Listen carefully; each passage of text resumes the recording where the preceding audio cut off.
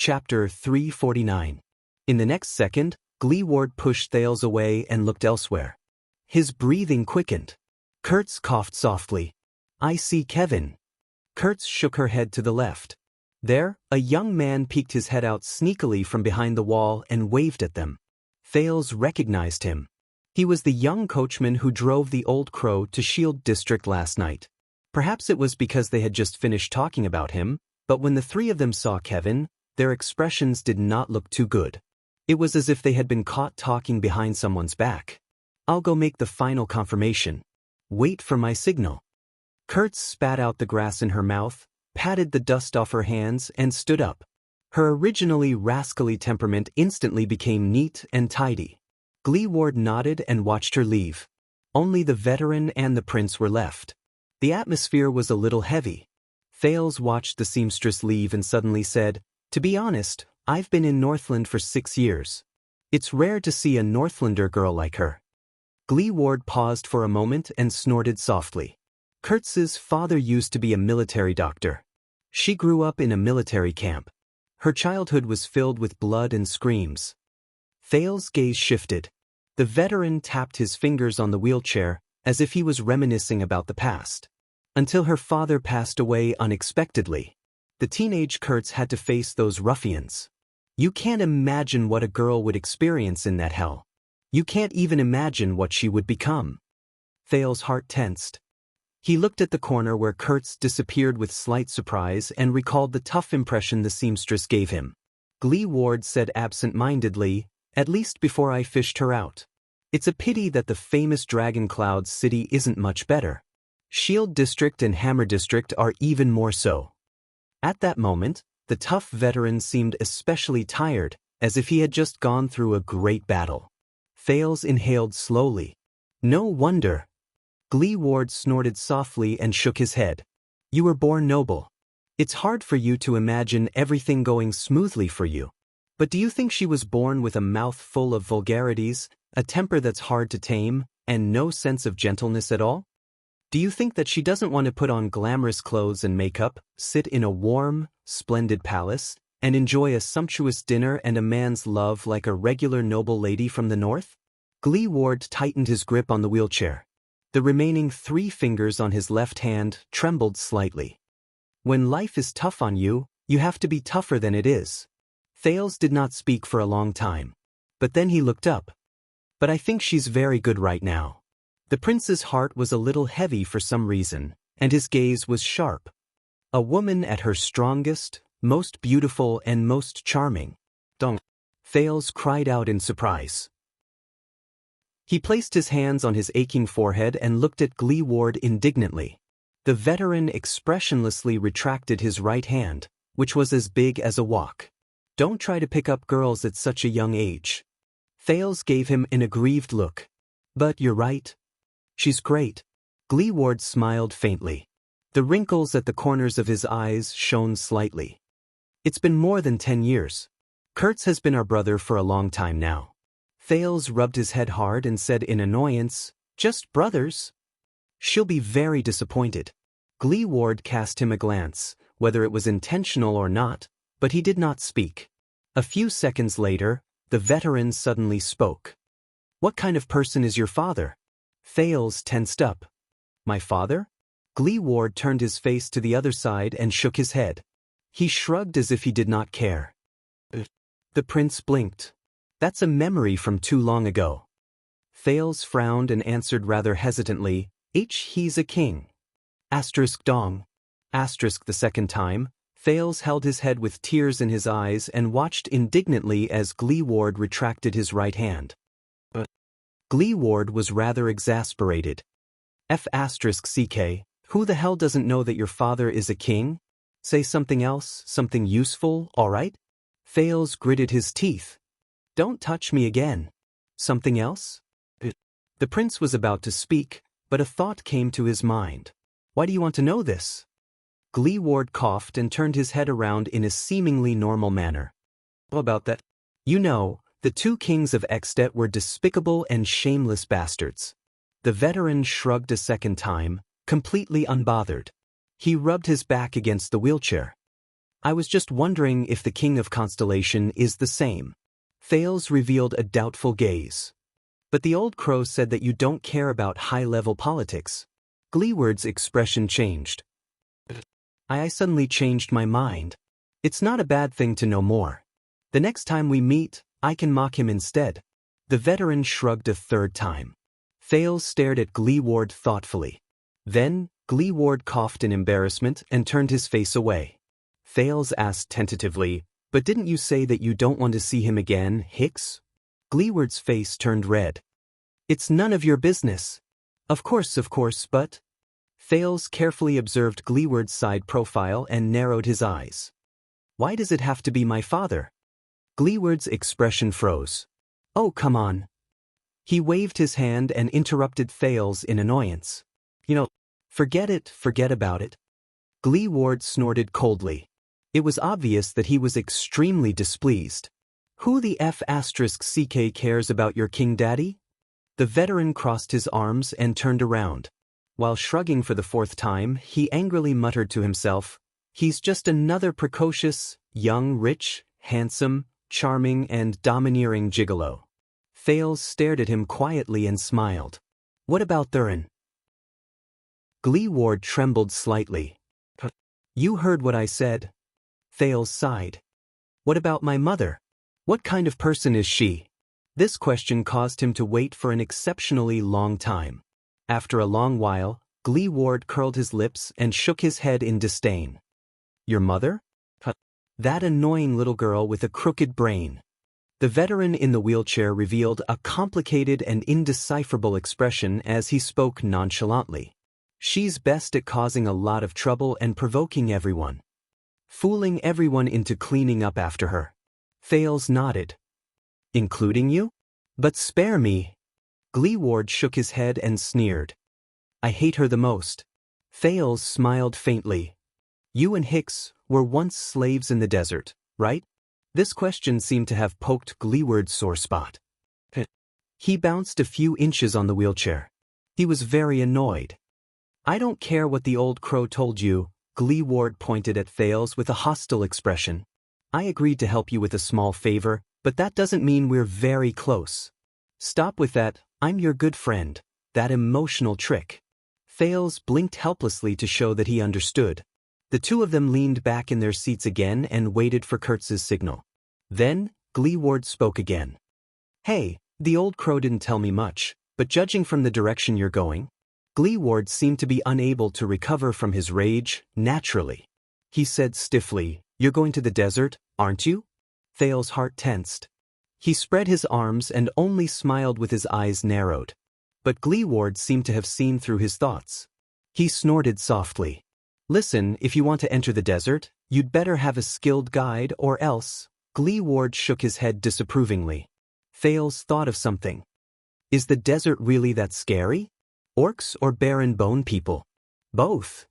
Gleeward twitched the corners of his lips, and his gaze was sharp. "Orcs, they can crush your skull as effortlessly as we smash eggs. As for barren bone people, it's hard to say. Those guys are very strange." "Strange? But your greatest threat is far from them." Gleeward's expression was solemn. "It's the desert itself, the sun, the yellow sand, and the demons who constantly whisper in your ears, 'Lie down, sleep, dream, and never stand up again.'" The veteran's expression began to drift into the distance again. Thales looked at his side profile and remembered something. "You've been to the desert before, haven't you?" Gleeward nodded absent-mindedly. "When I was a soldier, I went there to fight." Thales frowned slightly. "And?" Gleeward raised his head. "And?" The veteran on the wheelchair looked at Thales sternly. "There's nothing else." At that moment, a commotion suddenly came from the street in the distance. It seemed to be two men arguing. "Get ready." Gleeward held both ends of the wheelchair vigilantly. "The signal is here. It's our people." Thales stood up nervously, lowered his body, and held on to the low fence. "Will this work?" Thales looked worriedly at the two men who started fighting at the slightest disagreement. He watched as their fight became more and more intense. More and more people joined in, turning the brawl into a group fight, and the group fight into a riot. The patrols at the outpost began to frown as they walked towards them. They seemed to be suspicious. Thales was anxious. The Star Killer might be suspicious. I've seen the actions of the former White Blade Guards in Dragoncloud City. I've seen how they could locate a Camion's whereabouts within half an hour in a chaotic situation. The Star Killer and the White Blade Guards know Dragoncloud City like the back of their hands. This is their home. The commotion in the distance grew louder. Many people rushed over from the streets after hearing the news and joined in the fight. Then, a patrol soldier who tried to stop the fight was also punched to the ground. Glee Ward sneered mockingly. The Star Killer? That lackey leader and his lackeys? The veteran in the wheelchair turned around with a stern expression. You're wrong. Glee Ward silently patted his chest. The people who are most qualified to call this city home. It's never them. The next second, Glee Ward turned his wheelchair around. Amidst the growing commotion, he decisively drove out of the cover and rushed past the countless people towards the cliff of the sky. Let's go. Thales exhaled deeply, then jogged to catch up with the veteran. The process of avoiding the outpost was easier than he imagined. The fighting between the poor people in Shield District was so loud that the pitiful dozen people in the patrol team were surrounded so tightly that not even a drop of water could trickle through. They could barely protect themselves, much less notice them sneaking into the cliff of the sky. In Gleeward's own words, Dragoncloud City is really getting worse with each generation. In the chaos, before the patrol team could send a large group to suppress them, they slipped under the rocky and uneven cliff wall. God knew how the veteran could move so fast while sitting in a wheelchair. After making a few turns and before Thales was about to faint, he followed the rear wheel of Gleeward's car and finally saw Kurtz in front of a small, dark hole. Are you ready? Kurtz looked nervous, but her movements were not sluggish. She took out a low-quality everlasting lamp that was obviously modified from an old product from her backpack and tossed it to Thales. Thales hugged the everlasting lamp while panting. He watched Kurtz take out ropes and tools. With a solemn expression, he said, "Anytime." The sounds of fighting behind them started to slow down. Kurtz smiled softly, as if she was disdainful. "Remember, only touch the places I've stepped on." Thales took a deep breath and nodded with mixed feelings. "Pray that I don't die in there." Kurtz smiled and patted the veteran's back. The seamstress put the everlasting lamp in her mouth and straightened her body. She took the lead and slid into the small, dark hole with her feet facing downwards. She was nowhere to be seen. This is the black track? Thales did not have the time to be surprised that there was actually a whole other world in that small cave. Glee Ward sighed and patted his shoulder. "My people will prepare a horse over there. You can go wherever you want to go." The veteran looked displeased, but in the end he did not say anything. "But, follow Kurtz closely inside." Thales took a deep breath and imitated the seamstress. He put his feet into the cave. He did not step all the way to the bottom, but he could feel the slight chill inside as well as the faint breeze. "You're not coming?" The fight behind them was still going on, but the whistle of the patrol team could already be heard in the distance. Obviously, there was not much time left. Glee Ward patted half of his thigh and said mockingly, "Do I look like I can leap over roofs and vault over walls?" Thales felt suffocated. "Go!" With a dark expression, Glee Ward turned to the side. "I have to go back and clean up the mess, especially that dead face." Thales looked at the veteran and clenched his fists tightly. "Glee Ward." Thales gritted his teeth and nodded heavily. "Thank you." The teenager said seriously, "Whether you're doing this for the old crow or for my mother." Glee Ward was stunned.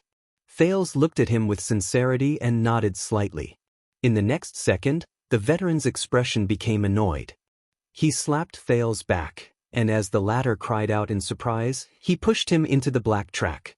As he watched Thales disappear into the black track, Glee Ward took a few deep breaths to calm his agitated heart. "Damn it." Glee Ward cursed in his heart. For his mother? Who does he think he is?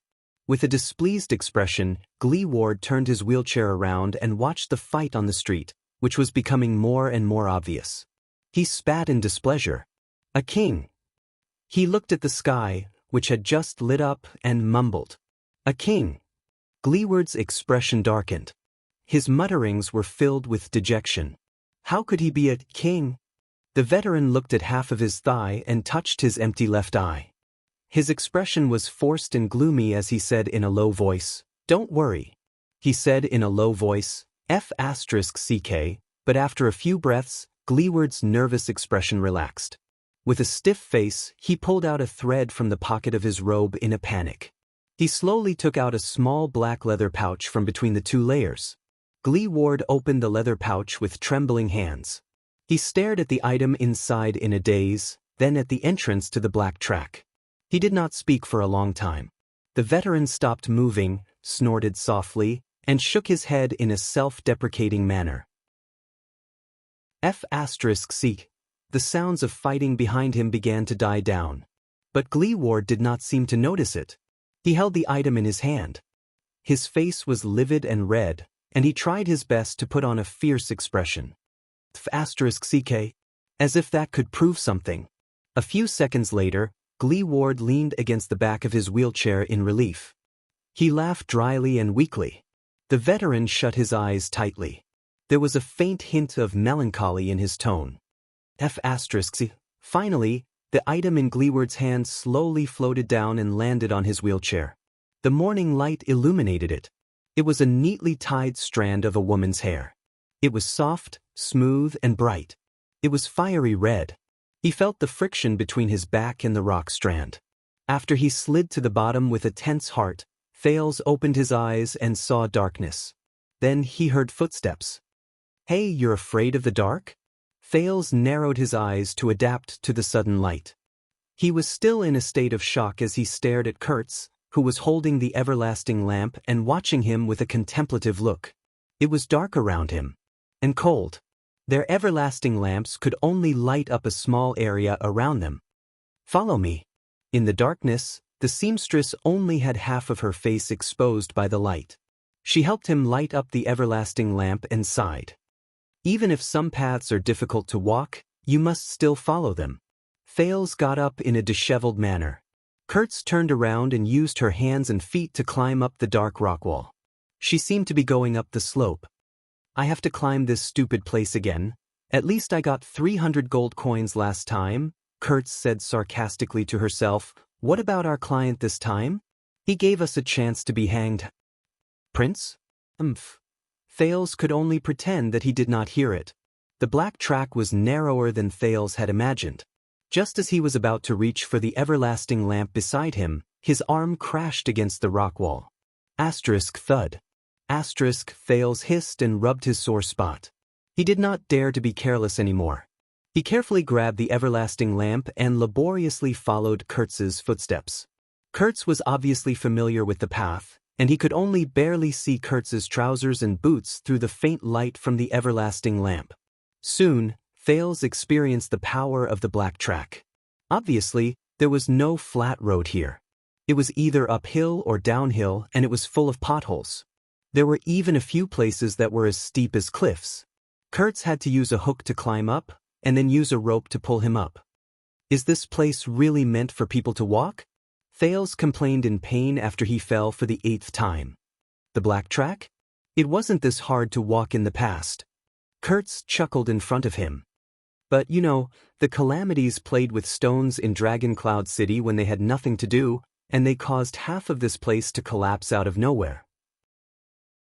Blame it on them. They bumped into things everywhere in the darkness along the way. Thales even fell or slipped several times due to his inexperience. If it were not for his rich experience in wrestling when he was young, Thales felt that he would have been badly battered by now. "Be careful, don't fall again." Kurtz's voice came from ahead of him. Thales blushed and felt the rock straighter around him even more cautiously. "Thank you." Kurtz snorted. "I'm not talking about you, I'm talking about that everlasting lamp. Who cares if you fall or not?" Thales raised his eyebrows and rolled his eyes in the darkness where no one could see him. "The ventilation here is terrible. You'll suffocate if you use a torch." Kurtz chuckled as she led the way. "And it's too dark here. If you break the everlasting lamp, you won't be able to get out without light." Speaking of which, Thales thought of something. "I have an idea." He snickered in his heart. The sin of hell's river responded to his call and surged into his eyes. As the blood vessels around his eyes surged, Thales watched with satisfaction as the dark scene before him slowly brightened. Even though there was only a slight flow of cold air in the cave, Thales felt his vision become much clearer. Thales only felt that his vision had become much clearer. Many of the obstacles that could not be seen in the dark could now be avoided beforehand. Hence, he quickly caught up with Kurtz, and this made the seamstress look at him in a higher light. "You got the hang of things pretty quickly." Thales could not help but feel a little smug. He began to pay attention to his surroundings. "Oh, there are words here?" Thales flipped over a rather flat rock platform. Through the sin of hell's river, he saw strange words on the rock wall. "Huh." Kurtz, who was feeling the way ahead, asked in puzzlement, "Why didn't I notice it?" Thales paused for a moment. The sin of hell's river continued surging. He narrowed his eyes and touched the words carved on the rock wall. August 20th, livestock, food. He read the words on it in a low voice. Thales' expression became serious. "The ancient empire." Kurtz climbed up a protruding rock and asked curiously, "What?" "Words. The words on these rocks are the language of the ancient empire. This writing style is not that of the final empire. It's from the ancient empire from a much longer time ago." Thales blinked and recalled the ancient empire's alphabet that Gilbert taught him a long time ago in bewilderment. This tunnel has a history of at least 1,000 years, or even longer. At least at that time, Northland was still under the rule of the ancient empire. No. When Thales saw a new sentence, he immediately overturned his thoughts. His curiosity was piqued, and he said excitedly, "It shouldn't be that old. I noticed that there are some words and usage of the lingua franca mixed into these words. It seems to be a record of supplies and inventory." Kurtz laughed dryly. The seamstress seemed to be doing something that required a lot of energy. Perhaps she was rock climbing. She said perfunctorily, "Yes, it's really, really awesome.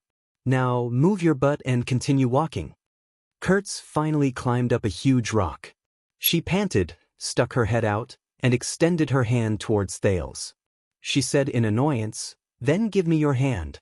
I'll pull you up." Thales raised his eyebrows, glanced at the figure above him, and continued moving forward. But he immediately froze. Wait. Thales raised his head again and looked at Kurtz, who was above him, in disbelief. The everlasting lamp only illuminated a small part of the rock wall around her. The rest of the rock wall was pitch black. But, when he saw the scene before him clearly, Thales was suddenly shocked. He blinked in astonishment. In his field of vision, which was as dark as day due to the sin of hell's river, on the rock stratum above Kurtz's head, suddenly there was another person. It was a man.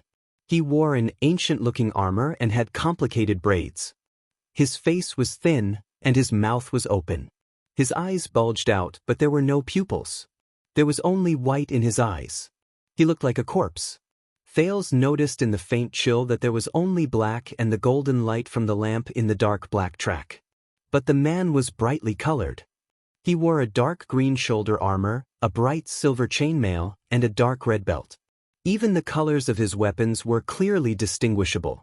What was even stranger was that the man looked as if he was embedded in the rock stratum with his face down. He went against gravity and laid upside down on top of Kurtz's head. At that moment, Thales felt his entire body stiffen. He suddenly remembered the story of the back-to-back bunk in the university dormitory in another illusory world. "Why now, I know. I'm most afraid of this kind of thing. Hey!" Kurtz shook her arm impatiently and said, "Are you stupid?" In the next second, the man moved. Bit by bit, he lowered his neck stiffly. It was as if his neck had become rusty. Thales' skin started to crawl, and a chill ran down his spine. In the next moment, as if he had lowered his neck to its limit, he started to move his eyes, which were devoid of any life force, and stared lifelessly at Kurtz beneath him. He slowly pulled up the thin muscles on his cheeks and put on a stiff and cold smile. He revealed his abnormally sharp, rust-colored teeth, and with a hoarse voice that sounded as if his vocal cords had been torn apart, He uttered a phrase. When he heard the phrase that was dragged out, Thales froze. It was the language of the ancient empire. Live, people? But Kurtz's face was still filled with impatience. She did not seem to notice the thing that was only a few inches above her head. Do you still want to come up? It was as if she did not even hear that phrase. Thales took a deep breath and lowered his head to suppress the trembling in his body. Now, how should I tell Kurtz that there's something above your head? There's... Thales took a few deep breaths and desperately chased away his fear. He made up his mind. What's wrong with that? No, it's just a ghost. Filled with indignation, Thales gritted his teeth, opened his eyes, and raised his head abruptly. But he was stunned again. There was only a layer of black rock above Kurtz's head. It's empty. The man lying on the ground, the brightly colored ghost. It's as if they never appeared. Hey. Kurtz looked at the dumbfounded Thales with a displeased expression. The light shone on the side of her face and the rock wall. Chapter 350. What is that? In the darkness, Thales stared fearfully at the rock strata above Kurtz's head. He tried his best to blink, but he still could not see anything. There was only darkness above Kurtz's head. The sin of Hell's river did not give him any feedback. Hey, brat. The seamstress' dissatisfaction almost filled the small cave. Are you messing with me? Her voice traveled through the cave, and it echoed frequently. Thales was shocked by the angry shout. Nothing. The teenager took a deep breath and stared at the top of Kurtz's head, still in a state of shock. I was distracted. I'm coming. This time, Thales straightened his arm with all his might and held the everlasting lamp in front of him. He looked around with lingering fear and moved forward bit by bit. With great difficulty, he clasped Kurtz's palm and climbed up. Naturally, he attracted a lot of criticism from the seamstress. But Thales no longer cared about that. As Kurtz continued to explore the way forward, Thales held the lamp and walked past the spot where the face used to be. The latter could not help but raise his head repeatedly to check if there was really a strange face above his head. But there was still nothing. There was only a stone quietly embedded in the rock strata. Did I see wrongly? I did, right? Thales took a deep breath and suppressed his trembling hands and feet. He tried his best to throw away all thoughts that something was wrong with the atmosphere. He followed Kurtz's light in front of him and hugged the everlasting lamp tightly in his arms. He braced himself and continued forward in the pitch-black environment. They moved forward for another half an hour. During that time, Thales carefully moved forward. Every step he took was filled with anxiety. Even his heartbeat was almost not his own. Before he knew it, the prince was already drenched in cold sweat. Very good, we're already halfway there. Now above our heads. The seamstress' voice traveled into his ears, and she sounded rather satisfied. We're not far away. Thales felt relieved. Kurtz pressed her left hand against the rock wall in front of the cave and turned right. But at that moment, Kurtz pressed her left hand against the empty wall. A human face suddenly appeared. Thales felt his chest go numb. He could not catch his breath, and his entire body trembled. Asterisk thud. Asterisk his everlasting lamp fell beside his feet. The light flickered and cast Thales' shadow on the rock wall, but it could not cover the outline of the face. It was a man with deep features and blue dye on his forehead and cheeks. Just like the first man, his muscles were thin and shriveled, his eyes were pale, his lips were closed, and his skin was so pale that he didn't look like a living person. Hey. Kurtz gritted her teeth and turned around. I told you not to drop the everlasting lamp. Without the light, are you going to hit your head against the wall? The seamstress was a palm's distance away from the face on the rock wall, but she did not feel anything wrong. We must. The man in the rock wall glared at Thales with pupilless eyes. His cervical vertebrae rotated slowly like a rusty clock. His black lips opened and closed, and his teeth, which were like withered wood, let out an unpleasant sound. It was as if the sound was right next to his ears. Kill them all? Kill the orcs as well? Enemy countries, kill them all as well? Why can't we kill them all? Kurtz was still reprimanding the teenager unhappily, as if she and the man were in two different worlds. She did not hear anything. This is the common language of the Western Peninsula that's mixed with the language of the ancient empire? Thales felt goosebumps in his heart. He was about to cry. With a stiff expression, he pointed in the direction opposite Kurtz. But there, however, when he turned his gaze, Thales discovered to his horror that the man was gone. Kurtz turned her head around in puzzlement. There was only a black rock wall behind her. There was no human face. It was covered by alternating lights and shadows, and it was as serene as ever. Thales was stunned. He started to tremble slightly. Kurtz frowned and looked at him. "Hey! What's there?" The teenager shook his head violently. Thales sucked in a deep breath and sprang up like an agile rabbit. He picked up the everlasting lamp, and using both his hands and feet, he practically rolled and crawled away from the rock wall. He ran in front of Kurtz. The petrified prince turned around the strange rock wall, and before his eyes was another stretch of darkness. He could barely see a downward slope. "No, Kurtz." Thales gulped as he ran. His fingers were numb, and his voice was unsteady. "Something's not right." Kurtz was a little stunned. "What?"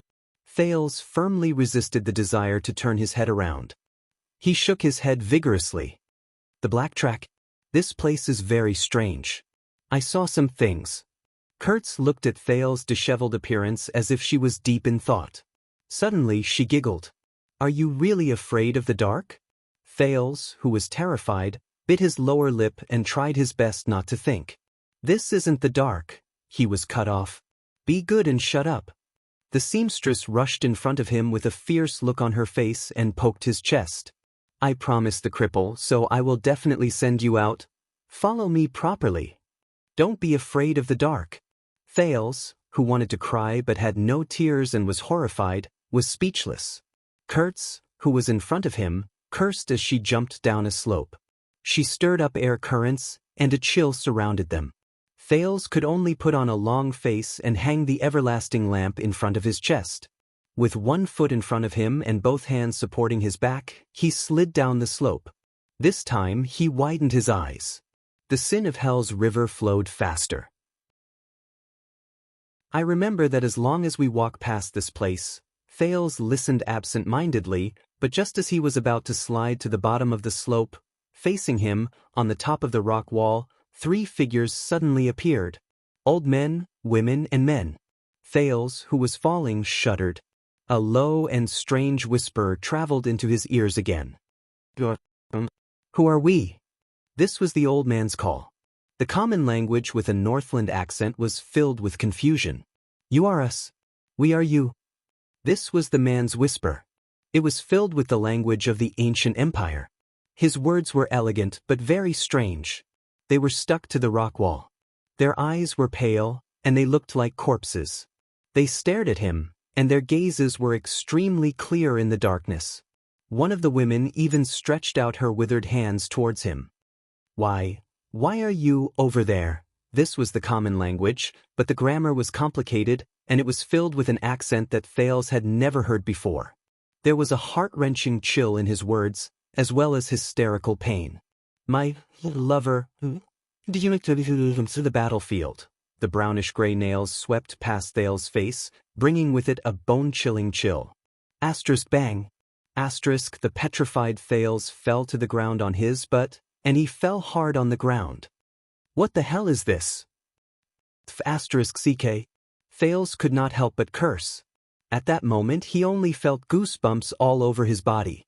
He got up and took a step forward, just wanting to stay further away from the figures above him. "What the hell is this place?" Panting, Thales, who was panicking in the dark, bumped into Kurtz, who was trying to recall the way back. "Are you crazy?" The seamstress staggered when he bumped into her. She turned around with an angry expression. "I swear if you—" But she could not finish her sentence. Both of them felt the ground under their feet shake slightly.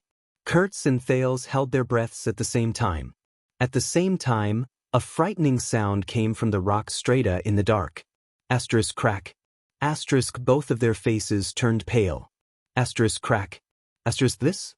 Thales listened carefully to the frightening sound.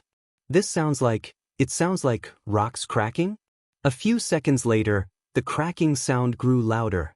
Asterisk rustle. Asterisk under the weak illumination provided by the two everlasting lamps, Kurtz and Thales stared at each other. With a pale face, Kurtz touched the top of her head. A few pieces of rubble the size of fingernails had fallen on their heads. Such asterisk T. That was the only word she had time to utter. The ground shook violently again. The panicked Thales grabbed the rock beside him so that he did not fall. Feeling the ground shake, Kurtz finally stabilized herself with great difficulty. Her expression changed drastically. Damn it. Something must have collapsed again. She had just finished speaking. Asterisk bang. Asterisk the cracking sound and shaking sound turned into a piercing crash. It was as if a huge rock had fallen behind them. The seamstress' expression was unpleasant. She could not care about reprimanding Thales. She hung the everlasting lamp around her neck and nimbly climbed up the path. Run! Asterisk thud. Asterisk a huge rock smashed onto a low slope not far from them and rolled down. Thales' heart trembled. He knew that this was not the time to be afraid of ghosts. The prince could not care about preserving his strength. He summoned the familiar yet unfamiliar power and desperately activated the sin of Hell's river in his body. Asterisk boom. Asterisk the sin of Hell's river happily rushed to the top of his head and filled his entire body. Thales felt the pulsation of his blood vessels and the fullness of his muscles. He felt his vision clearer than day and the flow of air in the cave. Thales stomped on the ground and instantly stood up. He clung to the rock wall and chased after Kurtz with all his might. The ground shook again. Soon, the sounds around him turned into a deafening roar. Together with the tremors of the rock strata and the ground, they traveled into his ears. Asterisk rumble. Asterisk the terrified prince caught up to Kurtz. Asterisk boom. Asterisk the sounds of falling rocks became louder and more frequent, as if they were very close. What the hell? Thales desperately jumped over a shallow pit and clung to a rock strata going up the slope. He gritted his teeth and shouted in the midst of the roars, "This stupid place! Was it like this before?" The ground shook again. Thales lost his footing and fell to the ground. His everlasting lamp crashed against the rock wall and was instantly extinguished with a shattering sound. But he could not care about that now. Escaping was more important. His skin crawled. Thales propped himself up again and covered a distance of a few meters with just 2 or 3 steps. As the ground shook violently, he fell on his face countless times, but he could only move forward with all his might. Who knows? The last time I brought someone here was 6 years ago. Kurtz's exasperated voice came from the roars. It was obvious that she was not having a good time either. After Shield District was destroyed, the black track would sometimes collapse. That's why the cripples sealed this place. Thales crashed into the walls left and right during the tremors. He struggled to maintain his balance and keep moving forward. But in such a terrible environment, even Kurtz, who was very familiar with the path, could not move faster. Asterisk bang. Boom. Asterisk a loud sound came from behind them. The slope that they passed by earlier was smashed by a rock that had fallen from an unknown place. Crushed stones flew everywhere. When Thales turned his head around and saw this scene, his soul almost left his body. Thales took 2 steps forward and avoided a falling rock to his left. Asterisk bang. Asterisk, but this was far from the worst. As the falling rock smashed open a crack, another person appeared in shock. It was a withered figure with white hair. "Come, join us and fight against the tyrant. The empire will fall and Northland will rise." Its eyes were white, and its muscles were rotting. But its lips were as dry as its companions, and it had sparse white hair and wrinkled scalp. It extended a hand that was only left with white bones to Thales. Thales shuddered. The sin of Hell's river automatically gathered in his left leg without him needing to summon it. He kicked it with all his might and rolled to the right while cursing. What the hell is this? While he was running for his life, Thales saw from afar another charred, withered face appear in a pit to his lower right. It widened its white eyes and released a terrifying smile at him. Its lips opened and closed. To protect my family, I will kill all my enemies. But with my family around, my enemies will find my weakness and defeat me. I will not be able to kill all my enemies. For my family, I will not be defeated. My family will not be my weakness. So, to defeat my enemies, to protect my family, I must first kill my family. The moment this person finished speaking, he suddenly held his head with his withered hands and let out an endless howl of pain. What the F***ck? Thales covered his ears and roared in anger in his heart as he rolled and crawled towards Kurtz. What the hell is this? In front of him, Kurtz came to a sudden stop, and Thales almost crashed into her. Bang. My God, the roads I remember are all messed up. Kurtz, who was panicking, howled in anger. The everlasting lamp swayed violently in front of her chest. Why are we so unlucky? I feel like wherever we go is collapsing. A rock smashed into their path in a frightening manner. Shocked, Thales and the seamstress immediately turned to the other side. Wherever we go. Thales suppressed the fear in his heart and shouted in dissatisfaction as he ran, "Are you sure your surname isn't Drake?" T. Kurtz said angrily, "My surname is..." But at that moment, Thales, who was running for his life amidst the tremors, collapses, and falling rocks, stopped breathing. He was frightened by the scene before him. In the field of vision of the sin of Hell's river, countless faces, figures he saw just now appeared one after another as they ran for their lives. These people had the same characteristics. They were as withered as corpses. They had eyes but no pupils, and their movements were stiff. These monsters, either revealed their heads from the cracks in the rocks, stretched out their limbs from the craters, or suddenly rose from the ground. They were everywhere, and their shadows could be seen everywhere. Thales could only feel an endless chill invading his body from the soles of his feet. This time, they faintly exuded an ominous black fog. Regardless of whether they were near or far, they all turned to Thales and glared at him. They opened their ugly mouths and spoke simultaneously. "The Emperor is calling. The knights have gathered. Return in triumph, return in triumph, return in triumph. Where the tip of the sword points, the chaos will end. After this war, the Empire will have no enemies, and we will be able to return home. We are surrounded. We don't need to leave any rations. Those who are injured, leave your horses with the healthy. Those who don't have weapons, search the bodies of the others. Cavaliers, equip yourselves. We will make one last charge. This way, King Anzac and the others will have to deal with fewer mixed orcs. Why do we have to fight? The West Billows didn't attack us, so why do we have to attack them? Sel, Carolee, Rakatsa, Kalika, Selical. There were all sorts of languages, including the elegant or common language of the ancient empire, the ancient or modern lingua franca, and many other languages that Thales seemed familiar with but could not understand. There were even a few existences who did not look like normal humans. They were screaming in pain in a language that he could not understand at all. The cave was instantly filled with noise. But Kurtz was the same as always. She did not seem to have noticed anything and only ran forward desperately. More and more words seeped into Thales' ears. Some were whispered, some were growled, and some were roared.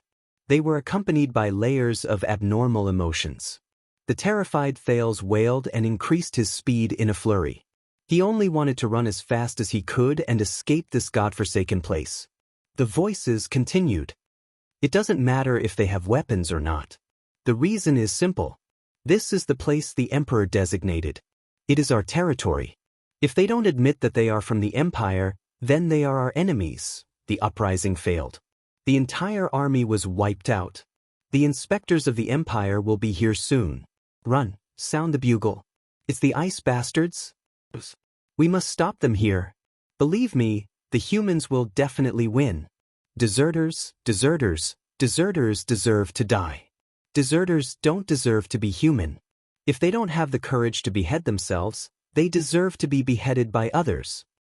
The city is breached, the city is breached. Follow me, we will charge forward and leave no one alive. Long live the Empire. Kurtz! Thales covered his ears and wailed, enduring the headache that came at him inch by inch. Kurtz! He forced himself not to look at the skinny, ferocious and terrifying female person who was only an arm's length away from him. He shot past the obstacles without a care in the world. He relied on the vision of the sin of Hell's River to prevent himself from falling in the darkness. We have to leave this place as soon as possible. The black track. Something is very wrong with this place. Amid the rumbling sounds, Kurtz's enraged voice traveled from the front. She seemed to have just avoided a rock that fell on her head. Yes, I can see it too. Also, thank you for your nonsense. Crack. The moment Kurtz turned around, another huge rock above her head cracked. It fell vertically. Be careful. Kurtz subconsciously raised her head, and her face instantly turned pale. That rock enveloped all of them beneath it. Thales felt his skin crawl. He did not care about the soreness in his legs and exerted his strength to catch up.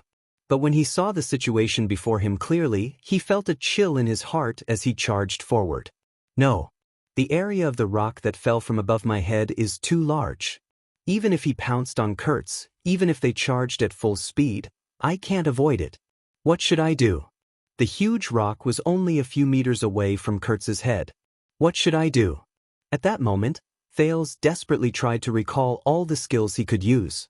Jayla, Ralph, Waya, Black Sword, the Corleone sisters, Ida, but in the face of such a crisis, their skills, and emergency measures were all useless. What should I do? At that moment, a figure that Thales did not expect suddenly appeared in his mind. In his memories, that man's expression was cold and his face was pale. He swung the blade in his hand and miraculously retracted it. Thales shuddered. The rare power of eradication seeped into his bones and joints, and an indescribable power erupted. In the blink of an eye, Thales sped up and pounced on Kurtz, who was in front of him. He held her waist tightly. As Kurtz screamed, they fell forward together, and the huge rock above their heads drew closer and closer. Thales gritted his teeth. The sin of Hell's River began to roar in his body, causing his pores to shrink. The surging blood in his veins gradually drowned out the endless words of those people. His bones began to groan. Thales could not help but let out an angry grunt amidst the intense pain. The rock above his head drew closer and closer. It even began to reflect the light from the everlasting lamp. In the next moment, his forward momentum came to a miraculous stop. Thales' legs were firmly planted on the ground. They did not fall. That was not all. The joints in Thales' body let out unpleasant explosive sounds. Thales' face contorted. The power of eradication gathered in his legs. As if he had overcome inertia, the young prince's body, which had just reached this point, suddenly turned backwards. Bang! The huge rock fell. The loud sound echoed in his ears. Kurtz sat on the ground and stared at the scene before her in a daze. She stared at the rock that was only a few inches away from her. Beside her, Thales lay on the ground and panted heavily in pain. Crash. The rock that fell before them shattered inch by inch, and many of it rolled to their feet. At that critical moment, Thales pounced forward towards Kurtz. Then, in an inconceivable manner, he instantly changed his direction and leaped 2 meters backwards, dragging them out of the area where the falling rock fell. Kurtz slowly came to her senses. She widened her eyes. How did you do it? Don't ask. This came from Thales, whose legs were numb and he could barely breathe. Damn it. Thales panted in a disheveled manner, but he could feel the tremors on the ground continuing. The roars beside his ears did not weaken. This wants me to die. At that moment, Thales, who was lying on his back on the ground, suddenly narrowed his eyes. Right above his head, a terrifying face appeared on the rock wall. Thales recognized that face. The thin facial muscles, the stiff smile, the sharp, rust-colored teeth, and the brightly colored armor. It's that man. It looked at Thales with its pale, defeated eyes. It moved its stiff neck inch by inch and spoke slowly. Come. You shouldn't be there. You belong to us. It was still the standard, classical and clear enunciation of the language of the ancient empire. If one ignored the deep chill contained in it, the moment it finished speaking, a thick black fog spread out from its body. In the next second, before Thales could react, the rock stratum beneath them shattered inch by inch. Asterisk boom. Asterisk, hey! The panicked Kurtz only had time to shout one word before she sank with the collapse of the rock. Kurtz! Thales cried out in surprise and pounced forward, wanting to grab the panicking seamstress. Grab me! But his hand could only brush past Kurtz's figure in vain, and he touched her finger one last time. Kurtz fell and moved further and further away from him. The shock on her face had yet to fade. Thales watched the woman fall in the darkness with a dumbfounded expression. But he could do nothing, until the seamstress figure was completely swallowed by the darkness. He could no longer see her. Above him, a hoarse and terrifying voice spoke in the language of the ancient empire with a threatening chill. Come, comrade. Chapter 351. Thales gritted his teeth and trembled a little. He looked up abruptly. However, the strange man on the rock wall disappeared again. Thales' breathing quickened. No, Kurtz, he could no longer care about those supernatural beings. Thales frantically stretched out his hands towards the edge of the collapsed wall, trying to grab hold of something so that he could climb down and search for Kurtz. But it was as if the black track was deliberately toying with him. A cracking sound came from above him again. Asterisk rumble. Asterisk a rock fell. Thales instinctively pounced to the side. The rock fell on his original spot, and shards flew everywhere. Damn it, damn it. Asterisk bang. Asterisk countless stones continued to fall beside him and above him. The teenager could only hug his head tightly and curl into a ball. He rolled left and right under the perception of the sin of Hell's River, trying his best to avoid the larger stones. Asterisk rumble, rumble. Asterisk finally, Thales felt that everything around him had quietened down. The prince panted and put down his arms. He lay down on his back and endured the pain in his eyes. Kurtz, when he remembered the seamstress's despairing face, Thales could not help but clench his fists and slam them on the ground. At this moment, Thales suddenly felt a chill on the top of his head. He sat up abruptly. As expected, the prince was horrified to see that countless figures had appeared around him again. The wall in front of him, the protruding rocks behind him, the ground beside his left foot, the edge of the cliff above his head, withered faces, pale eyes, rotten lips and teeth. It's them. It's them again. Countless strange faces slowly surged out of the rock wall like they were surfacing on the surface of water, as if they were not corporeal. Join us. There were hundreds of them, and they covered almost all the visible rock walls. All of them stared at Thales from all directions with their deathly pale eyes. You don't belong there. Join us. We are one, and return to the battlefield. Thales felt a chill run down his spine. He took a step forward to stay away from the person behind him who was about to touch him. More and more voices reached his ears. Thales subconsciously covered his forehead. He was starting to have a headache again. Victory. You did it not come. Your father, wife, and children are behind you. For Northland, defend this place to the death. Remember, we did not kill anyone. We are the army. When we go to the battlefield, it is the army that kills, so we are not murderers. It is the empire that kills. This is the empire's responsibility. We are just following orders. We are innocent, innocent. Advance, advance, until death. There's no other way. There's not enough food. Go to the village and search for food. Remember to be polite and buy it. No, if anyone dares to resist the rations, then they are our enemies. Let's eat the warhorses first, starting from the sick ones. Be more decisive. Bring the prisoners of war over. It's only right for us to eat the flesh and blood of our enemies raw. There are no more prisoners of war? Let's go to the village. It'll be fine. We're only picking the worst scumbags. We're doing a good deed. Follow UC, let's do this. As long as we kill Duke Arund, the Northland will be ours. The survival of the Dark Knight army will be decided today. Run. The Emperor has lost. There's no hope for us. Run, run to the desert, run to West Billow Province, run to Dragon Kiss Province. I want to crawl back, crawl back. My daughter, my wife. They're waiting for me. No, I can't scare them. I have to find my head first. Suddenly, the prince sensed something. He raised his head shakily. Thales froze. It's that man. It, who was at the top of the rock wall just now, still had its terrifying white eyes and rust-colored teeth. At this moment, it was floating in the air. Surrounded by black fog, it slowly floated towards Thales. You are ours. Thales tried his best to dispel the chill and fear in his heart. He clenched his fists. When he remembered Kurtz's expression when she fell, anger and hatred instantly surged within him. Who are you? It did not react. It only floated towards him quietly. Who are you? Thales gritted his teeth and spoke, but he stopped abruptly. It got closer and closer. Under the gazes of countless faces, it stared at Thales. Thales seemed to have understood something. He sucked in a few deep breaths and overcame his trembling and goosebumps. He spoke stiffly in the language of the ancient empire, which Gilbert had once taught him.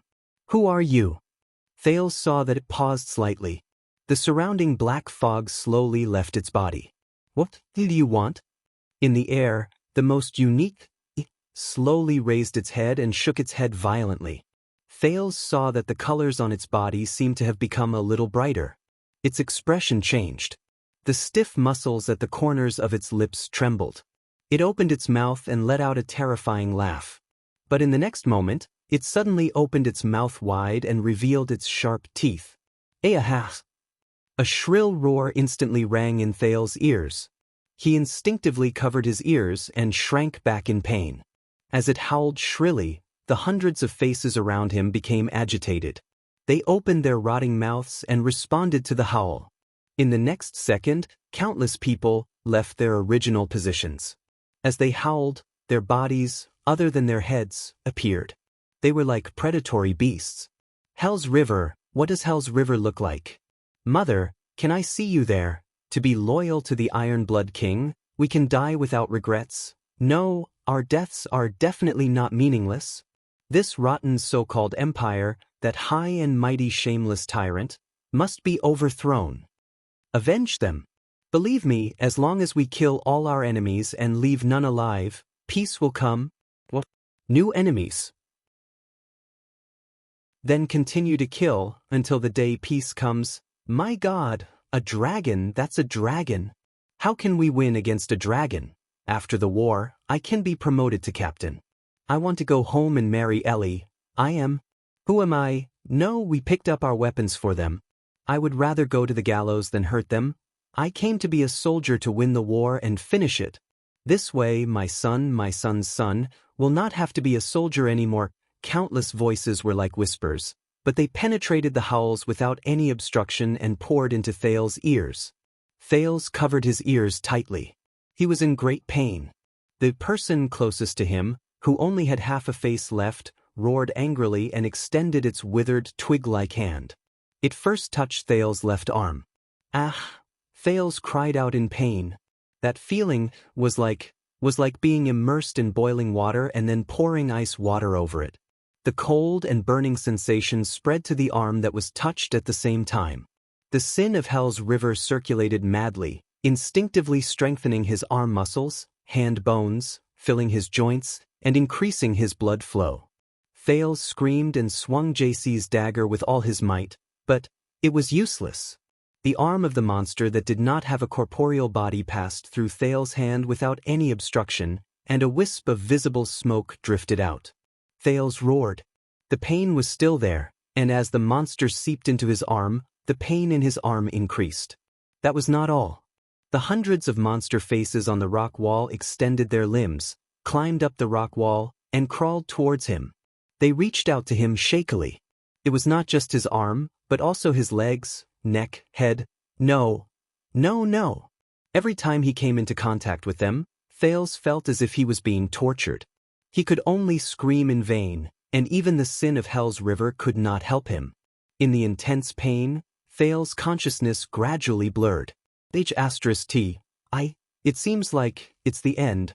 Just when he raised the dagger with all his might, wanting to cut open his palm and make a final attempt, beep, Thales suddenly felt pain in his ears. Tinnitus.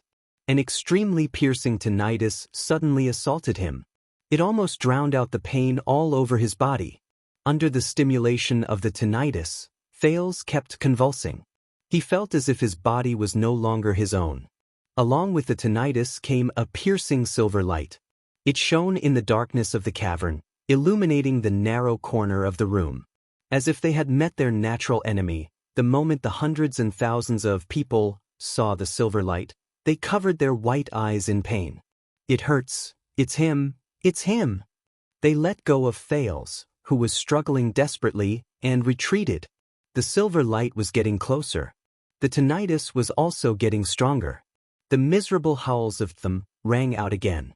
But this time, Thales sensed fear and disgust from their emotions. No, it hurts. That Northlander, it's him and his power. Sooner or later, he will be ours. Run, run. Before the silver light, they rushed to let go of Thales, retreated, and disappeared into the dark rock wall again. The silver light was so piercing that Thales could not open his eyes. His tinnitus did not decrease, but Thales was slowly getting used to it. But as the monsters left, Thales let out a sigh of relief. The pain in his body had subsided. Soon, Thales' ears no longer rang with the deep words spoken by the people. It was as if the window to the downtown area had been closed. Finally, there were no longer any monsters at the bottom of the dark pit. Only the dark rock stratum was left. And Thales. The teenager sat up with difficulty, desperately blocking the piercing silver light that shot towards him. Enduring the slightly less piercing tinnitus in his ears, he first looked at his body.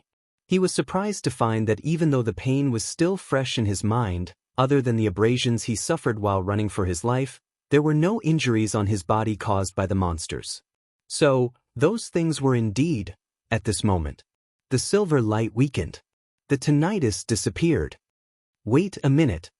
Thales shuddered. The strange tinnitus just now gave him an inexplicable sense of familiarity. Yes, tinnitus, he had experienced it before. Twice. Once in Constellation, and once in Northland. Once in the Bloodline Ceremony. Once in the Holy Duel. So, the prince seemed to have figured something out. He slowly turned his head around. 2 steps away from him, in the center of the dazzling silver light. There, a figure appeared as the silver light weakened. It was a man. A man made of silver light. The other party looked at him silently. Thales stared blankly at the figure in the silver light and came to the next conclusion. He was a warrior. The silhouette of the other party's body was embellished with silver light. Only his facial features were dark and profound. The silver light formed the light armor on his body, and even outlined the strong muscles and slender figure exposed under the armor.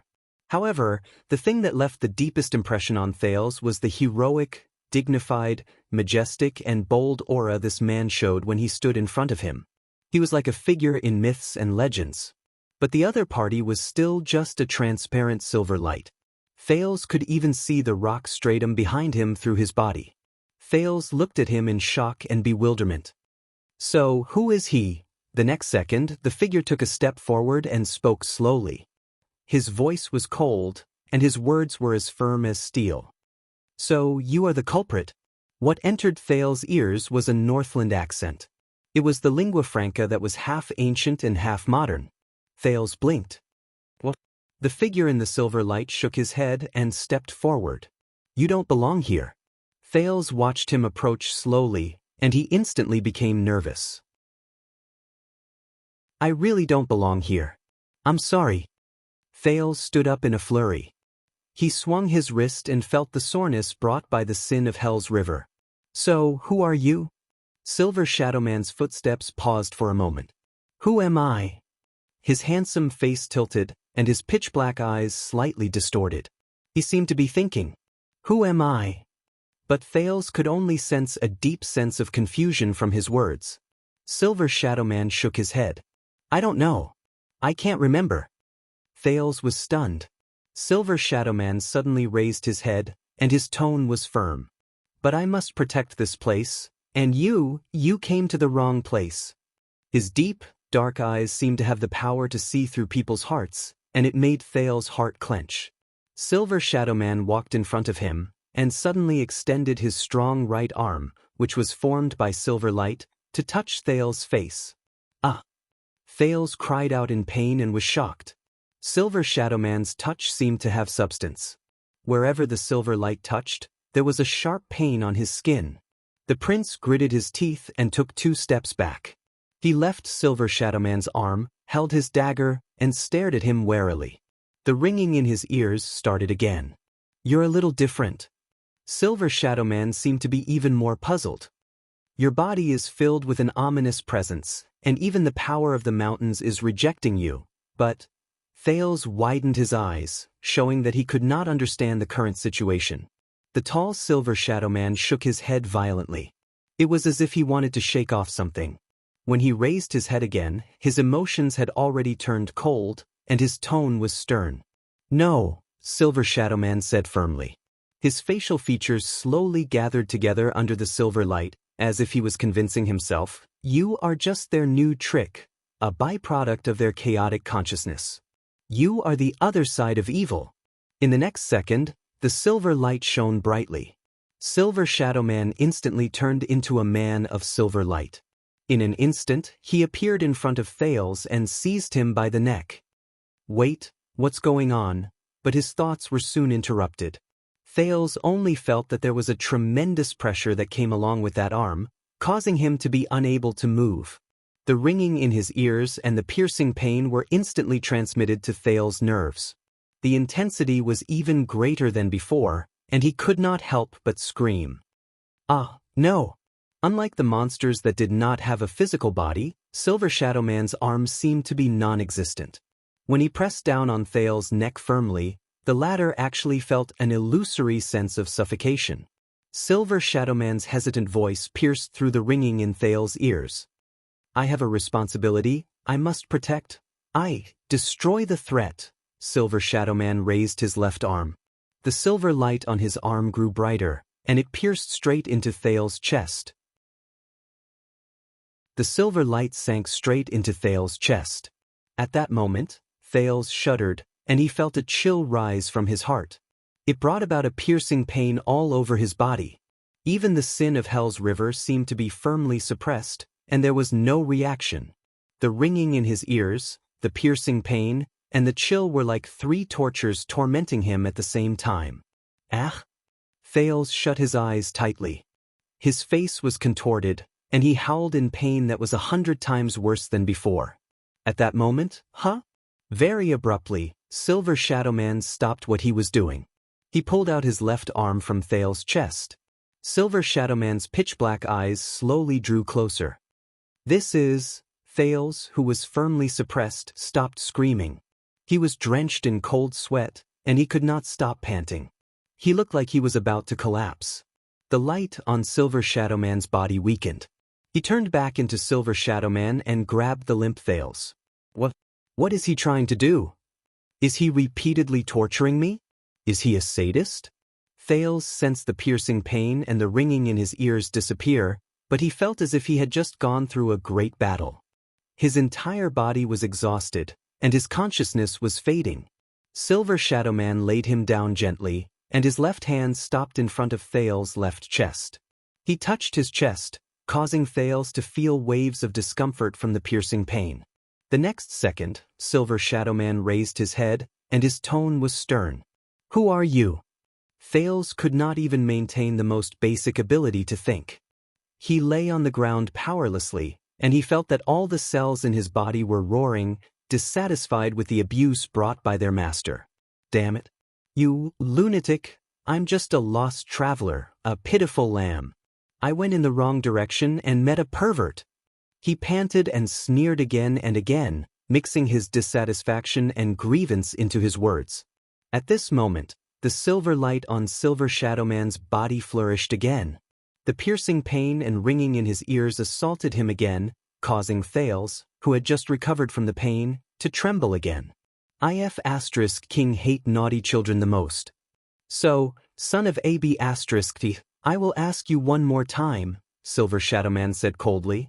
Silver Shadowman pressed his palm against Thale's chest and pressed it down forcefully. The silver light seeped in again. Who the F asterisk CK are you? Arg. Ringing in his ears, piercing pain, heavy pressure, suffocation, chilliness. Under the torment of several senses, Thales resolutely gave up on resisting stubbornly. He roared in horror and despair. Thales? Thales? Thales Jadestar.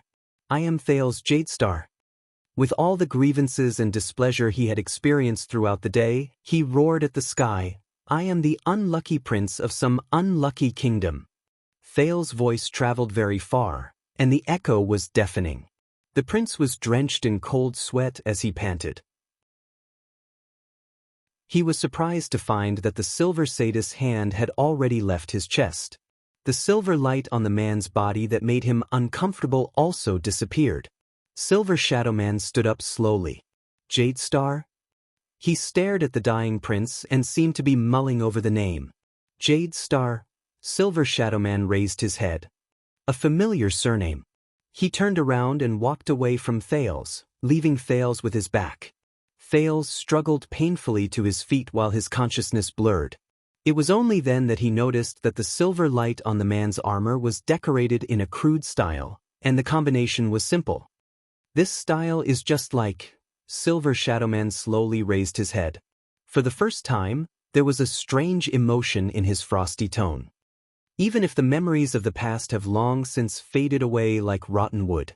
But it can still ring the bell in my consciousness and stir up the ripples in my thoughts. Jadestar? Thales, who had every part of his body that did not hurt, stood up with respect and suspicion.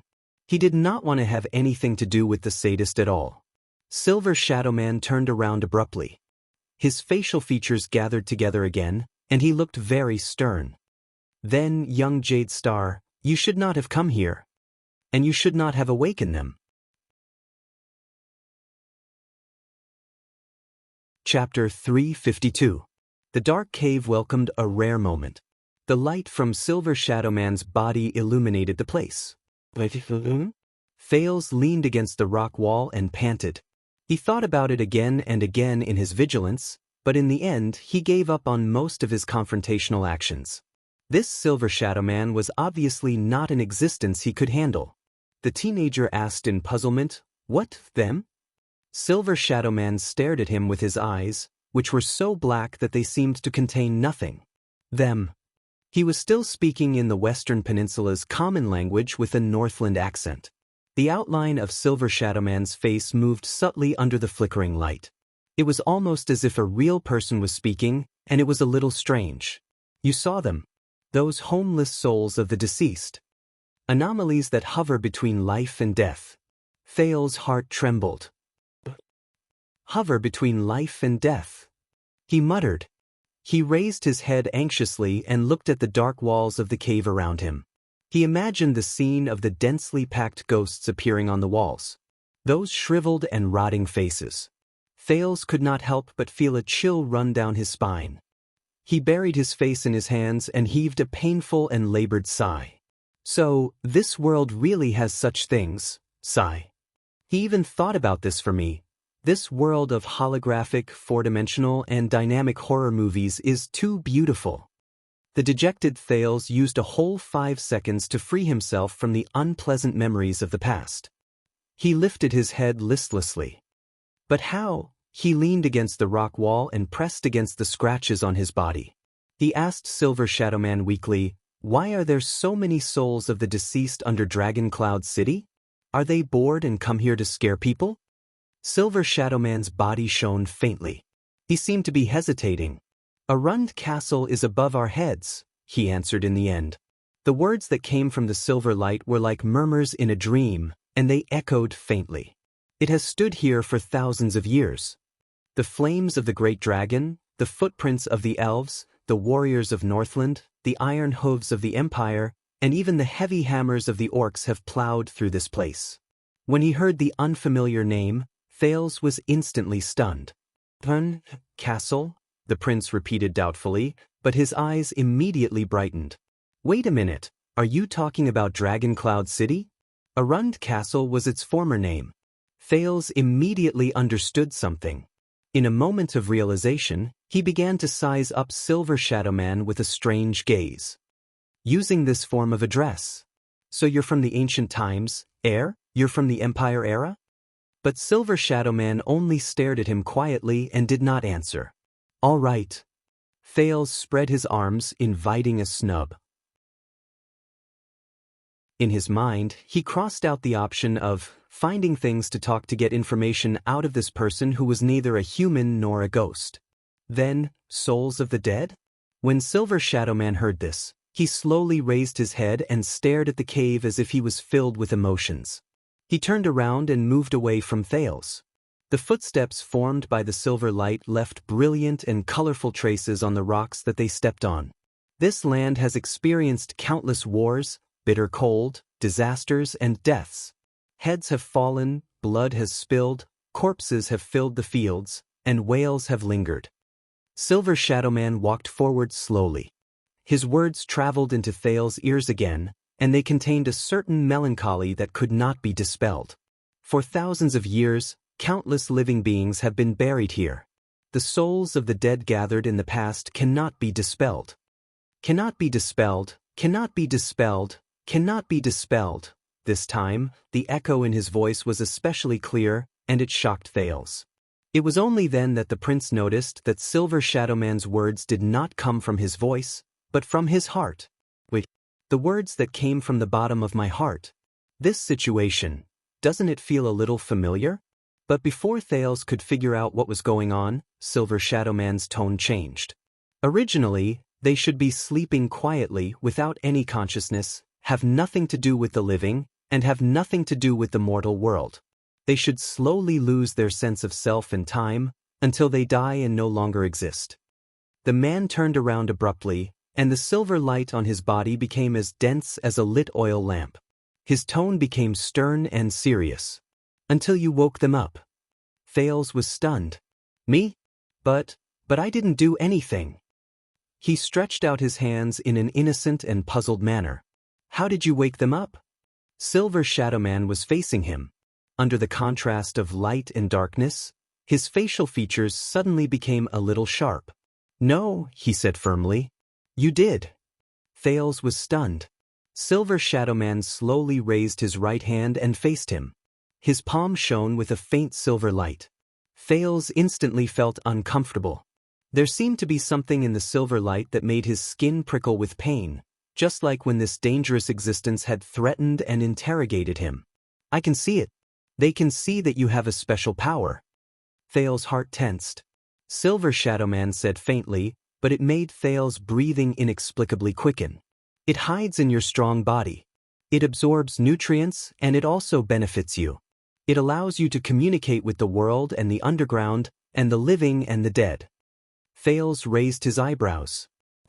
The moment it fused with you, you wandered between life and death, and the boundary between life and death became blurred. Silver Shadow Man's words made Thales' heart skip a beat. Between life and death, he immediately figured something out. You used yourself as the key to open a path in the wall between worlds that are not connected to each other, the man said solemnly. The souls of the dead, who should not have been able to sense anything and could not affect the living, were startled and awakened. Like hyenas that gather after rotting corpses, or sharks that thirst for blood. Thales blinked in shock as he stared at Silver Shadow Man's increasingly distinct black facial features. Are you saying? He whispered in disbelief. The sin of Hell's River? Silver Shadow Man did not answer.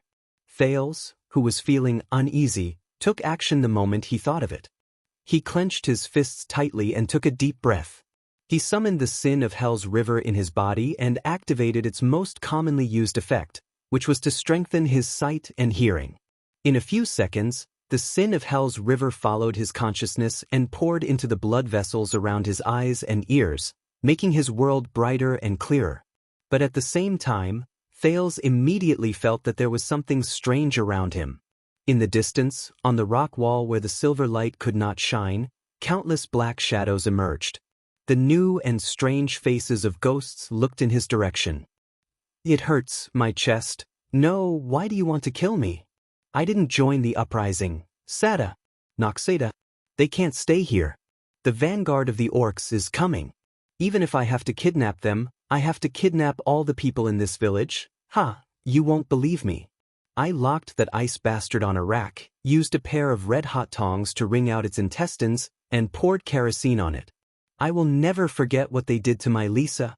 I want every orc who falls into my hands to die in agony. At that moment, a cold chill, deep whispers, painful howls, and all the nightmares returned to Thales's senses. The prince was greatly shocked. However, the sin of Hell's River, which had sensed the threat, not only did it not stop, it even sped up uncontrollably and continued to strengthen his senses. That feeling was similar to when he watched a horror movie in his previous life.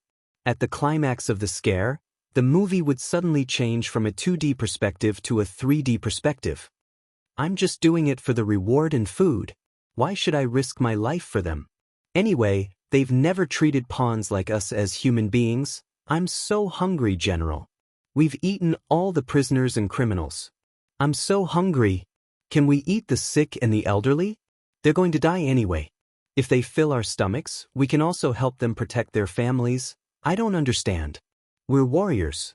We have our own honor. Is there any honor in slaughtering civilians? Listen, soldier.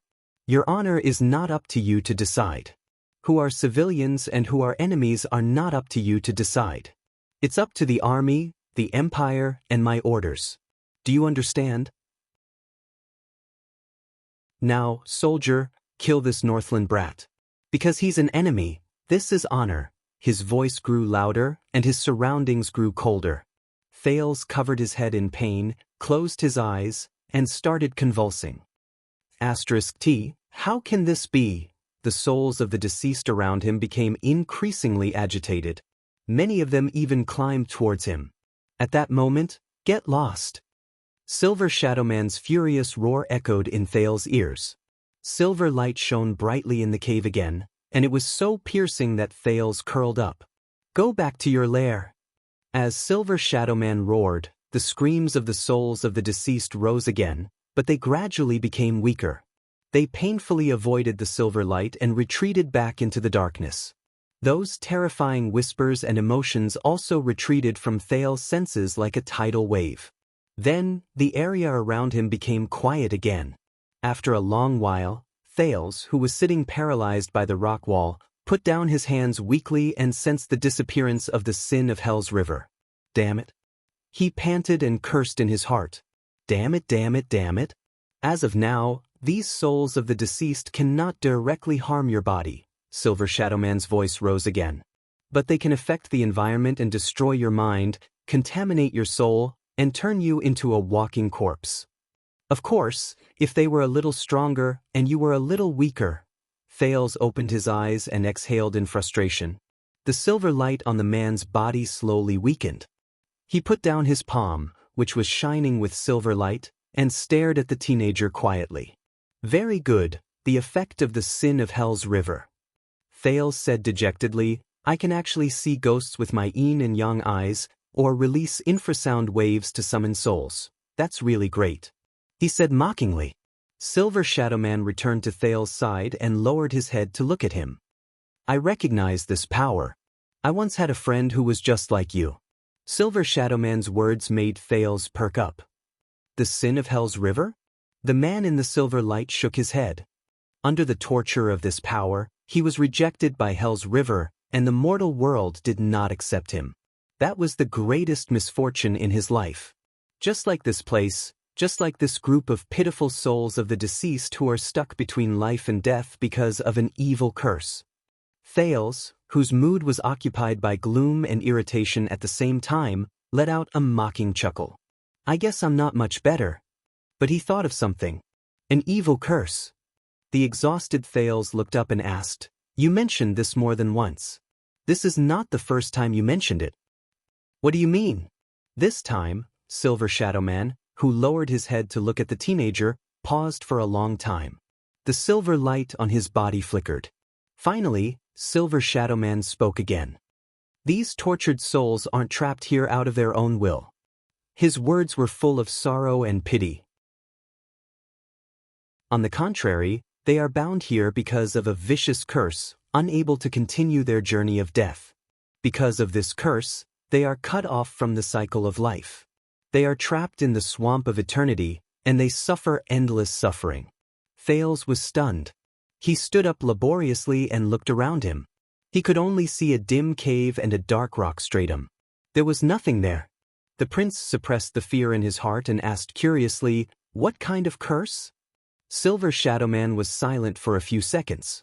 When Thales could not help but urge him to speak, Silver Shadowman looked straight at him. His facial features flickered under the silver light. His words were solemn, and he enunciated each word clearly. The curse of the Iron Blood King. Thales' eyebrows twitched. Iron Blood King? I remember this legend. The prince scratched his head. The Iron Blood King. All the Northlanders know him. He seems to have built something. Thales bit his lower lip and thought hard. He felt that he was about to recall it. Silver Shadowman snorted softly and interrupted his recollection. The Iron Blood King, the first human king to lead the people to fight against the ancient orcs, and the builder of the humans' last line of defense. Thales, who felt that he was being underestimated, blushed and shrugged. Yes, I know. The Iron Blood King died in battle, the last line of defense was lost, the ancient orcs invaded the south on a large scale, and the ancient chauvinistic countries were destroyed. These marked the end of the uncivilized era of humans and the beginning of the era of kings. I remember now. Thales sighed. I really miss history lessons. But he then frowned strangely. But what does the Iron Blood King have to do with the curse? Silver Shadowman shook his head, causing the light and shadows of the rocks around him to tremble. This is a tragic thing from ancient times. It is cruel and sorrowful. You do not need to know the details. Thales narrowed his eyes in displeasure. The man's facial features froze slightly. He looked as if he sighed. You only need to know that this is a sin committed by a group of noble people. They embraced hope and love and tried their best to save the world, but in the end, they made a grave mistake, and the consequences will be endless. His next sentence caused Thales to inhale slightly again. Even the wizards avoid mentioning it. It is a taboo. Thales froze slightly. Even his breathing shuddered. Wizards? Thales stared at Silver Shadowman in front of him in surprise. He began to doubt his identity again. Is this related to them? Silver Shadowman turned his head around. Ripples of flowing light appeared on his silver armor. Not only are they related, but they are also the main characters in it. His voice became piercingly cold and solemn. The Iron Blood King's curse is a disaster brought about by magic, and it is also the cause of wizards going astray. Thales continued to stare at him in surprise. That's right. If this person is from the era of the Empire before the Battle of Eradication, then he definitely knows about magic and wizards. But before he could ask further questions, Silver Shadowman spoke again. Silver Shadowman turned to the dark cave and said in a low voice, "Because of this curse and this mistake, many of the dead, no matter what their names were when they were alive, and where they belonged, their souls were locked in this black track before they went to Hell's River. They could not enter the cycle of reincarnation. If life is a long rope, then they live in a dead knot. They neither advance nor retreat, and they are the most pitiful and tragic existences." Thales remembered the colorful male soul of the deceased. He remembered his strange face when he sneered at him, and he could not help but feel his heart tremble. So they did not die? Silver Shadowman shook his head and denied it. Death is not terrifying. What is truly terrifying is not being able to move forward after you die. What do you mean? Death is the disappearance of both the physical body and the soul. The man in the silver light raised his palm gently. The silver light formed a human figure on his hand, indicating to Thales the separation of the soul and the physical body. And these souls of the deceased, they lost their physical bodies. They do not have a shell, and they do not have a carrier to carry their senses and memories. But because of the curse, they left behind souls that should not have been able to survive alone. Silver Shadowman's words became more solemn, and the echoes in his voice grew louder. This means that over a long period of time, these souls of the deceased, who should have disappeared but have mysteriously remained, are unable to create new memories. They also continue to forget their memories of the past. It is difficult for them to distinguish themselves from others, and the past from the present. To them, the past has become an illusion, and the future is meaningless. They do not know where they came from, and they do not know where they are going. He enunciated each word clearly. They are no longer who they used to be. They have become something else, some other monster. Silver Shadowman stopped his explanation and stared at Thales, as if he was pointing at him to give a positive response. Thales widened his eyes in disbelief. He tried his best to digest this mysterious knowledge.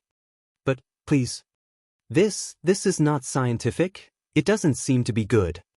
Thales braced himself and resisted the urge to ask for more details and ridicule Silver Shadowman's imagination. So, this curse, these souls of the deceased, are going to continue like this forever? They won't run out of battery or something. Silver Shadowman interrupted him with a light snort. This is the worst part, the man said calmly but seriously. These souls of the deceased are stuck between life and death. One side of them is connected to the living, while the other is connected to the deceased. They are affected by both sides at the same time, and they can also affect both sides in turn. Thales recalled the haunted incident on their way here just now, and his eyebrows furrowed even more tightly.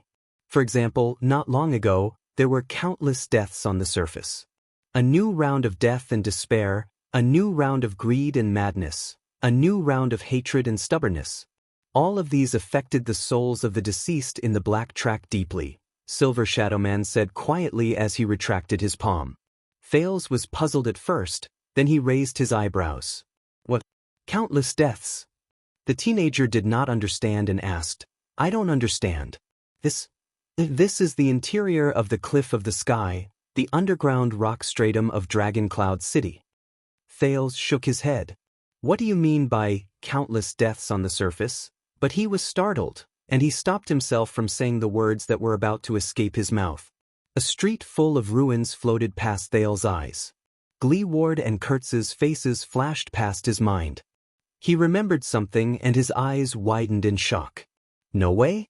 That means, wait, not long ago? I think I know. Thales had a look of realization and shock on his face. He subconsciously whispered, 6 years ago, the calamity descended on Dragon Cloud City. Shield District has been destroyed. Over there? That's right, countless this. He finished his sentence stiffly.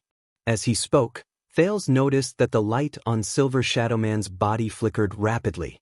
The surroundings were still dark. Due to the flickering of the silver light, the cave instantly looked a lot more bizarre. After a long time, Silver Shadowman spoke again. Is that so? Silver Shadowman's light was a little dim, as if it was a clear indication of his mood. This has happened before. War, famine, plague, disaster, and the pain of the living injected new nutrients into the souls of the deceased. Not only did it prevent them from dispersing, it also allowed them to strengthen themselves in the endless darkness, turning them into the most pitiful and detestable deformed forms that continued to drift in this cage. At the same time, the terrifying curse also became stronger. The cycle continued, binding the souls of the deceased even tighter, making them unable to free themselves. They even relied on each other until now. The man shook his head gently. It is difficult to move forward, unable to free themselves, and unable to surpass it. Thales leaned against the rock wall behind him and let out a long sigh. It affects both the living and the dead, and it can last forever. It does sound terrible. Silver Shadowman folded his arms like a human and leaned against the rock wall in a familiar manner. This action made him seem a lot friendlier. He no longer had that aloof and unreasonable demeanor. It has been thousands of years. In the face of the Iron Blood King's curse, the 3 great magic towers have done their best to revolve around this mistake. Countless wizards have come and gone one after another. When Thales heard the familiar term, he immediately pricked up his ears. Silver Shadow Man seemed to be sighing. He swayed his silver head gently, and his black facial features moved slightly. But every single time they tried to research and uncover the secret, they tried their best to make up for it and correct it, but they only pushed this terrible mistake, which was already terrible to begin with, into an even more terrible abyss, and caused even more terrible consequences. His voice sank to the bottom of the valley, and even brought about the end of the world. Thales was dumbfounded as he listened. In the face of this bizarre Silver Shadow Man, he shook his head firmly. The end of the world? I don't understand. Is it that serious? Silver Shadow Man snorted coldly. He slowly turned to the teenager. There seemed to be an indescribable power gathered in his black eyes, causing Thales' heart to sink. You are still too young, Jade Star. You don't know, Silver Shadow Man said faintly. You were not told and you did not notice. You are not ready to face the mission that belongs to you. Thales frowned. What? Silver Shadow Man raised his voice slightly, and visible ripples appeared in the light. It was as if he was chuckling. But in the next moment his black facial features immediately relaxed. Silver light gathered again on the man's body, and it instantly shone brightly. Silver Shadow Man left the rock wall, put down his arms, and quietly looked at a corner of the cave. Thales, who sensed that something was off, quickly stood up and asked warily, "What's wrong?" Silver Shadow Man's reply was very simple. "They're here." That one sentence caused Thales' nerves to tense up. As Silver Shadow Man spoke, a barely discernible chill crept up Thales' spine. He raised his head anxiously and looked around the rock wall around him. Soon he noticed that something was wrong. A black fog that could be seen with the naked eye seeped out from the surrounding rock walls and tainted the narrow cave. Every time the black fog seeped out, the area that Silver Shadow Man's light could illuminate became a little smaller. It was like an insect that devoured light. Thales felt his skin crawl as he watched the black fog increase. He instinctively shrank back. He had seen this fog before. Just now. This is the true form of the curse, Silver Shadow Man reminded him coldly. Don't touch them. Thales frowned. Good idea. Very soon, withered and rotten faces and arms of strange colors extended from the walls of the cave where the black fog was the densest. Thales gritted his teeth. As the light became weaker, he could not see the souls of the deceased in the distance clearly. However, the teenager no longer dared to activate the sin of Hell's River, afraid that he would attract another disaster. But didn't you chase them away just now? He wisely moved closer to Silver Shadow Man, even though the latter had almost killed him just now. Silver Shadow Man clenched his fists, and the light became brighter. For thousands of years, the terrifying curse caused countless terrifying souls of the deceased to gather in this place. Silver Shadow Man's tone might have been stern, but there was not much fluctuation in it. It was as if he was used to it. Most of them withered away with the passage of time, but there were still a few who escaped the calamity of time and retained quite a bit of rationality. They are very unique, powerful, terrifying, and difficult to deal with. Some of them can even exchange blows with me. Silver Shadow Man turned his head swiftly and looked at the darkest corner of the cave. Like this. Thales followed Silver Shadow Man's gaze and looked at the corner. His face instantly turned pale. A face appeared on the rock wall. It's it again. It opened its withered lips again, and its teeth, which were the color of rust, appeared from the rock wall. It was still dressed in ancient armor, had complicated braids, and had protruding white eyes. It was still in the dark, but its body was still brightly colored. It's the first soul of the deceased to appear. The most unique soul of the deceased. It's also Kurtz's murderer, Thales thought in his heart. Compared to the other souls of the deceased who only dared to climb the rock wall and did not dare to get too close to the silver light, this unique soul of the deceased released endless cursed black fog. It completely left the rock wall and floated in the air. It floated towards the center of the silver light. Thales tensed up. The soul of the deceased lifted its head. Its white eyes shone with a faint green light as it looked at them. Thales bit his lower lip and grabbed the dagger by his waist. Even though he did not know whether it would be useful. However, this time, this unique soul of the deceased looked at Silver Shadow Man. The language of the ancient empire, which had turned from unfamiliar to familiar, rang in Thales's ears again with a melancholy and profound charm. It's you again. Northlander. Northlander, Thales curiously looked at Silver Shadow Man beside him, and he once again raised his speculations about his identity. The muscles on the withered face of the soul of the deceased trembled slightly. It shook its head. This human-like action made it seem like it was remembering something. Why don't you give up? Why don't you join us? Why do you resist? Silver Shadow Man shook his head. The silver light on his body focused, and the area it shone on became much smaller, but it became even more piercing and dazzling. It chased away a few wisps of black fog that were about to approach them. General Linka. The man in the silver light had a relaxed attitude, but he used the language of the ancient empire with great familiarity. You were once a great warrior, a powerful opponent, and a brutal executioner. But at that time, you were at least a human.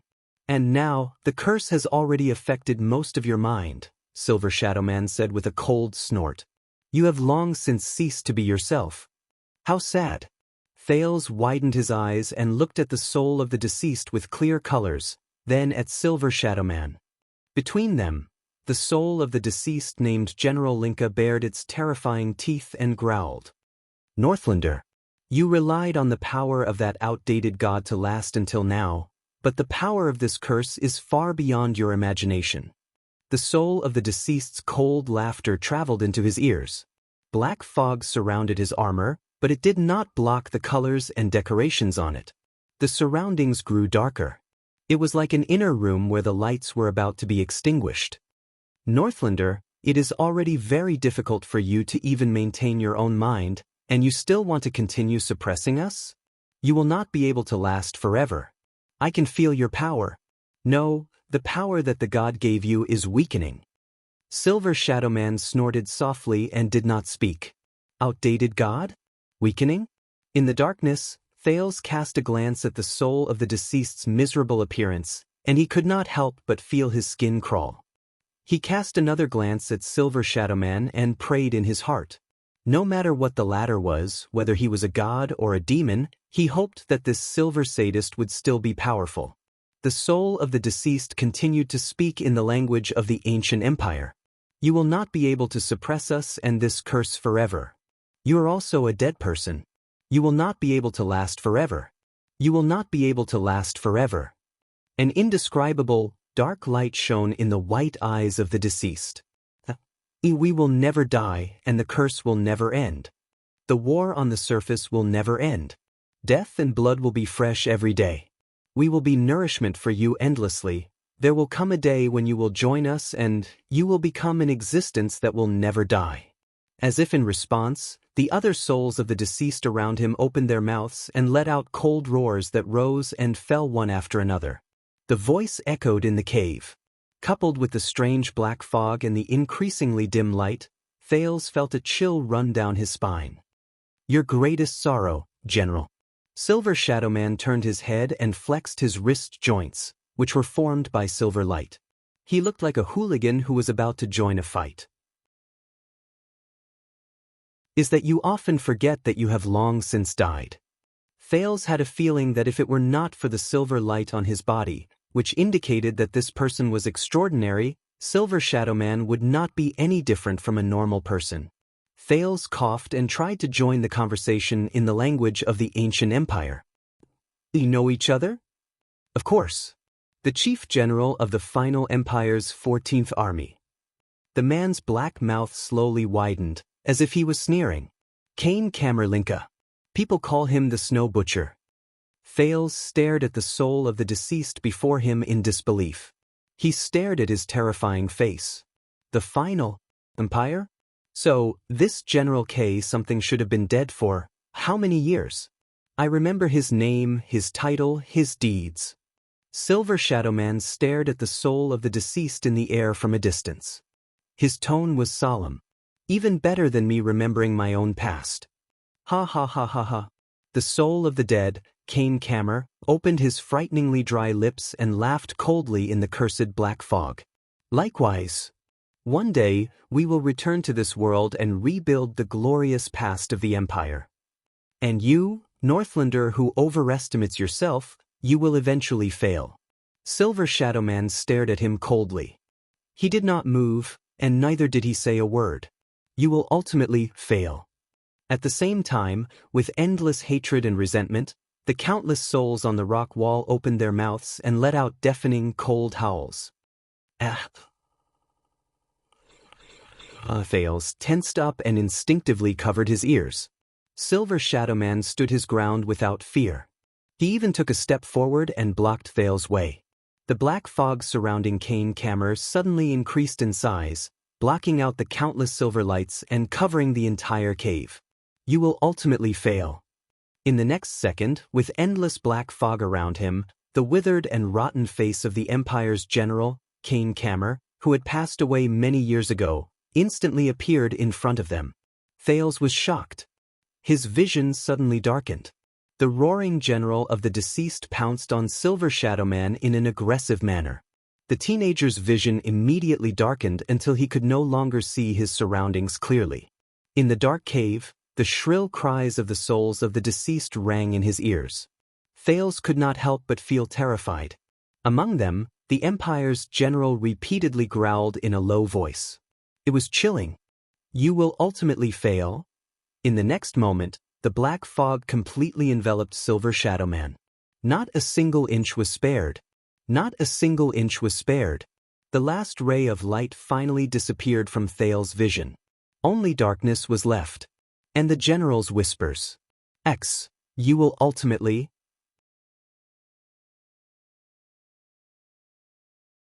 Chapter 353. At that moment, Xianxia activated the endless black fog of the curse to envelop Silver Shadowman's light. Everything in the cave returned to darkness. Only the miserable wails of thousands of souls of the deceased were left. But at that moment, a strange sound suddenly came from the direction of Silver Shadowman and the general of the deceased souls. It sounded like cold water being poured on a soldering iron. Thales, who was retreating, discovered to his surprise that an irregular silver line had appeared in the pitch-black darkness.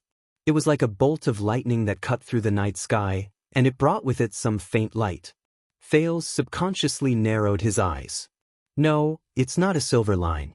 Instead, it's a sliver of silver light that leaked out from the direction of Silver Shadowman and the general of the deceased souls. It illuminated the corner. A faint voice that was light but could not be ignored rose faintly. You are warriors, after all. Before the voice faded away, the second, third, and fourth silver lines appeared one after another in the darkness. They overlapped with each other to form the shape of a tree branch, and they illuminated the black fog that flowed even faster around them. A thought appeared in Thales' heart, and hope was reignited in him.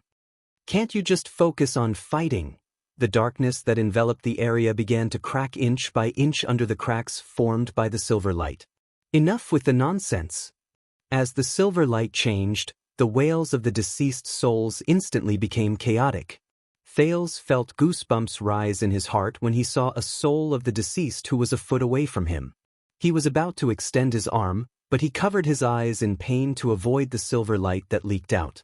The general of the Empire's pained wails also came from the strange scene of silver light and black fog overlapping with each other. Ha ha! It was Silver Shadowman's laughter. I almost forgot. All of you have bad memories.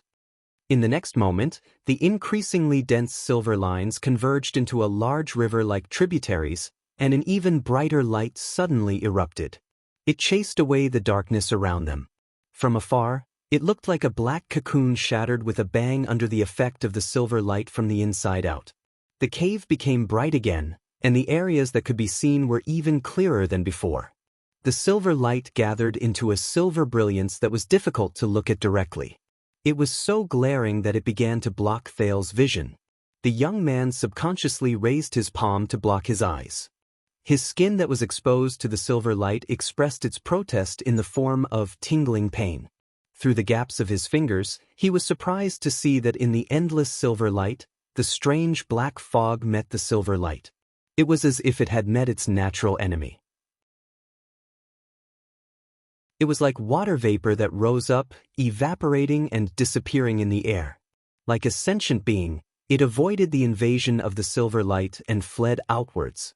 The souls that covered the rock wall howled and trembled in panic. They turned around and seeped deeper into the rock stratum.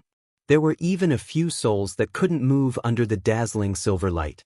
They struggled to no avail and turned into ashes in the end. Thales adapted slightly to the bright light, and he was immediately surprised to see that a familiar human figure appeared in the center of the light. He was like a legendary warrior who stood tall and proud. He stretched out his right arm and clamped down on another black shadow. The latter continued to howl miserably and clung to the other's right arm, struggling bitterly under the illumination of the silver light. It was Silver Shadow Man. General Kane Kammer, whose throat was gripped by his right arm and whose black fog had completely disappeared under the effect of the silver light, was still howling bitterly. The general of the deceased souls, Kane Kammerlinka, who was once fierce and insufferably arrogant, was now like a lowly pawn. He grabbed the other's right arm, and his illusory limbs twisted continuously in the air, making the terrifying soul of the deceased look a little pathetic. Thales coughed and looked at the captured general of the deceased souls in surprise. Did you just say that it is powerful, terrifying, and difficult to deal with? It can even exchange blows with you? Silver Shadow Man's facial features moved slightly, as if he sneered. He turned around and watched as the souls on the surrounding rock walls disappeared without a trace, leaving no trace behind. Kane Kammer clung to the other's right arm and continued to struggle madly but futilely. Silver Shadow Man clenched his left fist and slowly raised it to his chest.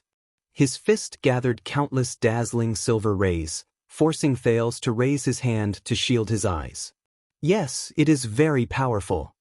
In the next moment, Silver Shadow Man threw a punch with an astonishing momentum. Asterisk boom. Asterisk, the heavy punch of silver light hit the general of the deceased soul's withered face. As the silver light shone brightly, Thales noticed in surprise that the entire cave began to tremble in a barely noticeable manner due to the punch. It let out a low whimper. In the next second, the general of the deceased souls screamed in pain. Its illusory body seemed to have gained physical form, and it was pushed back by the punch. Kane Kammer howled in pain as he was pushed by the surging silver light. His limbs moved wildly, but he could not control himself and quickly sank into the rock wall, disappearing without a trace. His final curse was left in the cave. But that is only, Silver Shadow Man blew on his fist in a very human-like manner. He retracted the heavy punch that had easily sent the general of the deceased souls flying, turned around, and said to Thales sternly, "It is only relatively speaking." Thales stared at the empty rock wall in a daze. He could not say anything for a long time. The light on Silver Shadow Man's body slowly weakened until Thales could see him clearly. Thales then frowned. He suddenly realized that the current Silver Shadow Man was no longer the same. At some unknown point in time, a set of heavy armor also made of silver light had appeared on his body, which was constructed by silver light. From his helmet to his shoulder armor, from his chest plate to his abdomen plate, from his boots to his knee pads, he was fully equipped. It made him look much taller and more majestic. Thales looked at the fully armored Silver Shadow Man with a puzzled expression on his face. "What is this?" the prince asked dumbly as he stared at Silver Shadow Man's new appearance. Silver Shadow Man seemed to have only noticed this at that moment. He was also a little surprised by his new appearance. "Not bad, the restoration is quite realistic. I mean it is more or less a little too beautified." Yes. His facial features quivered slightly. He seemed to be excitedly sizing himself up. The shoulder armor on his shoulders rose up to his eyebrows, the gauntlets on his forearms were covered in barbs, the plate armor on his chest, abdomen, waist, and crotch, and the heavy boots on his knee pads. At that moment, Silver Shadow Man looked like a bardic poet. Chi warriors were dignified and had an imposing presence. They had the air of a hero and a gorgeous beauty. And the most eye-catching thing was his helmet.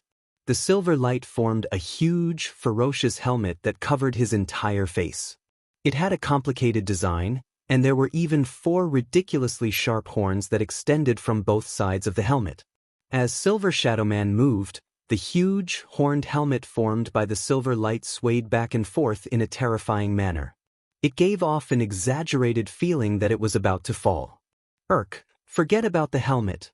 Silver Shadow Man tapped the ferocious, horned silver helmet, and it shone with sparks of light. His facial features behind the visor were scrunched up, and he seemed a little awkward.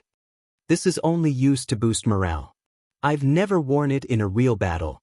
It's too stupid, too pompous. Silver Shadow Man began to gesticulate, and his movements became more and more exaggerated.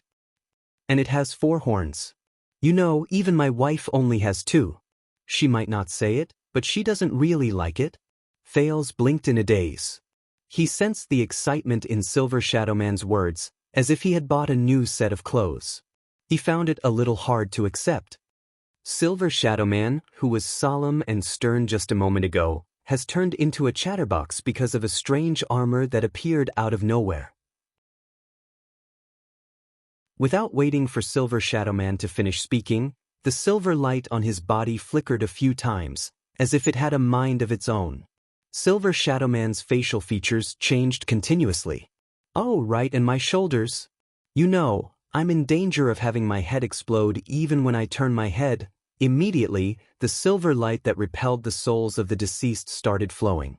Silver Shadow Man's terrifyingly huge horned helmet turned into specks of silver light and disappeared into the air. The ridiculously tall shoulder plates on both sides were also flattened a little. Much better, thank you. Silver Shadow Man, whose head had become much more relaxed, sized himself up again before he nodded in satisfaction. If only there was a mirror. The silver light started flowing again. Silver Shadow Man seemed to be shocked. He quickly raised his hand. Oh, wait, I was just saying. I didn't really want it. You can't waste divine power like this. The silver light that was about to transform into a mirror flashed a few more times in the air before it dissipated again. Fails was a little puzzled. Who is he talking to? The silver light flashed back and forth in the air. It flickered between brightness and darkness. Silver Shadow Man shook his head in slight panic. His facial features changed rapidly. What? Then why do I need armor? Of course, it's because it's more handsome. I can fight better. Yes, you heard me wrong just now. It can fight. I've always pursued practicality. Don't laugh, what's so funny about it? The silver light circled around Silver Shadow Man and shone on him, as if it was talking to him. Silver Shadow Man paused for a moment before he pointed at the silver light in front of him in slight annoyance.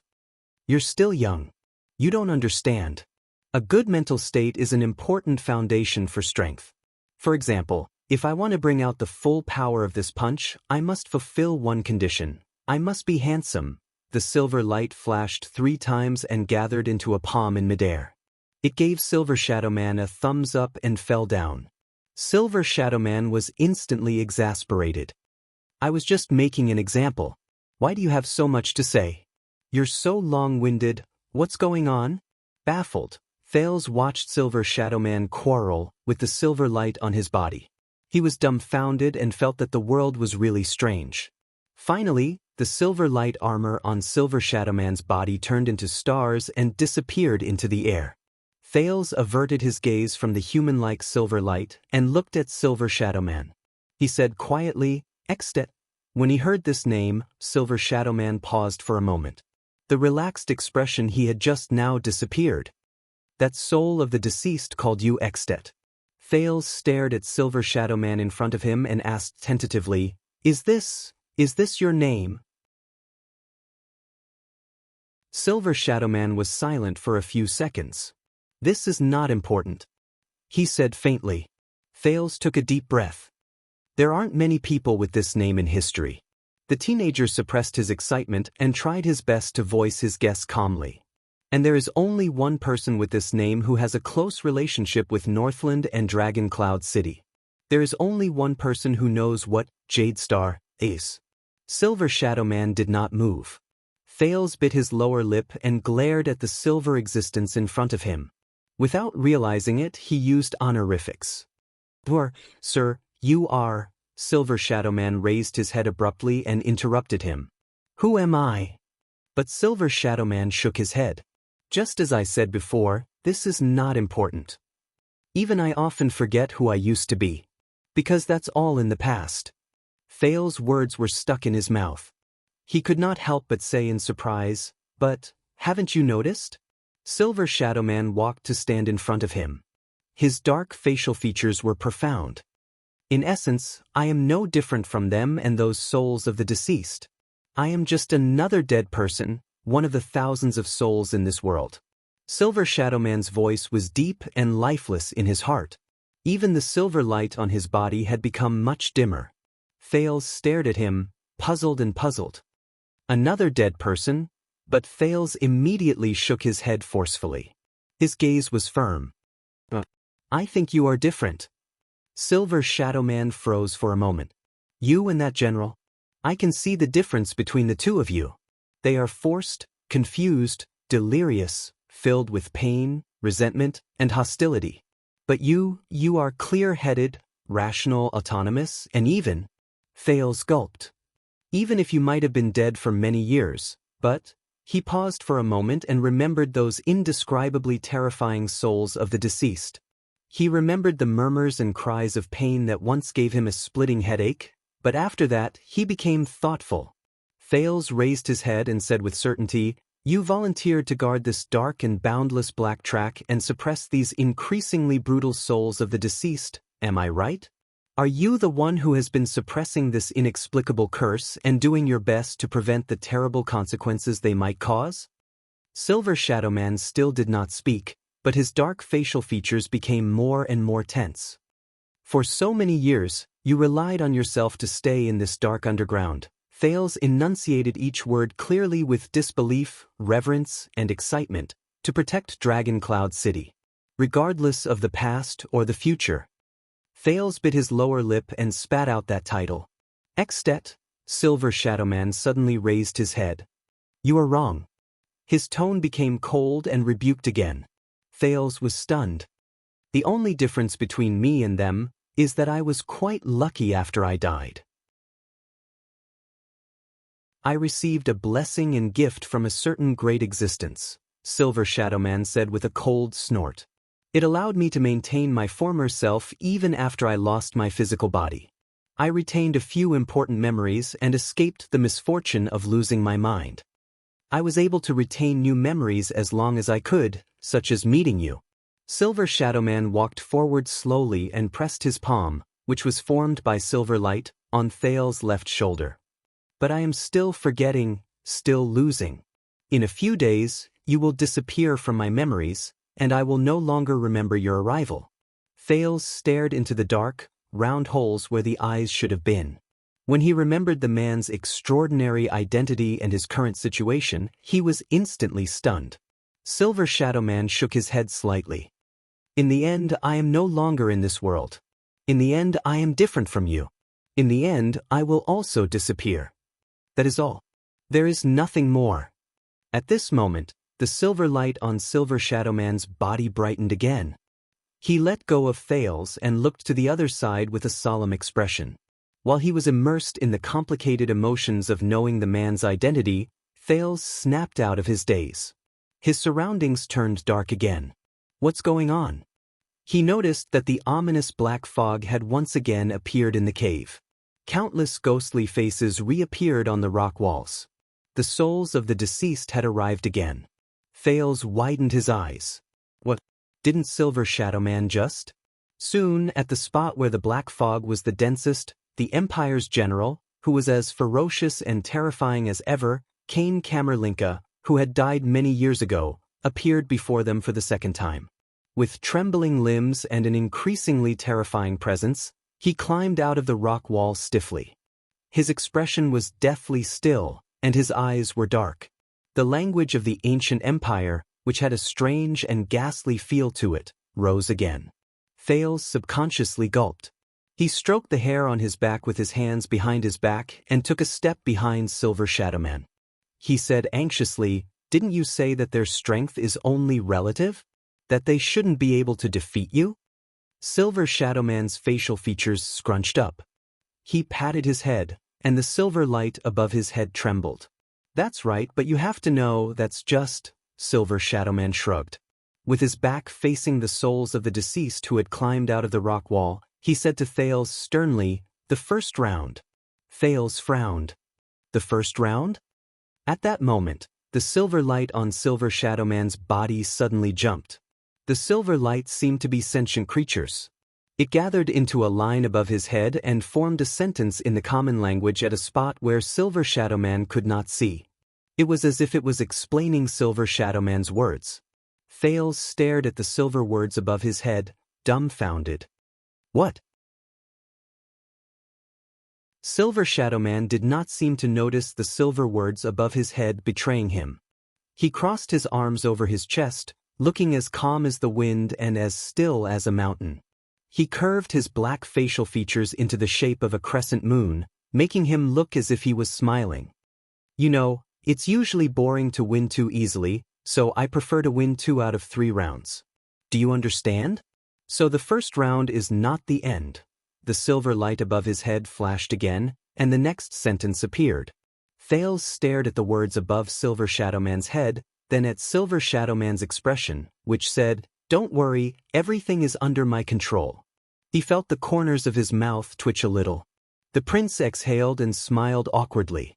He tried his best not to look at the words above Silver Shadowman's head. "All right, then let's have the second round.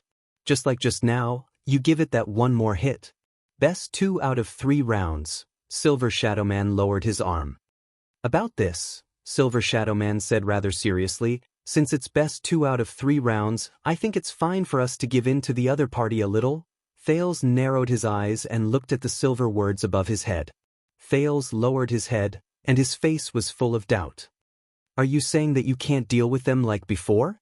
Silver Shadowman shuddered slightly. But he immediately waved his hand. "Not at all." The silver words continued to appear. Silver Shadowman looked at the souls of the deceased that were gradually crawling towards them. His expression was still cold, but his tone had become much gentler. "But speaking of which, I did not hold back in that attack just now, so I used up quite a lot of energy. But to save you, I couldn't care less." The silver words flicked a few times in a rather agitated manner. This time, there were even beautiful punctuation marks.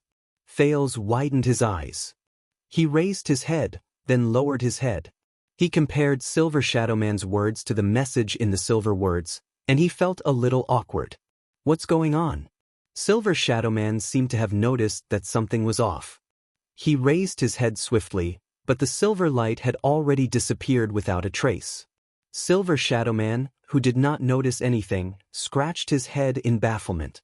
"So, for the time being, I need to rest and reorganize." The silver words appeared above his head again. This time, they were simple and clear. "What?" Thales understood something from the 2 messages, and he stared at Silver Shadowman in disbelief. This guy, could it be a trap? The cave became even darker. Kane Kammer's soft whispers traveled into his ears again. The souls of the deceased on the walls around them began to roar again and crawl towards them. Thales tensed up. "What should we do now?" Silver Shadowman turned to the general of the deceased souls, and his tone became solemn again. "They should be arriving soon." Thales frowned. "What?" As they got closer, the general of the deceased souls' whispers turned into roars. Silver Shadowman lowered his head and looked at Thales. "Now, activate that supernatural power of yours and point them in the direction." Thales shook his head, not understanding what he meant. "Super, what?" "Of course it's..." This time, Silver Shadowman did not try to be mysterious. He grabbed Thales' shoulder, and the silver light seeped into the latter's body. He said in a low voice, "Sin of Hell's River." Thales was shocked. Before he could react, he felt an indescribable pain and chill erupt from his body wherever the silver light went. "Yeah." He could not help but groan. When he felt threatened, his unique power of eradication was automatically activated, and it surged towards the shoulders Silver Shadowman grabbed. Thales thought, "This is bad." As expected, the moment the sin of Hell's River was activated, the souls of the deceased around him went mad. They either howled shrilly or moved faster. Under the cover of the thick black fog, they crawled towards Thales. The prince looked at the scene before him, then looked at Silver Shadowman in shock. "Are you crazy?" "Oh. Thank you very much, young Jade Star, for your rare supernatural power." The great man who had died many years ago had his pitch-black facial features flickering faintly in the silver light. There was actually a hint of coldness and savagery in his voice. "A good bait. I can't let it go to waste." At the same time, the silver light in Silver Shadowman's body appeared again and gathered into new words above his head. At that moment, when Thales heard Silver Shadowman's cold attitude and saw the words formed by the silver light, his heart instantly turned cold, even though he had let down his guard because of Silver Shadowman's identity. *T. No way. At that moment, he suddenly remembered what the general of the deceased souls had said to Silver Shadowman. Thales stared at Silver Shadowman's savage facial features in disbelief. He watched as the corners of his mouth curled up in a nonchalant manner.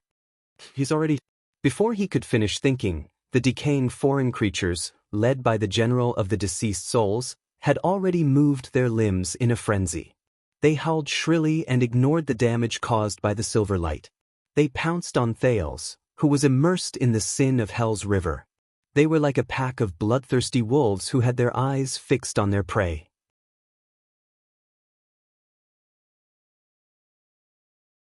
Chapter 354. Boom. Rumble. Another tremor that sounded like a landslide came from another direction. Thales shuddered violently. He heard a few strange voices. Sada, Loksada. Sel Rikai. In the next moment, a few similarly withered and terrifying deceased souls that were also shrouded in black fog suddenly appeared from the top of the rock wall. However, their bodies and appearances were very different. These deceased souls were also surrounded by black fog, but most of them were huge and had bulging muscles. The style of their clothes did not resemble those of the Empire, nor did they resemble those of Northland. Their eyes were also pale white, but their noses were even taller, their teeth sharper, and their rotten and withered skin was also darker. However, something surprising happened. The souls of the deceased. The strange souls of the deceased that had just arrived were howling in a language that Thales could not understand towards the deceased soul Kane Kammer and its companions. Curry. Cell. This situation appeared in every corner of the cave. Almost every new deceased soul that arrived on the battlefield, from top to bottom, was usually a deceased soul with a unique form. They all let out the same terrifying roars at the deceased souls on Kane Kammer's side. The black fog continued to spread in the air, and the number of newly arrived deceased souls also gradually increased. Thales stared at the scene before him in astonishment. "Enough." Silver Shadowman let go of Thales' shoulder and said faintly, "Stop." The silver light on his body turned into something that looked like a barrier and covered both of them. "It's here." Finally, a low roar that sounded like a thunderclap rose from almost every corner, and it resonated with the surrounding rock strata. "Kruri, Scanna, Nadalius," the low roar continued. A huge decaying arm that was as thick as a human's thigh slowly emerged from the top of the rock wall and climbed up the rock strata. As the low growl gradually grew louder, the owner of the arm slowly pulled its entire body out of the rock wall. Its enormous body even occupied most of the entire rock wall, until it raised its equally enormous head. Under its deathly pale eyes, it opened its enormous black mouth. Thales widened his eyes. An anomaly that was different from the pitiful deceased he had seen so far appeared before Thales' eyes. "This is also a deceased soul," Thales told himself anxiously. It was a giant dead soul that was so strong that it was almost the size of 3 people.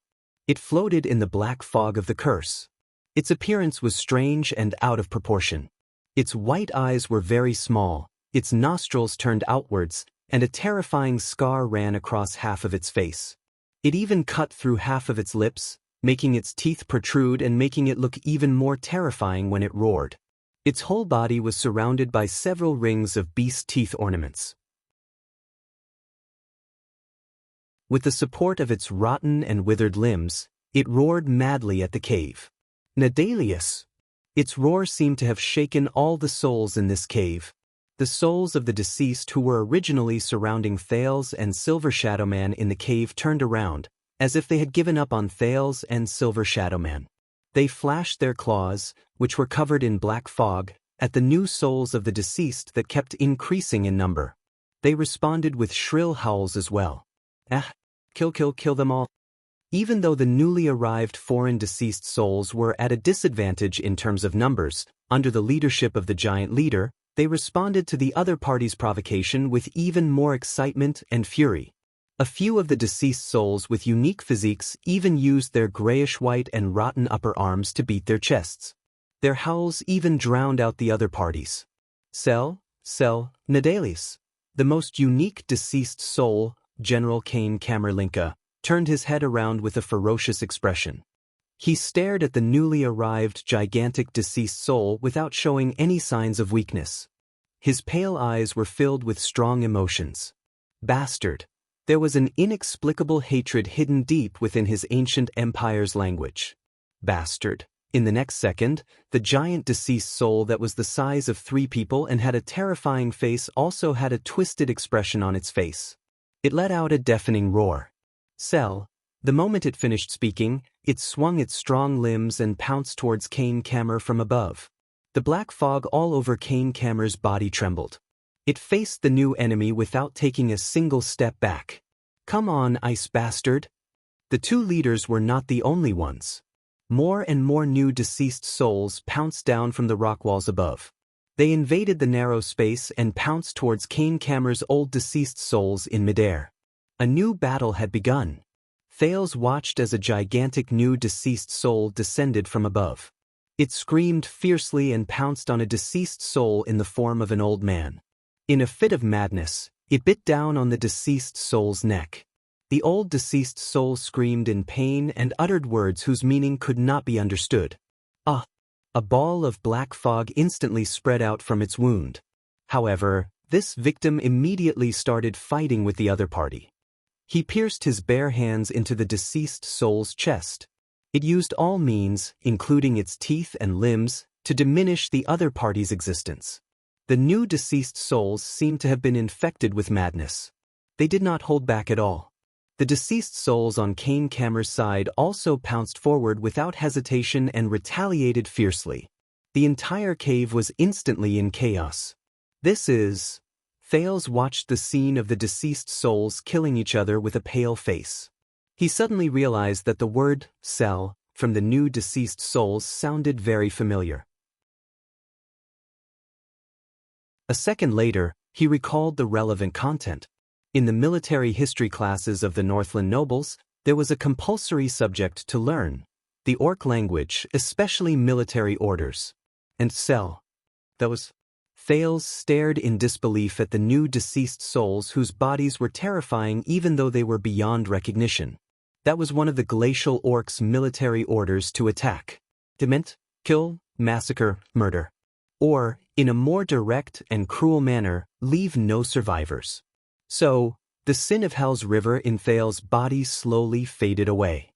He continued to stare at the frenzied battle between the 2 groups of deceased souls in the cave. Didn't you want to use me as bait to lure them away and run away yourself? Thales, who felt that he had escaped a disaster, asked the person beside him in surprise. Silver Shadowman turned his head to the side, as if he did not care to answer. The playful ball of silver light shot out from Silver Shadowman's head mischievously. It bounced around to form a few words. Mischief. Bad taste. Thales' small face instantly darkened. The existence of the new deceased souls made the cave appear even darker. But for a moment, no deceased soul paid any attention to this small corner. All right, but what is that? Thales quickly forgot about his displeasure and pointed at the newly arrived large deceased soul who was fighting against the general in a daze. It is also a deceased soul under a curse, Silver Shadowman answered him readily. But it is another one, Its soul is tenacious, and its will is terrifying. After it is imprisoned and polluted by the curse, it is even more difficult to deal with than our General Linka.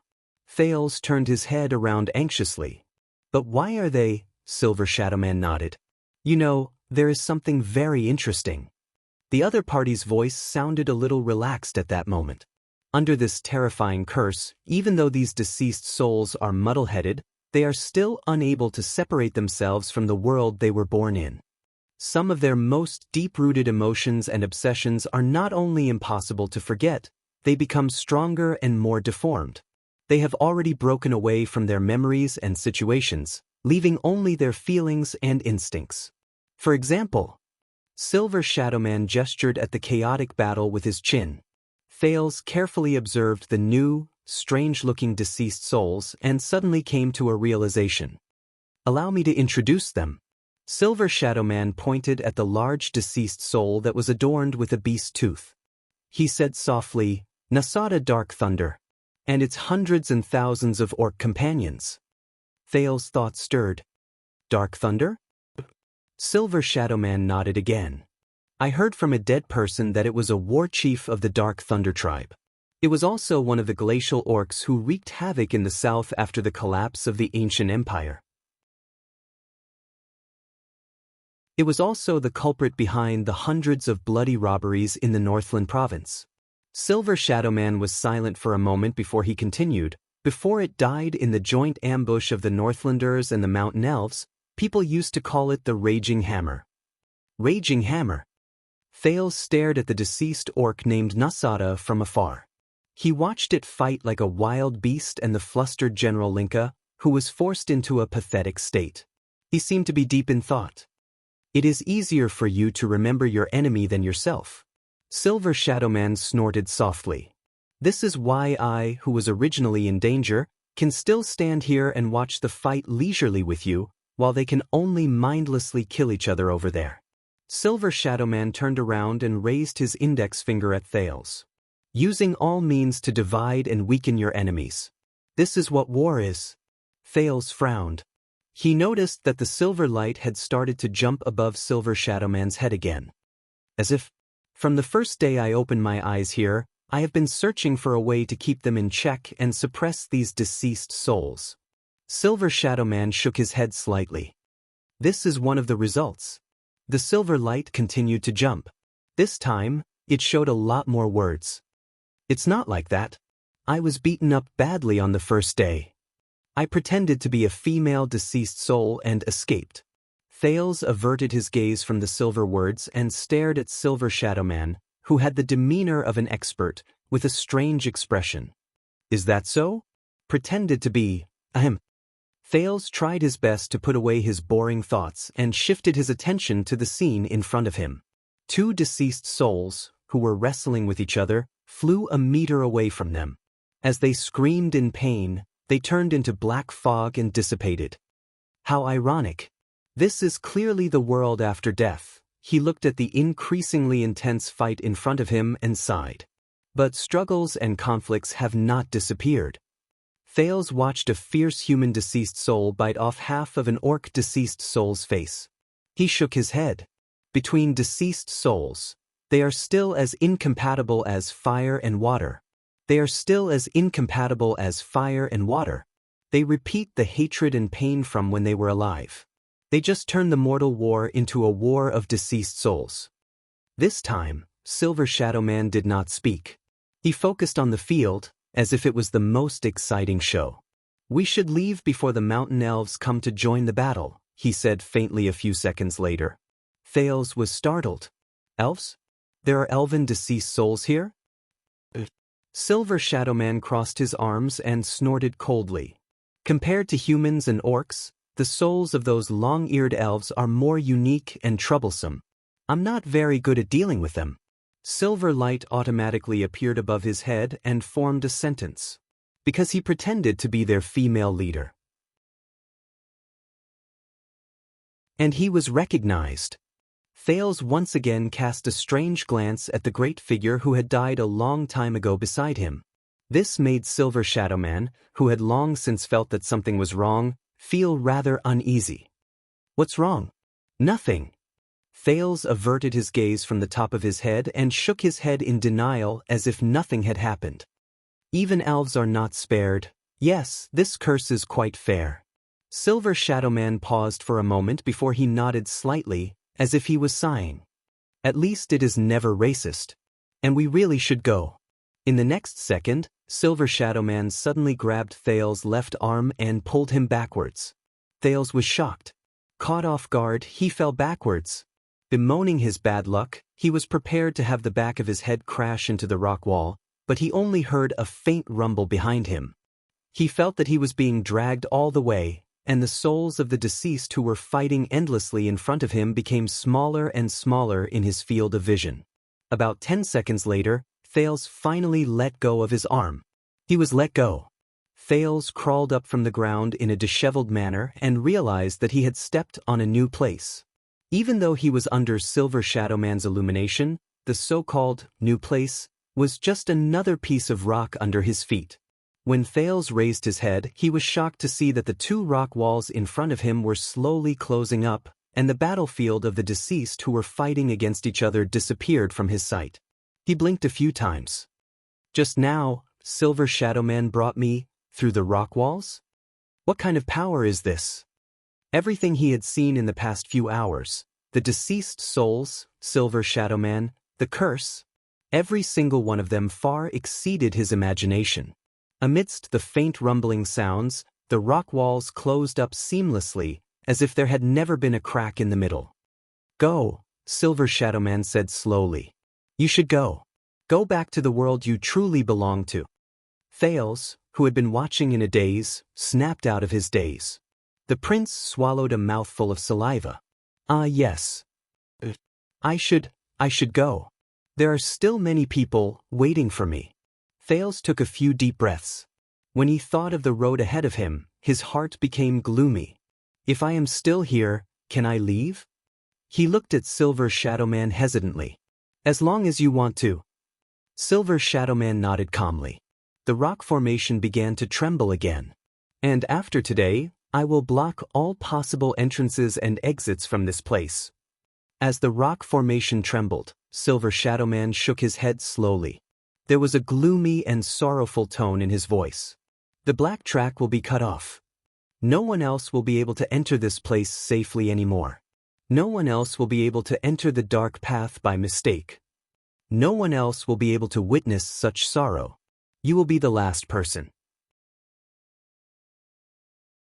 The light on Silver Shadow Man's body was slightly brighter. He stared at the dark cave in front of him and did not say a word. Thales felt stifled. But when he looked at Silver Shadow Man's face and at his features, which were as dark as before, he could not say anything. And you, Jade Star, you must keep this secret in your heart, or just forget everything about this place. Thales was stunned. What? To avoid attracting even greater trouble. Silver Shadow Man shook his head. You must know that not all those who come for the curse are here to get rid of it and get rid of it. Thales spent 3 seconds to understand even greater trouble. He raised his head in puzzlement. Then this so-called curse of the Iron Blood King, these souls of the deceased, will they continue to be buried deep in the black track under Dragon Cloud City? Silver Shadow Man asked in return. What do you mean? Thales recalled the ghost faces that appeared in layers, and he immediately felt nauseous. Sealing the black track might be a good way to stop the people above from coming down, but the general said, he said worriedly, one day they will. Thales glanced at Silver Shadow Man and said in a low voice, return to. Silver Shadow Man did not answer. Don't forget about your Arund Castle, Dragon Cloud City. Thales stared at him and said hesitantly, there are thousands of people living above our heads, and even the entire world of the living. Silver Shadow Man slowly raised his head and stared back at him. Even someone as powerful as you seems to be wary of this curse, Thales asked with a worried expression. And if the curse continues to grow stronger, these souls of the deceased will one day.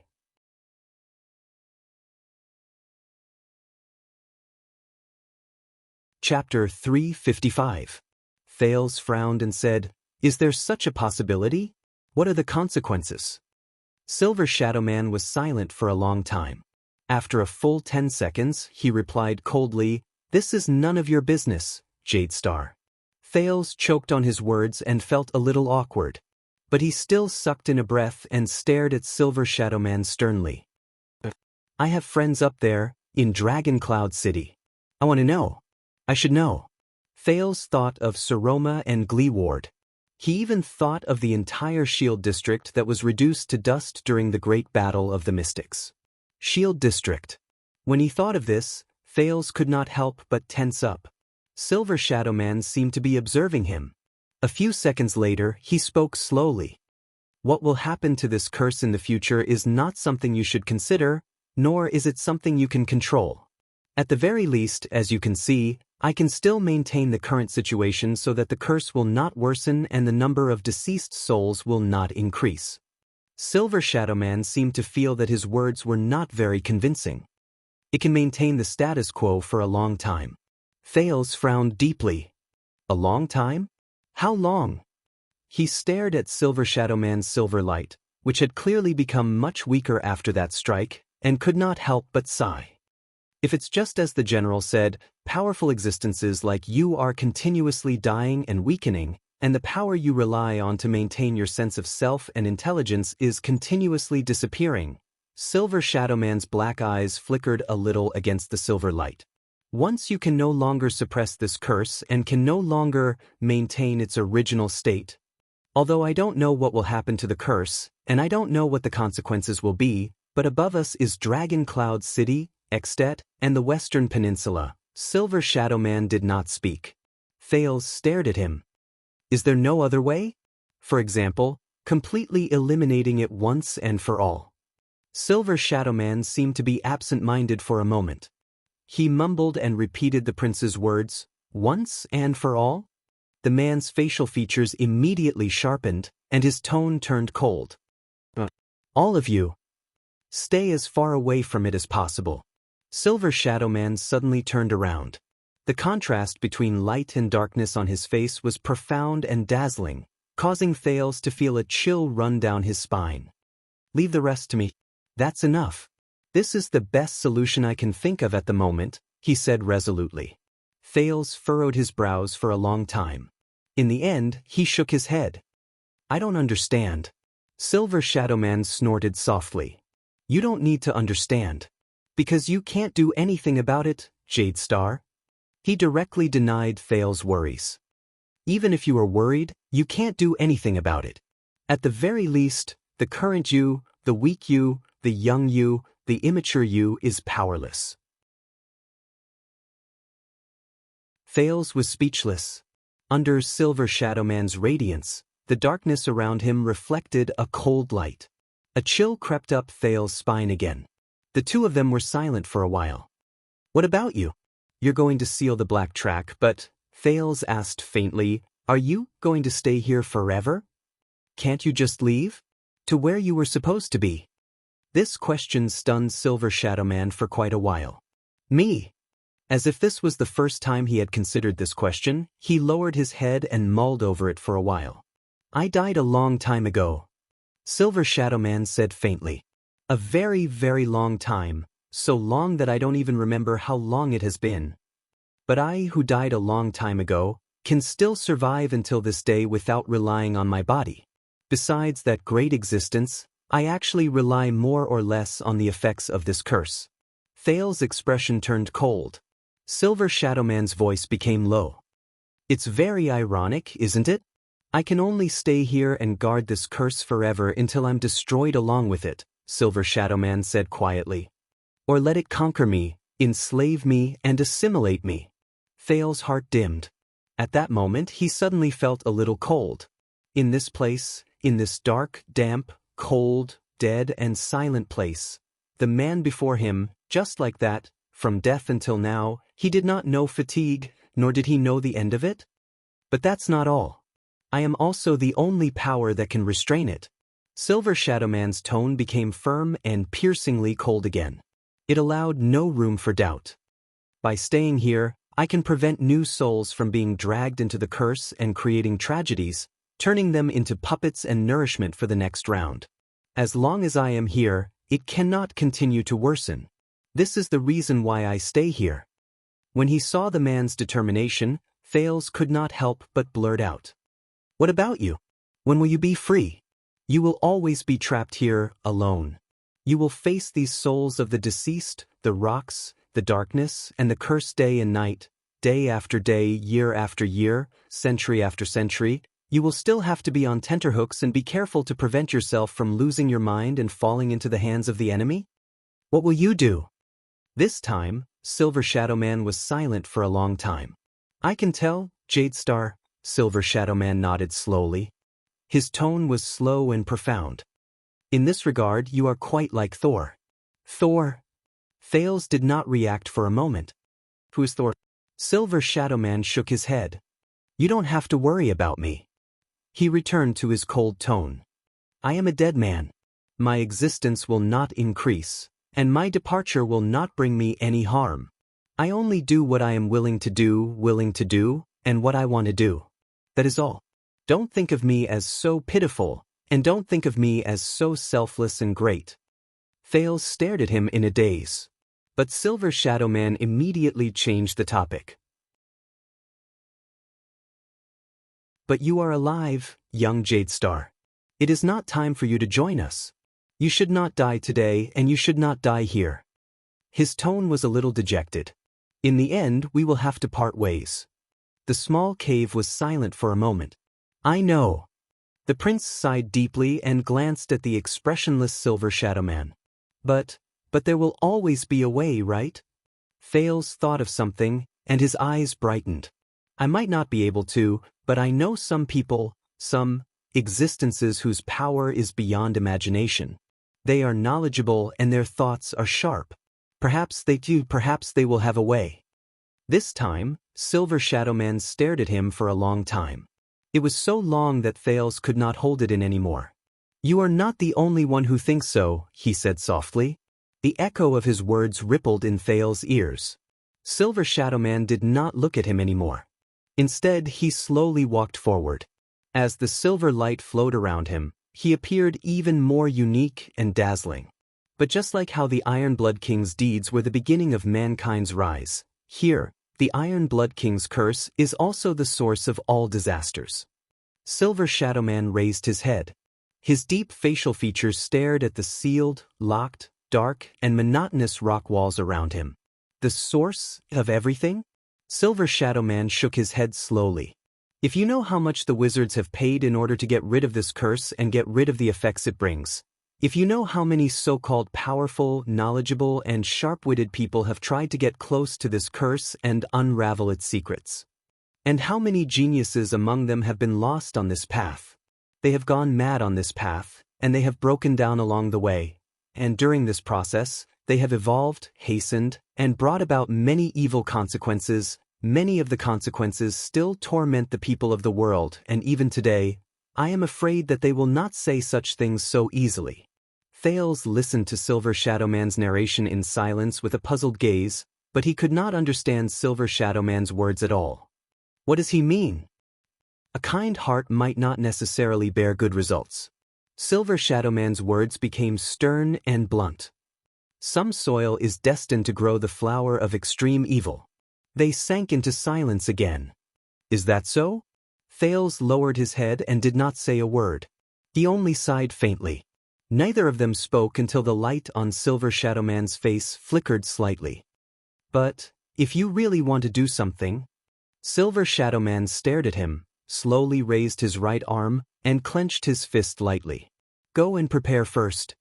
Thales forced a smile, raised his head and sneered. Prepare for what? Silver Shadow Man nodded slightly before he shook his head gently. Right now, you only have blood in you. Thales' smile disappeared. What do you mean? Only have blood in me? Silver Shadow Man's dark facial features twitched. Young Jade Star, your mind is still childish. Your future is still unclear, and your understanding is far from enough. I heard what you said. The calamity still exists in the world, mercilessly harvesting lives and brewing tragedies. Am I right? Thales was slightly shocked. Huh. The light on Silver Shadow Man's face flickered as he stared at Thales quietly. The prince suddenly felt that hidden behind that silver face was probably a burning emotion that was far beyond his imagination. Torment did not fulfill his promise.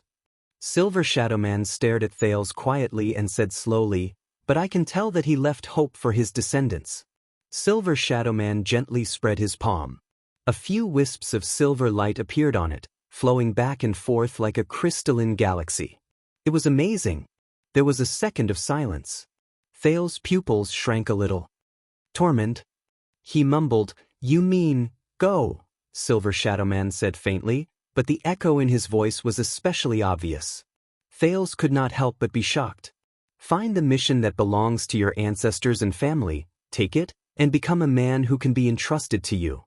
Silver Shadow Man, who had a special status, moved his facial features slightly, as though he revealed the quietest smile. "At that time, you will have the right to return and fulfill the long-cherished wish of Thor and me, which failed at the last moment." The darkness in his eyes seemed to contain the profoundness of the entire world. "At that time, you will have the right to end everything and end the disaster, including this ancient curse. From the beginning to the end, you will have the right to end them." Thales stared at Silver Shadow Man, who was in this state. He seemed to have grasped something, but at the same time, he did not seem to understand anything. In the end, the prince furrowed his brows and shook his head honestly. "I don't understand." Silver Shadow Man swayed slightly, and ripples appeared on the silver light on his face. "Then I hope that you will never understand." Thales was a little surprised. Silver Shadow Man slowly raised the flowing silver light on his right palm and watched as the light on it gathered back into his body. "Young Jade Star." As he walked forward slowly, he approached Thales and said faintly, "Thank you for giving me a few precious, interesting, and happy hours in the Dark Watch, which has no scale, no end, no future, and no direction. Although I will soon forget. Return to the past." Thales stared at Silver Shadow Man. The emotions in his heart were complicated and indescribable. In the next moment, Silver Shadow Man placed his right palm on Thales' face. He leaned forward and placed his forehead, which was formed by silver light, on Thales' forehead. He looked into Thales' eyes quietly. Thales only felt a slight chill at the center of his forehead, where the silver light flowed past. He stared at Silver Shadow Man, who was staring at him with a profound gaze. He only felt that the person before him shone with a silver light that he could not look at directly, and he had to squint his eyes.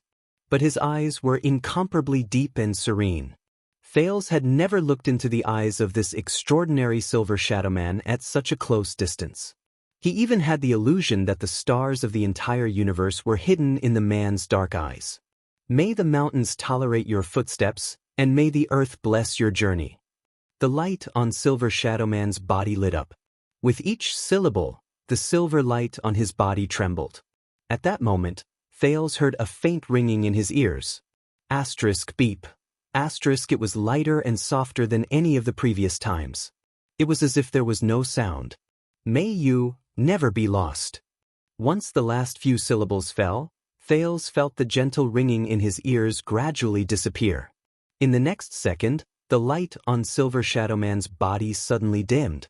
Before Thales could react, Silver Shadow Man let go of him. The cool sensation on his forehead disappeared. "What is this?" Thales stared at the man in a daze. But Silver Shadow Man only shook his head and did not answer. "Thank you." Silver Shadow Man continued to face him quietly. "Thank you for bringing her greetings." In the next moment, before Thales could snap out of his daze, Silver Shadow Man turned around and walked towards the seamless, pitch-black rock wall. The silver footsteps behind him shone brilliantly, as always. "The souls of the deceased will not disturb you anymore. Turn around and move forward. You will find a way out. Forget today and return to your life." Silver Shadow Man's words echoed in Thales' ears. A thought appeared in Thales' heart. He had a feeling that this was his farewell. An inexplicable impulse drove the prince to take 2 steps forward and shout at Silver Shadow Man's back. He shouted at Silver Shadow Man's back, "Will we meet again?" Silver Shadowman's footsteps paused slightly. The light on his body trembled slightly. "Of course," he said softly. At this moment, the silver light suddenly flowed to the top of Silver Shadowman's head and turned into a line of words. "He is lying." Thales was stunned. Silver Shadowman stood where he was, as if he still did not notice the abnormality above his head. "One day, we will definitely be able to meet again in hell like all the souls who rest in peace. Not here, in a curse of last resort." Young Jade Star. Silver Shadowman took a step forward again and walked back the way he came.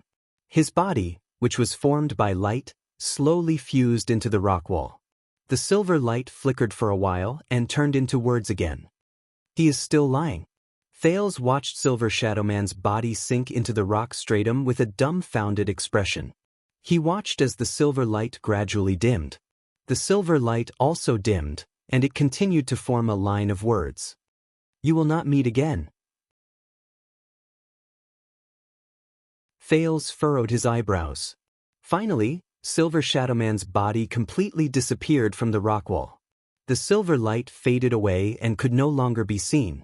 The almost dim silver light scattered its final words in the air before it disappeared without a trace. Farewell forever. In the next second, Thales' vision turned black. The entire cave sank into complete darkness after Silver Shadowman left. Thales was left alone, and he returned to the lonely and silent darkness. He faced the cold air, the stiff rock stratum, and the endless silence.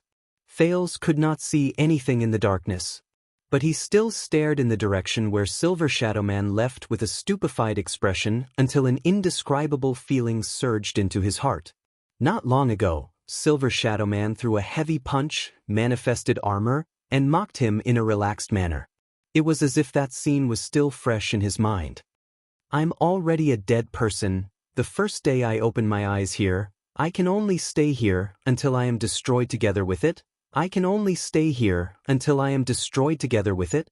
It has been a long time, so long that I can't remember how long it has been. Thank you for being a dark guardian that has no scale, no end, no future, and no direction. You've given me a few precious, interesting, and happy hours. You have given me a few precious, interesting, and happy hours. We will part ways in the end, of course.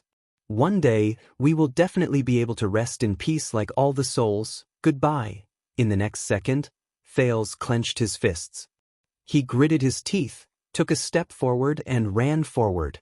At that moment, he felt an urge surge into his heart and seep into his veins. Asterisk bang. Asterisk his arm slammed against the solid rock wall. But Thales did not notice it at all. He desperately raised his hoarse and uncomfortable voice, gritted his teeth, and shouted in the direction of the rock wall, "I will remember it. Remember it." The prince's voice echoed in the cave. "Even if you have completely forgotten about it, even if you have already vanished into thin air, I will also remember this day. I will remember this day in the black track." Asterisk bang. Bang. Thales clenched his trembling fists and knocked on the rock wall forcefully. He hoped that this could be transmitted to the other end of the rock stratum, to the other end of the lonely night. "Hey, did you hear that?" In the bottomless darkness, the indignant prince sucked in a long breath and held back the sourness in his nose. "I will always remember you. I will remember your name." He practically stuck himself to the rock wall and shouted that name with all his might. Raikuru.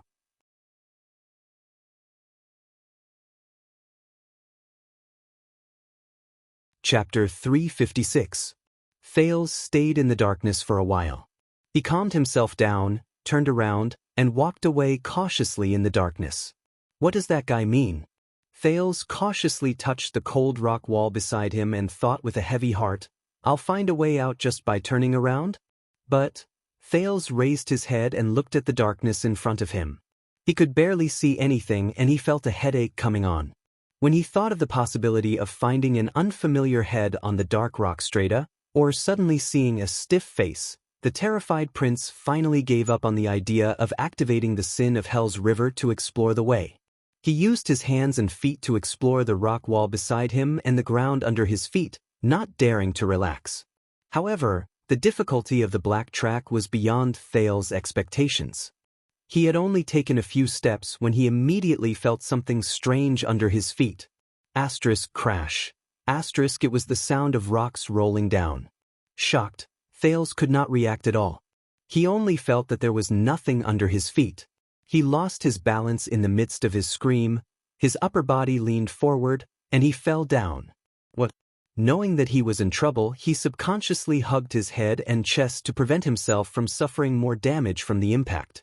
However, Thales' luck was obviously worse than that. His elbows barely touched the ground, but he could not stop his body from falling. He continued to slide and even rolled forward due to the inertia. T. Thales thought in panic and pain. This is still a damn slope. Asterisk crash. Asterisk as his body continuously collided with the rock strata, Thales protected his head and face.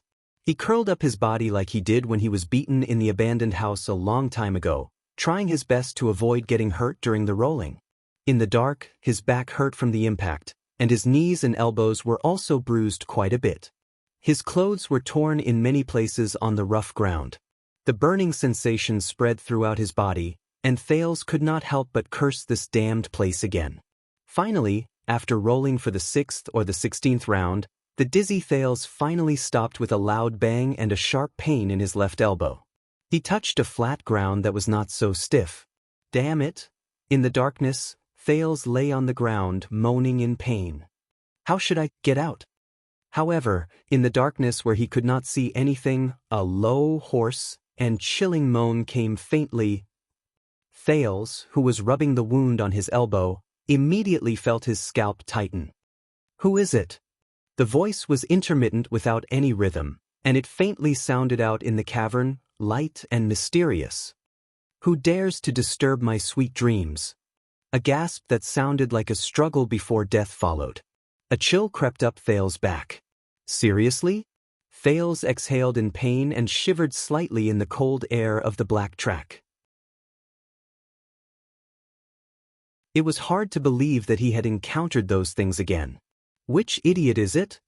The voice continued, and there was a chilling rhythm to it. How dare you? He did not dare to move, much less make a sound. He only wished that he was a senseless and ignorant rock right now, afraid that he would be discovered by something unknown in the dark. How dare you come to my resting place? Wait a minute. Questions arose in Thales' mind as he listened to the terrifying soft moan. This voice. He raised his head abruptly and spoke in a trembling voice in the darkness. Kurtz? Surprised and puzzled, Thales asked tentatively in the dark, Is that you, Kurtz? The panting in the darkness paused for a moment. A few seconds later, the creepy, mysterious voice turned into an even colder laughter. The cold laughter reverberated in the air and spread out in a low voice. So it's you, kid. It sounded like... Thales felt a chill in his heart. Why does it sound so strange? He swallowed hard, and at the same time, with confusion and fear, he asked anxiously, You are still alive? The silence in the darkness lasted a long time. During those few seconds, Thales could even hear his increasingly rapid heartbeat. The cold voice came again. Kurtz's voice was a little gloomy and even weak. There was an inexplicable ghastly feeling in her voice. I'm already dead. Thales immediately froze. He closed his eyes and sighed softly. At that moment, Thales said dejectedly, I'm sorry, Kurtz. That was my fault. I couldn't. However, as if she was aware of his emotions, Kurtz's voice traveled into his ears once again. This time, it was different. But, if you climb down from my body right now, Kurtz's weak voice became clearer, and Thales gradually grasped the dissatisfaction and anger in her words. If you don't continue to suppress me, I can still be resurrected. Thales felt a chill run down his spine. Then, realizing something, he let out a startled cry and quickly climbed back in a flurry. He left Kurtz's pitiful back. I was wondering, why is this piece of land so warm and so soft? While Kurtz moaned in pain and hissed in dissatisfaction, Thales, who was embarrassed and terrified, apologized profusely and escaped the crime of manslaughter. In his haste, he helped up the pitiful Kurtz, who had escaped death and was panting on the ground. You're actually all right? I saw you." In the darkness, Thales tugged at Kurtz's arm with surprise and excitement. He blurted out, "You're actually all right?" Thales could feel that Kurtz was rolling her eyes at him in disdain in the darkness. "Look at what you're saying, this is nothing." The seamstress was still weak, but her words had returned to normal. "I grew up among piles of dead people." The seamstress leaned against a protruding rock and panted. "You're very tough." Thales exhaled deeply and curled up the corners of his lips. "Is that so?" "I'm glad that you're all right," the prince whispered. Kurtz's grumbling stopped for a moment. A second later, her loud voice rose again. "It's just that the rock strata collapsed out of the blue." Kurtz seemed to be pounding her back hard in the darkness. "I'm indeed a little unlucky. It feels like wherever I go, the ground collapses. I must have forgotten to bring my lucky leggings when I went out." Thales raised his head. "The rock strata collapsed," he nodded and repeated. "So, you can't see those souls of the deceased," Thales whispered. Kurtz's puzzled voice rose from the darkness. "Those what?" Thales snorted and shook his head gloomily. "It's nothing." So, he was the only one who could see and knew that the collapses were the work of the souls of the deceased. Thales remembered when they appeared in the rock wall. Whether it was the sin of Hell's River that caused them to show their violent forms, or the cleansing of the power of eradication that allowed his eyes to see those souls of the deceased, Thales sighed. "This method of using the sin of Hell's River to strengthen my eyesight or hearing might seem very convenient, but this is practically the same as seeing ghosts with my eyes open." At this moment, rumble. As a low rumble sounded, the ground shook again. Thales and Kurtz held their breaths at the same time. "It can't be?" The seamstress' voice rose in disbelief. "It's going to happen again? Is it really going to collapse wherever I go?" A loud crash rang in their ears. Bang. Thales subconsciously raised his arms to protect his head and retreated as he sensed the crushed stones charging at him. The ground shook more and more violently. A strange, ominous feeling rose in Thales' heart. No, this tremor. Thales had a strange feeling, as if he knew what was about to happen here. The prince suddenly remembered Silver Shadowman's words from before, and his face turned pale. No, this time. He tried his best to suppress his panic and palpitations, but he could not remain optimistic. This time, it's for real.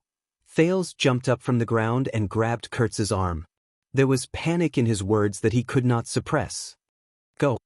He supported himself against the rock wall in the dark, and panic grew in his heart. The entire black track is about to collapse. Thales urged loudly, "Leave." Kurtz let out an "ah" and said in puzzlement, "But why are you?" Thud. Another piece of rock fell not far from them. Both of them were shaken so badly that they swayed. CK. Exasperated, Kurtz no longer hesitated.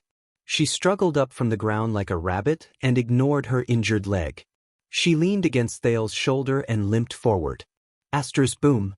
The slope they tumbled down was buried by crushed stones. However, after they advanced a few meters in the dark, Kurtz sighed heavily and pushed Thales away.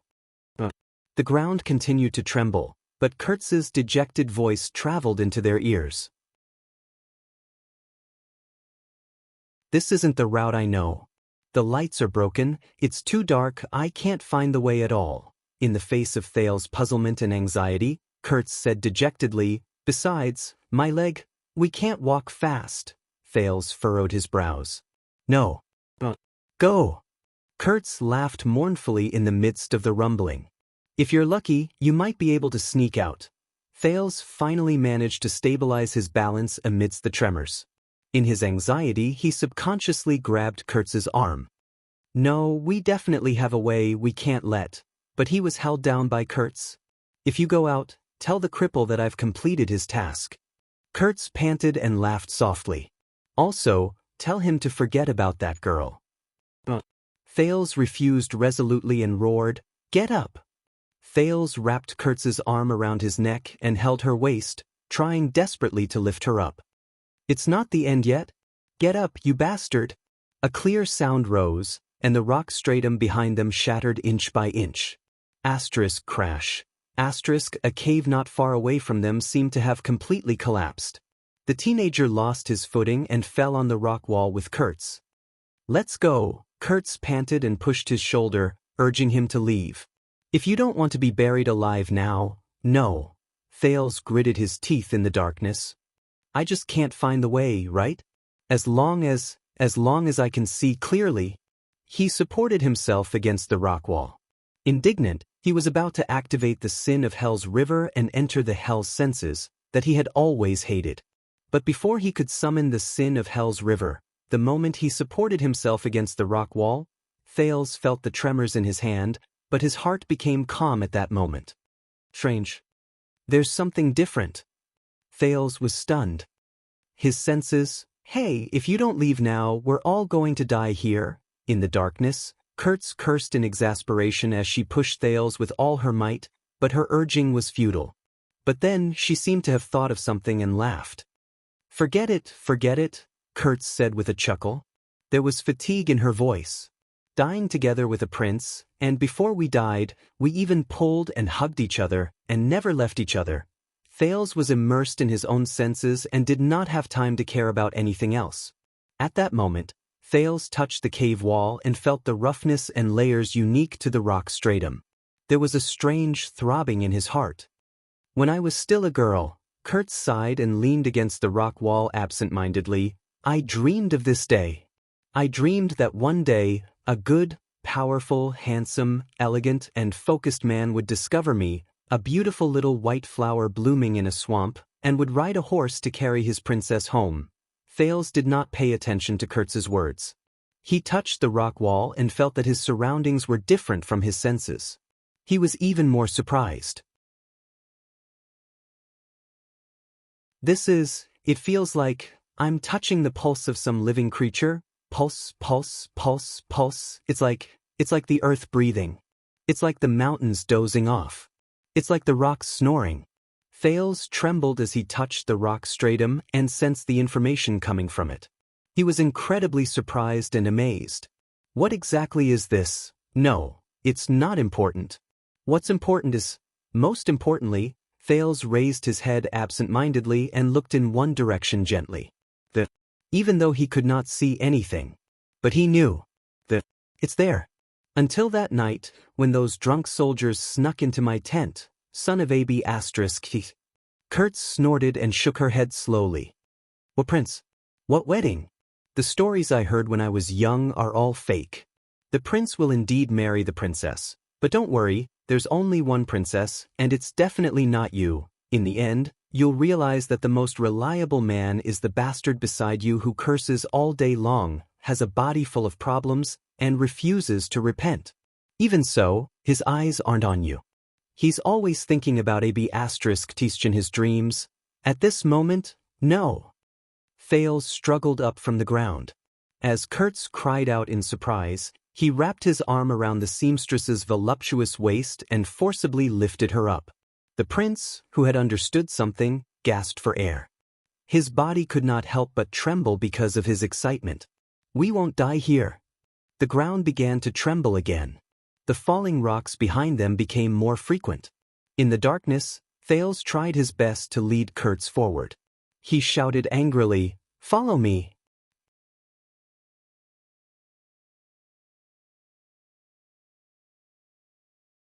Chapter 357.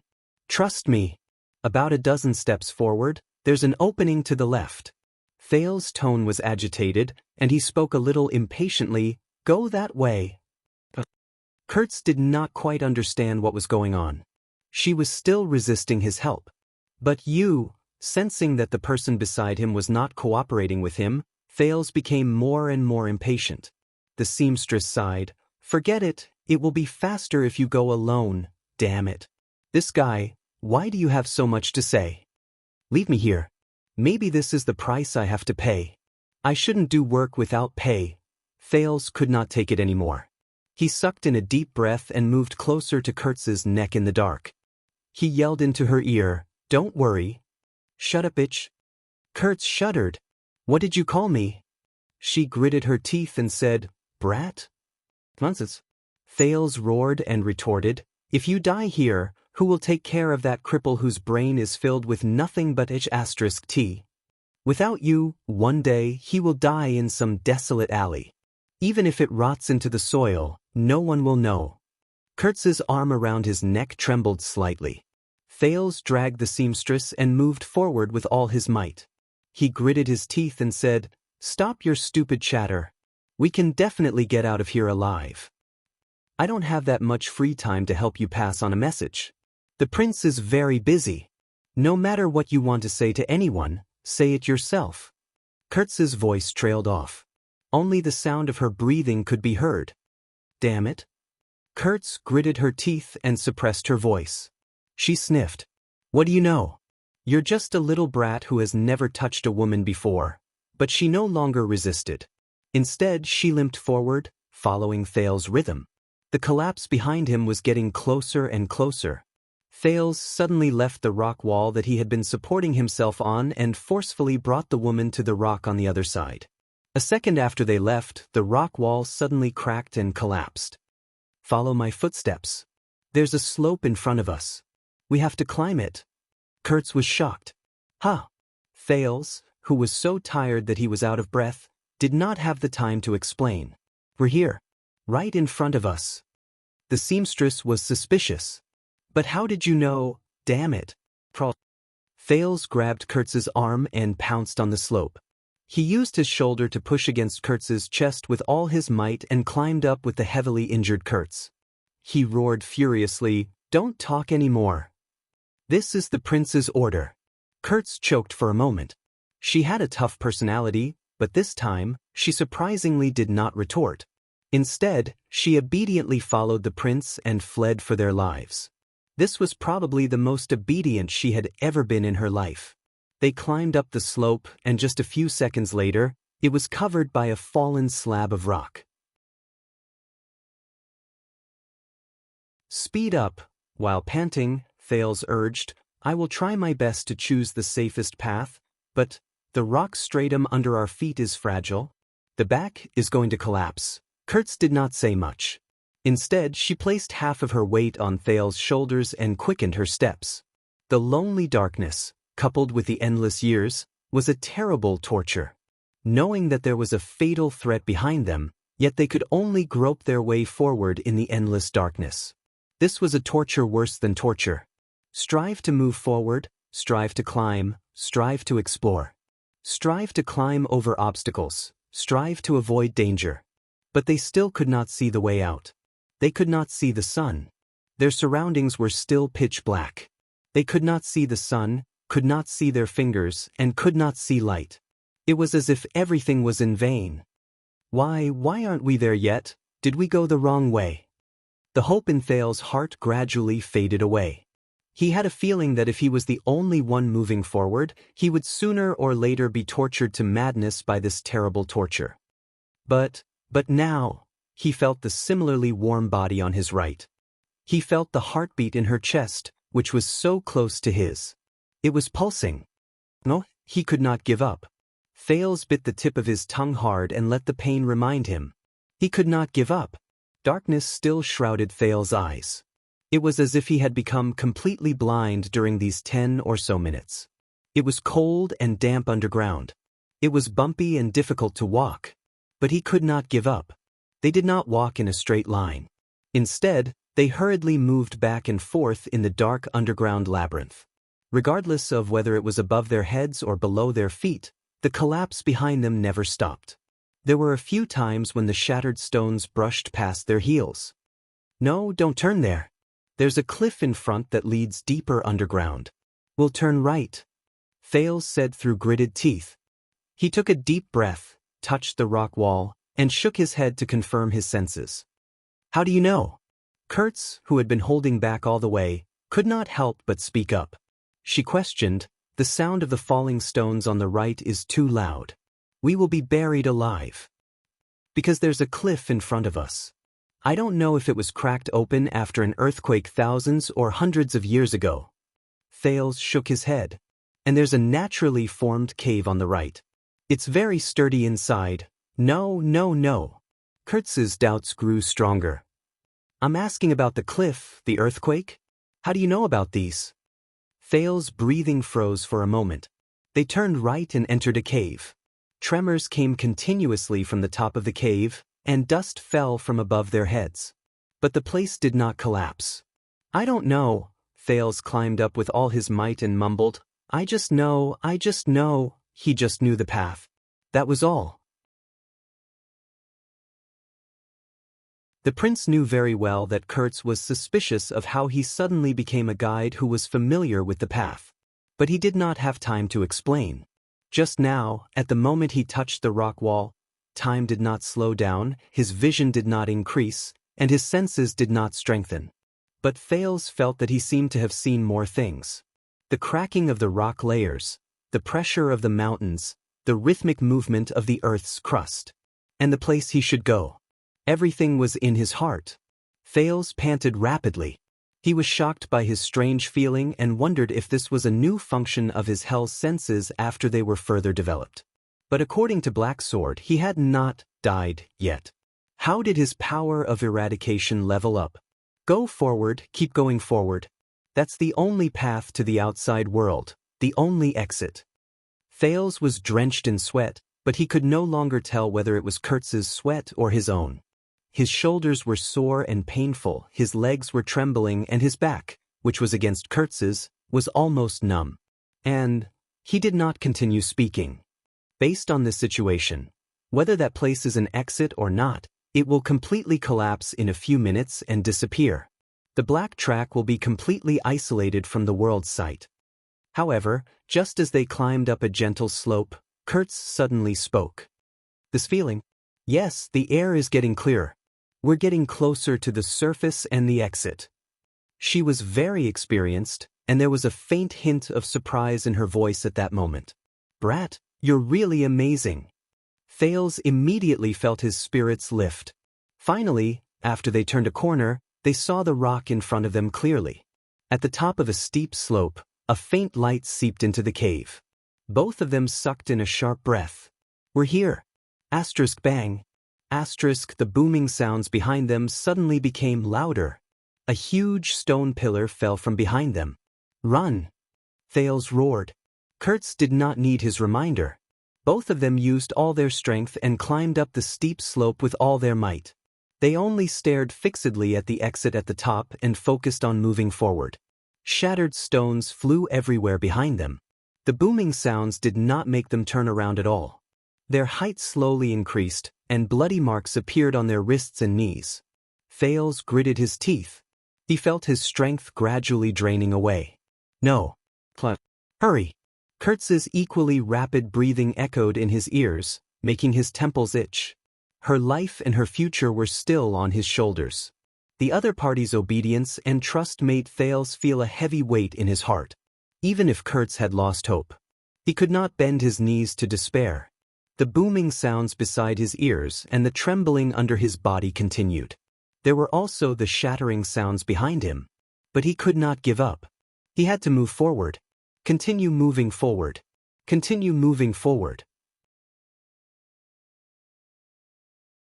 Finally, they climbed up the last rock. Thales stuck his head out of the cave and greedily sucked in a breath of fresh air that he had not breathed in for a long time. The bright sunlight made him unable to open his eyes, but Thales only felt his heart relax. He could not care about resting. He quickly rolled out of the cave, turned around and grabbed Kurtz, who fell behind because she could not move freely. The sin of hell's river spread to his arms and legs. Thales roared and pulled her out of the cave. Kurtz fell at his feet in pain. Both of them panted and used their hands and feet to crawl out of the opening at the bottom of the mountain. My God! The seamstress' face was covered in scratches and bruises, and there were even a lot of stains. But she was so excited that she trembled. She looked at the clouds in the sky and extended her hand towards the air. It was as if she had touched the air for the first time. We actually came out alive? Thales collapsed on the ground. He was also covered in wounds and panted in pain. But a few seconds later, he laughed heartily. At that moment, Asterisk boom. Asterisk amid the loud noise, a strong gust of wind suddenly blew in the cave, stirring up a huge cloud of dust. Thales and Kurtz had to raise their arms to cover their heads. At the same time, they coughed continuously. What the hell? After a while, the huge cloud of dust dissipated. Thales and Kurtz, who were sitting on the ground, were covered in dust.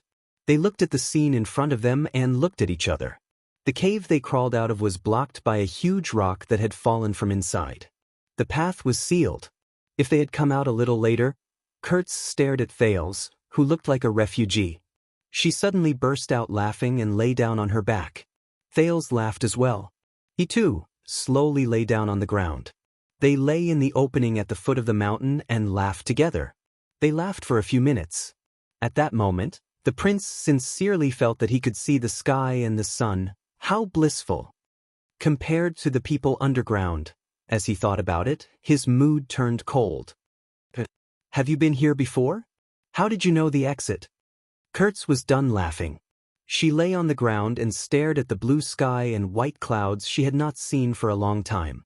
A sense of satisfaction rose in her. Thales' smile froze a little.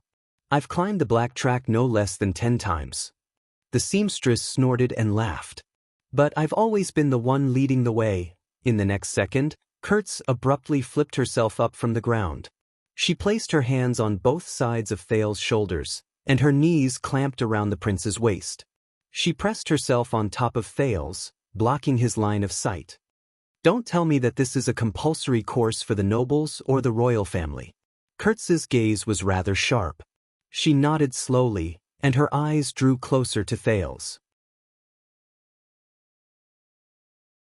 Even the suzerain's family in Heroic Spirit Palace doesn't know about this terrible place. It took us a few generations to find our way out, and many of us never came out again.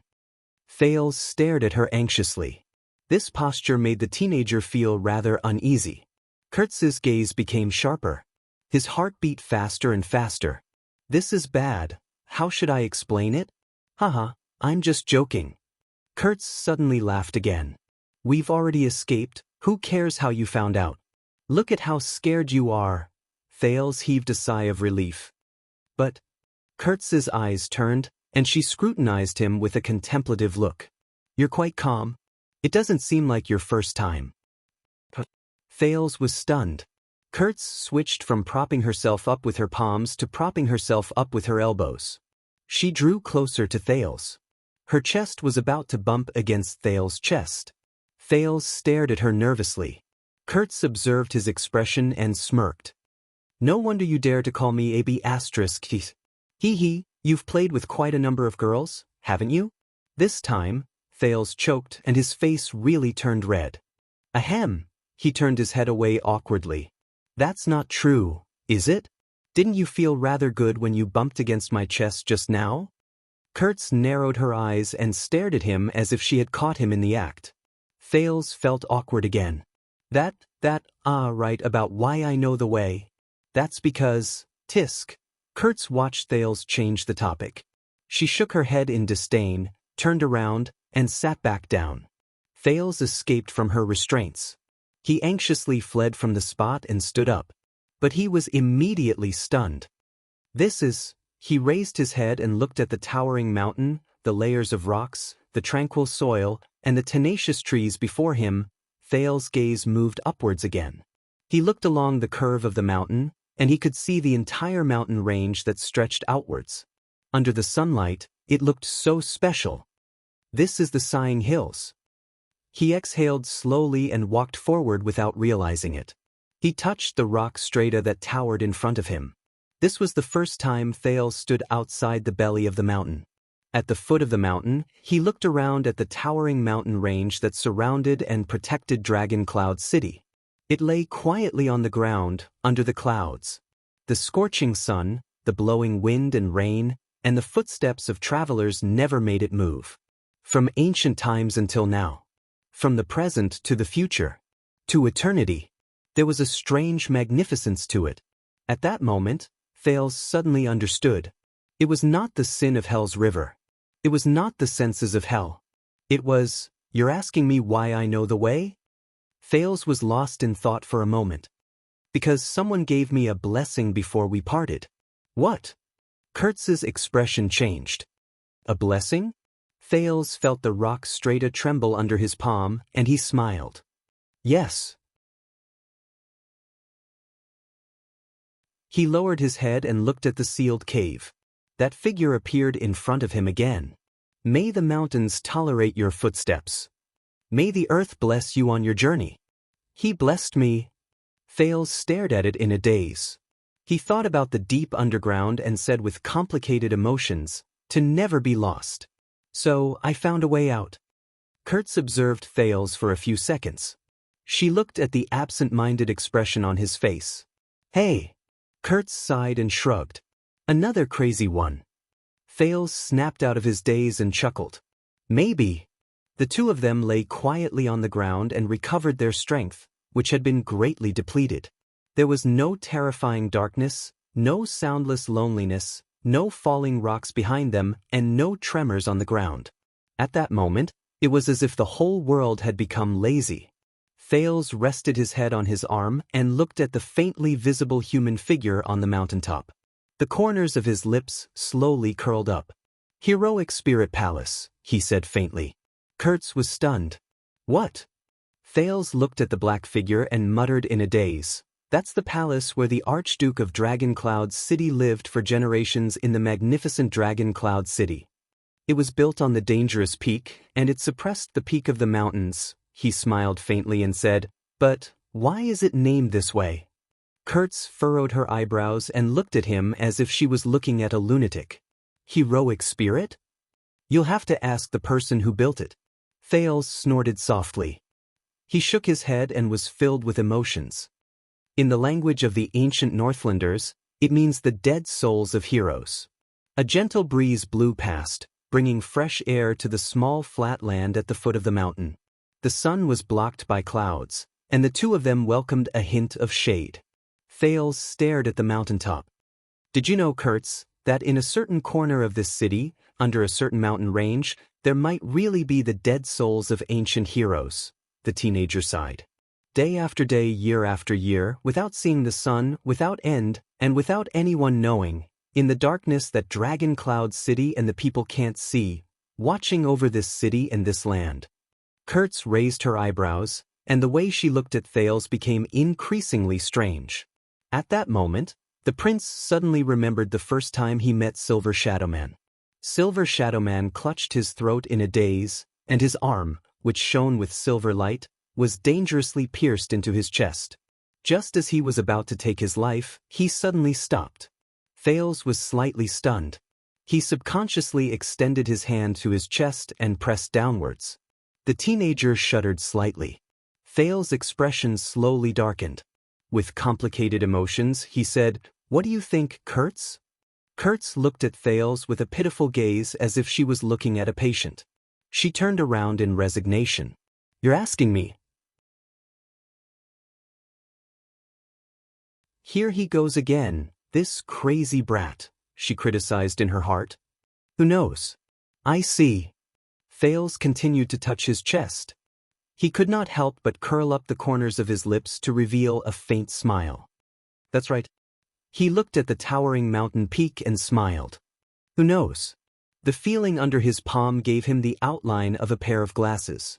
It was that pair of glasses.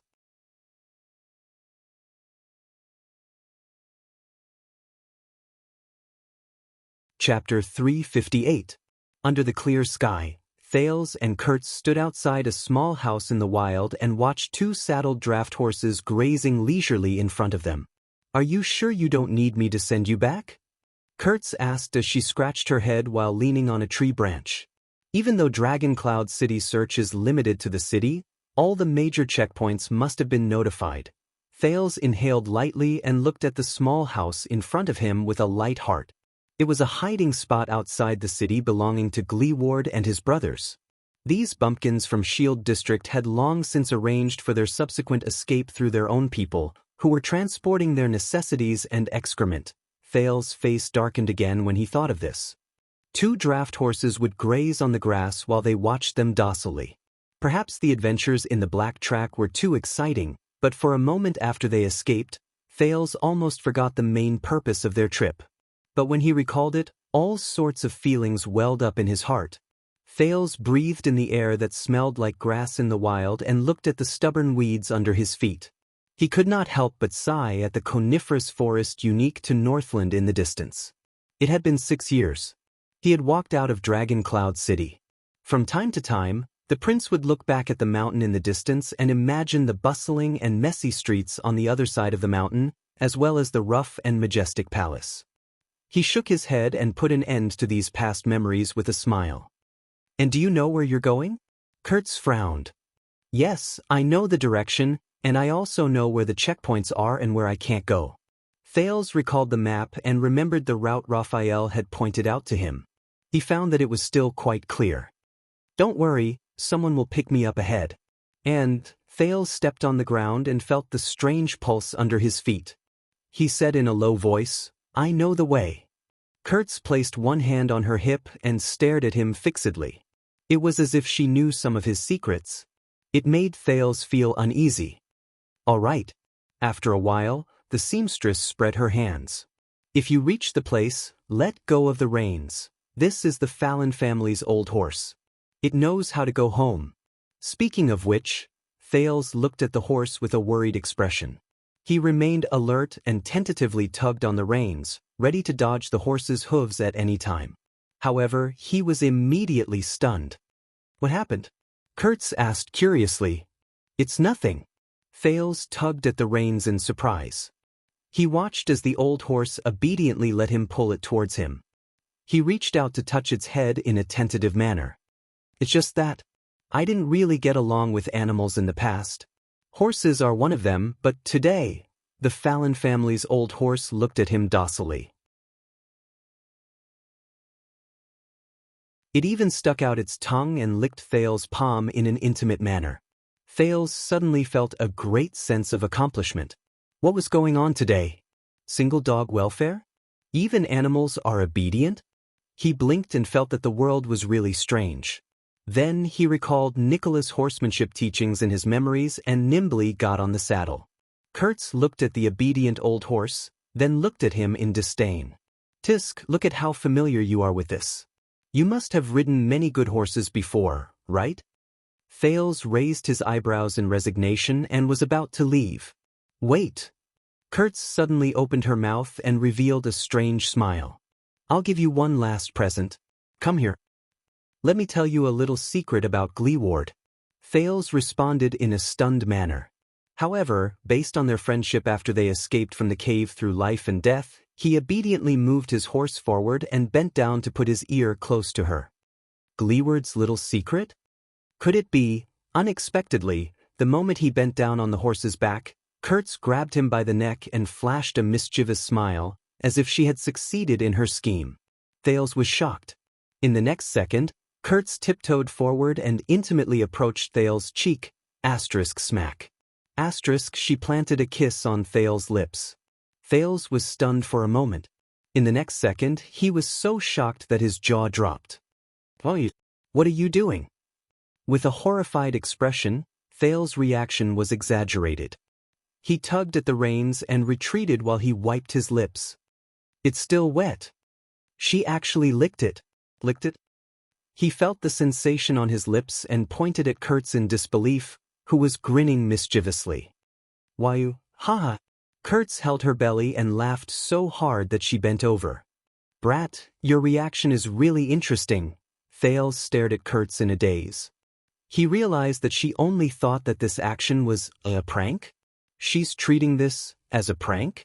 Are you kidding me? Thales forced himself to put on a disgusted expression. As he wiped his lips, he said in exasperation, Hey, this joke isn't interesting at all right? Who do you think you are? Oh, it's not interesting? Kurtz's eyes darted around. She stuck out her tongue and licked her lips nimbly. She winked cunningly at him, who was on the horse. What, do you want to go further? Thales was so frightened that he lifted the reins again and took a step back. Thales was in a mess. He felt that the whole world was filled with malice. He really did not know what kind of expression he should use to face this crude and violent woman. Tisk. When she saw his reaction, Kurtz said in disdain, "It can't be your first kiss, right? How lame." Thal's expression darkened. The pride in his heart made him feel that he could not show any signs of weakness. Conceited woman. Thales put on a disdainful expression. "My first kiss was much more beautiful than yours." But he's a pervert who kills without batting an eyelid. Kurtz laughed out loud in response. Thales shook his head in embarrassment. He was just about to fling the reins and leave. "Thank you, child." Kurtz's voice traveled into his ears. It was a little deep. Thales turned his head around, puzzled. "I remember. When you grow up, you have to be a good man." At this moment, Kurtz's expression was a little gloomy. "You have to take responsibility, and you have to be the kind that others can entrust their shoulders to. Even in the deepest darkness," she said absent-mindedly. There was a desolate expression on her face. No one knew what she was thinking about. Thales paused for a moment. He felt a little sour in his heart. "Thank you, Kurtz," he said quietly. But Kurtz giggled and shook her head. "Kurtz is a nickname, not my official name." Thales put on a puzzled look. "The cripple has a big tongue. He thinks that my name is too long, so, after so many years, I'm already used to Kurtz." Kurtz ran her right hand through the hair in her forehead. She swung her head backwards and combed her messy hair to the back of her head. With the toss of her head and the stretch of her waist, Kurtz's movements were smooth, natural, elegant, and neat. Coupled with her graceful figure, there was a strange sense of beauty in her movements. At that moment, Thales suddenly had a thought that made him feel slightly ashamed. This woman with a gruff voice before me seems to be rather charming? Thales coughed softly and quickly shook his head. He chased away the boring thought and the strange feeling that had just returned to his lips. "Christina." Kurtz smiled charmingly. "Christina Ramon, that's my real name." Thales shrugged. "All right, Miss Ramon," but he was immediately stunned. "Ramon." Thales mulled over the family name, and his expression changed slightly. His gaze when he looked at Kurtz was different. "I heard from Glee Ward that your father was a military doctor?" Kurtz furrowed her eyebrows. "Yes, a lunatic. He was abnormal before he disappeared. And my biggest gain from being by his side was learning how to suture people, whether they were dead or alive." She shook her head in disdain. It was obvious that she did not think much of her father. "Is that so?" At that moment, Thales was in a strange mood. He could not put his feelings into words. "How did you come to Dragon Cloud City and Shield District?" Kurtz froze for a moment. "More than 20 years ago, my father shoved me into the hands of an old comrade and disappeared." Kurtz shrugged. "I ran into a few bastards and a bunch of *T in the military camp. Then I met the cripple and he brought me out." A few seconds later, Thales said with great difficulty, "Your missing father, what's his name? Maybe I can help you find him." Kurtz fell silent. Kobo. "I can't remember." She waved her hand in a seemingly indifferent manner. "It's okay, I've always thought that he was dead anyway." Kurtz snorted softly. "I never counted on him either." But she immediately noticed that Thales shuddered slightly. The prince looked hesitant, and his expression was unusually solemn. He lowered his gaze. It was as if he did not dare to face her. "What's wrong?" Kurtz asked, puzzled. She then deliberately put on a bashful smile, raised the corners of her lips, and teased him again. "Oh, you can't bear to part with me, right? You want to marry me and bring me back to the castle?" But Thales had no intention of teasing her. He did not pay attention to Kurtz's words at all. He only nodded anxiously. "Kurtz, I will pay attention." The prince's voice was a little gloomy. He turned his horse around. "If I can find him, find your father," he said dejectedly, "and thank you, Miss Ramon." Kurtz looked at him strangely, but in the end she did not say anything. She only snorted softly and waved at him with a slightly solemn expression. "Take care, brat prince." Thales did not dare to turn his head anymore. In the next second, he raised the reins and galloped in the direction of his memory. Dragon Cloud City, along with the memories of that place, stay behind. The sun set in the west. Thales rode cautiously in the wilderness outside Dragon Cloud City. He was neither fast nor slow. He still remembered the rendezvous point marked on the map by Raphael. Dragon Cloud City was still locked down, and the guards and search teams were still inside the city. He was very close to the rendezvous point. As long as he left the city smoothly, he could reach it in less than a day. Even so, he still acted cautiously and tried his best to search for places like hills and bushes. He would rather take a long detour to ensure his safety. He stayed away from checkpoints, villages, and any places with human habitation. Every time he arrived at a new place, he would use Hell's senses to observe his surroundings. Even though he was very tired, he tried his best not to stop and rest too much. He used the dry food and water Kurtz prepared for him on the horse to stave off his hunger. Thanks to the riding skills Nicholas taught him, he traveled in circles for most of the day. He tried his best to avoid some farmers and woodcutters who worked in the wild, praying that they would not notice this suspicious pedestrian. Finally, when it was almost dusk, he arrived at the designated rendezvous point. Thales saw the coniferous forest Raphael told him about. He compared it to the symbolic hills around him. After he confirmed that it was the place in front of him, he could not help but breathe a sigh of relief. According to the plan, the first batch of people from the Secret Intelligence Department would wait for him here and escort him across Rubble Hill, Sunset Snow River, and the boundaries of Spear City. He would then arrive at the land of barren rocks, the border between the city of faraway prayers and Dragon Cloud City. Thales used Hell's senses to try and sense the movements in the bushes.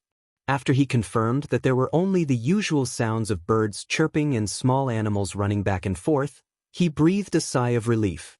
He rode into the bushes and got down in front of a tall fir tree. He patted the old horse's neck gratefully. The old horse snorted in response. Then, it happily ate the weeds under the tree. Even though it was not fast, its temper was much better than Miss Jenny's in Heroic Spirit Palace's stable. Thales turned around and took another deep breath of the wild air. He looked at the small coniferous forest, which was usually unfrequented, with satisfaction. That was why the Secret Intelligence Department had chosen it as their rendezvous point. He leaned against the tree and sat down. He took out his water skin and poured a mouthful of water into his dry lips to relieve the soreness in his limbs caused by climbing the black track, as well as the damage caused by the friction on his inner thighs. The first step is complete, Thales said quietly. He used his finger to draw a small circle in the soil. The hardest part is over. Dragon Cloud City is already behind me. He drew a big circle to the west. He was in Rubble Hill, one of the largest fiefs under Dragon Cloud City. It was in the western part of the forest under the rule of the old Count Nazir. If he walked southwest from the forest, he would pass by a tributary of Sunset Snow River. Thales continued to draw a line downwards. After crossing the river, he would arrive at Spear City under Dragon Cloud City. Then he would head to the land of barren rocks. That was the territory of the city of faraway prayers.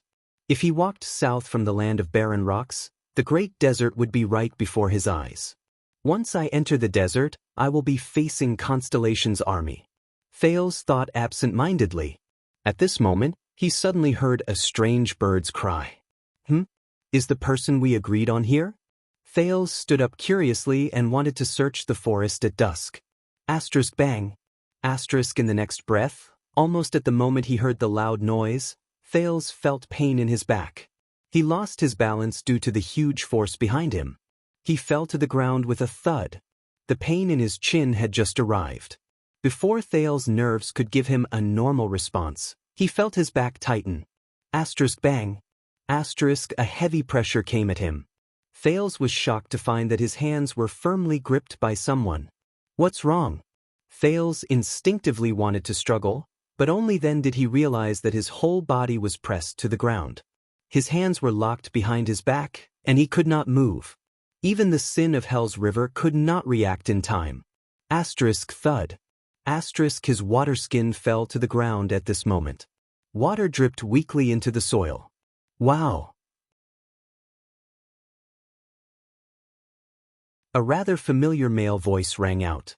It sounded like the sound of a gong being struck. He laughed loudly and said, "Look what I caught.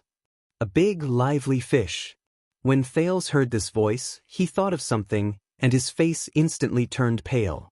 The prince gritted his teeth and tried his best to raise his head. With his face covered in mud, he looked behind him. "It's you!" Thales cried out in grief and indignation. "The Raven of Death!" As the prince roared angrily, a flock of birds was startled away from the bushes. Under the setting sun, the vanguard of the City of Faraway Prayers diplomat group, the Raven of Death, Ned Monty, one of the 5 war generals, was kneeling on Thales' back. He pressed down on Thales' struggling hands. With a malicious smile, the Raven of Death slowly moved closer to Thales' ear. "Shoo, young prince. For the sake of our mutual convenience, let's be a little gentler, okay?" Thales could only see the man's brown hair from the corner of his eye. But he could feel that Monty's method of suppressing him was very professional. Whether it was turning over or kicking, he was in the worst position. He could not exert any strength at all. Not to mention that Thales had already used up most of his strength because of the black track. The prince's heart sank. How could it be him? Why is he here? Where are the people from the Secret Intelligence Department? Wait, doesn't that mean... Monty's smile was a little scary. With the excitement of catching prey, he said softly, "Are you looking for the people from the kingdom's Secret Intelligence Department?" At that moment, Thales' pupils shrank. His heart skipped a beat. "I'm sorry, they're all very busy now." Monty's words made Thales' heart turn cold. All very busy. Thales looked at his surroundings in disbelief. The quiet forest, the silent air, and the lifeless air. Yes, the people from the kingdom's Secret Intelligence Department should have been waiting for me here a long time ago. But there's no movement at all. What's going on? The kind of busy that I'm unwilling to do. Do you understand? The Raven of Death chuckled, and for some reason, it sent chills down Thales' spines. So I volunteered, generously, and took the initiative to take over this task from them. He licked his lips and looked at Thales, who had his head turned away with a pained expression. With the joy of toying with his prey, he chuckled coldly. "I came to welcome you. Why, are you unhappy?" The sin of hell's river surged into his brain. Thales forced himself to calm down. How did he know about this place? Isn't this the meeting place that only the Secret Intelligence Department knows about? Is there a traitor in the Secret Intelligence Department? Was the information leaked? Or was the Secret Intelligence Department doing this on purpose, and this is their plan? Just like 6 years ago? When he thought of this, Thales immediately broke out in a cold sweat. "How did you get out?" "I remember that the Star Killer locked down the entire Dragon Cloud City, and most of the nobles were among them, especially the diplomat group from the City of Faraway Prayers, whose interests are closely related to mine." Monty only snorted softly. My relationship with Spiky is much more complicated than you think." Thales took a deep breath.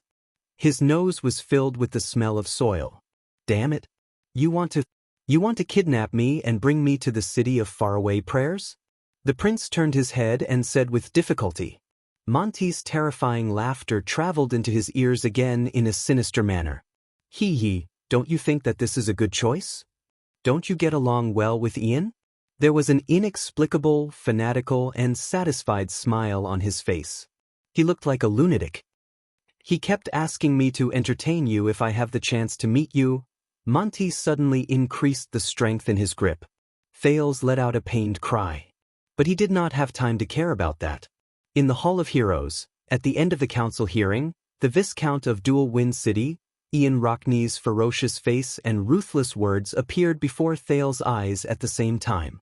The cold wind of dusk blew past. Thales only felt chills all over his body. The soil under him was also bone-chilling. H*T. He quickly recalled all the information he had about Monty.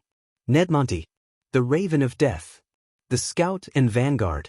He participated in the war against the Alliance of Freedom and White Mountain. The 5 war generals, former White Blade Guards, Nicholas' old colleague and subordinate. Now, he's the lord of the city of faraway prayers, the diplomat group's vanguard. He's preposterous, has a big mouth, and has a terrifying smile. Wait! Thales stopped thinking and said through gritted teeth. Monty's terrifying laughter stopped for a moment. Think about it. Even though Thales looked disheveled and his life was threatened, he still tried his best to maintain his tone. He said coldly, "The Prince of Constellation disappeared in Dragon Cloud City. But a month later, I mysteriously appeared in the city of faraway prayers. Do you know what this means?" Monty stopped laughing, but his light-colored eyes were fixed on Thales without moving. The chill in his gaze was terrifying. "You should also know that I am the key to the war between the city of faraway prayers and the Alliance of Freedom," Thales said with a cold smile, "and if I suggest to Archduke Rockney that Constellation can help them, the condition is—" At this moment, the Raven of Death suddenly laughed out loud. "Haha." Thales, who was interrupted, was slightly stunned. Monty looked very happy. His face was full of excitement, and the curve of his smile was wider than before. He widened his eyes at Thales, and he looked rather terrifying. "I remember now. A professional told me this before. Thales Jadestar is not big, but he is very troublesome, so there are the necessary rules to deal with the young prince." Thales was slightly stunned. "What? Deal with me? Necessary rules?" Monty's expression darkened, and he chuckled softly. For some reason, Thales was terrified. He instinctively felt that things were not good. "The first rule." The Raven of Death's smile melted, as if ice had turned into ice water, but it was still as chilling as ever. "Make him shut up." In the next second, Monty's expression became stern. His right elbow struck the back of the teenager's head at lightning speed. Asterisk thud. Asterisk a heavy, muffled sound rose.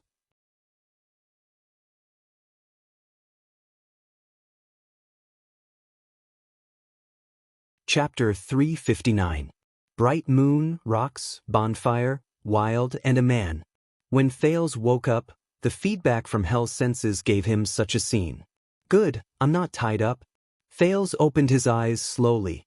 Despite the pain at the back of his head and the waves of dizziness, he quietly touched his waist. "Are you looking for this?" A voice that sounded like a gong rose. Thales sighed and gave up on searching. He sat up laboriously and patted the dust off his clothes. "That's mine." Beside the bonfire at night, Monty leaned against a tree with a leisurely expression. He looked at Thales with a smile. JC's dagger spun nimbly in the man's hand, and he performed a lot of tricks. "I have to say, it's pretty sharp." The Raven of Death turned the dagger into a backhand grip and swiftly sliced through the air. He pulled his arm back with a soft sound of the air being sliced. "I can be considered to know a lot about weapons, but I can't even tell that it's made of some rare metal. The royal family is indeed the royal family."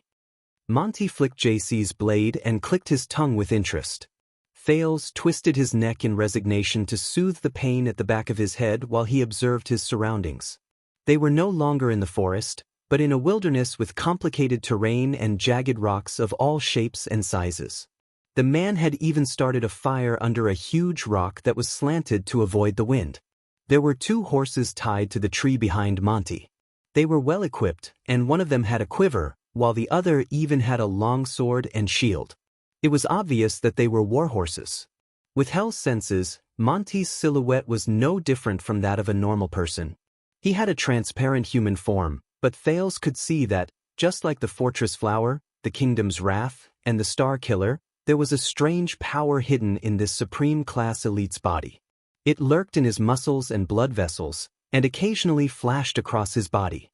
The horses are on the opposite side, and there are no weapons. This is a wilderness I'm not familiar with, and the enemy is very powerful. Thales secretly shook his head. The chances of escaping are very low. While he was observing carefully, Monty had already put down his dagger and tossed a piece of jerky and a waterskin to him from afar. Thales caught them in a flurry, then frowned slightly. That's it. The prince patted the dust off the jerky and said with a disgusted expression, "Since you started a fire, can't you hunt and roast some meat?" Monty shook his head and did not seem to care at all. "My apologies, Your Highness. In the wild, the smell of meat will attract unnecessary trouble. It's already too much to start a fire." The Raven of Death grabbed another piece of jerky, stuffed it into his mouth, and chewed it with relish. "Of course, you can choose not to eat it." Thales sighed in a seemingly sorrowful manner.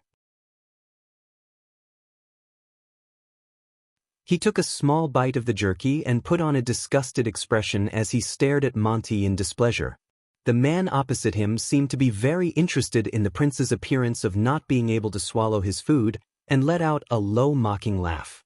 "What is this place?" The prince seemed to have given up on protesting. He stared at Monty dejectedly and glanced at JC's dagger by Monty's hand. "Where are we?" Monty tore another mouthful of jerky and deliberately chuckled. "On the way. On the road." Thales furrowed his eyebrows slightly. "Wow, so accurate."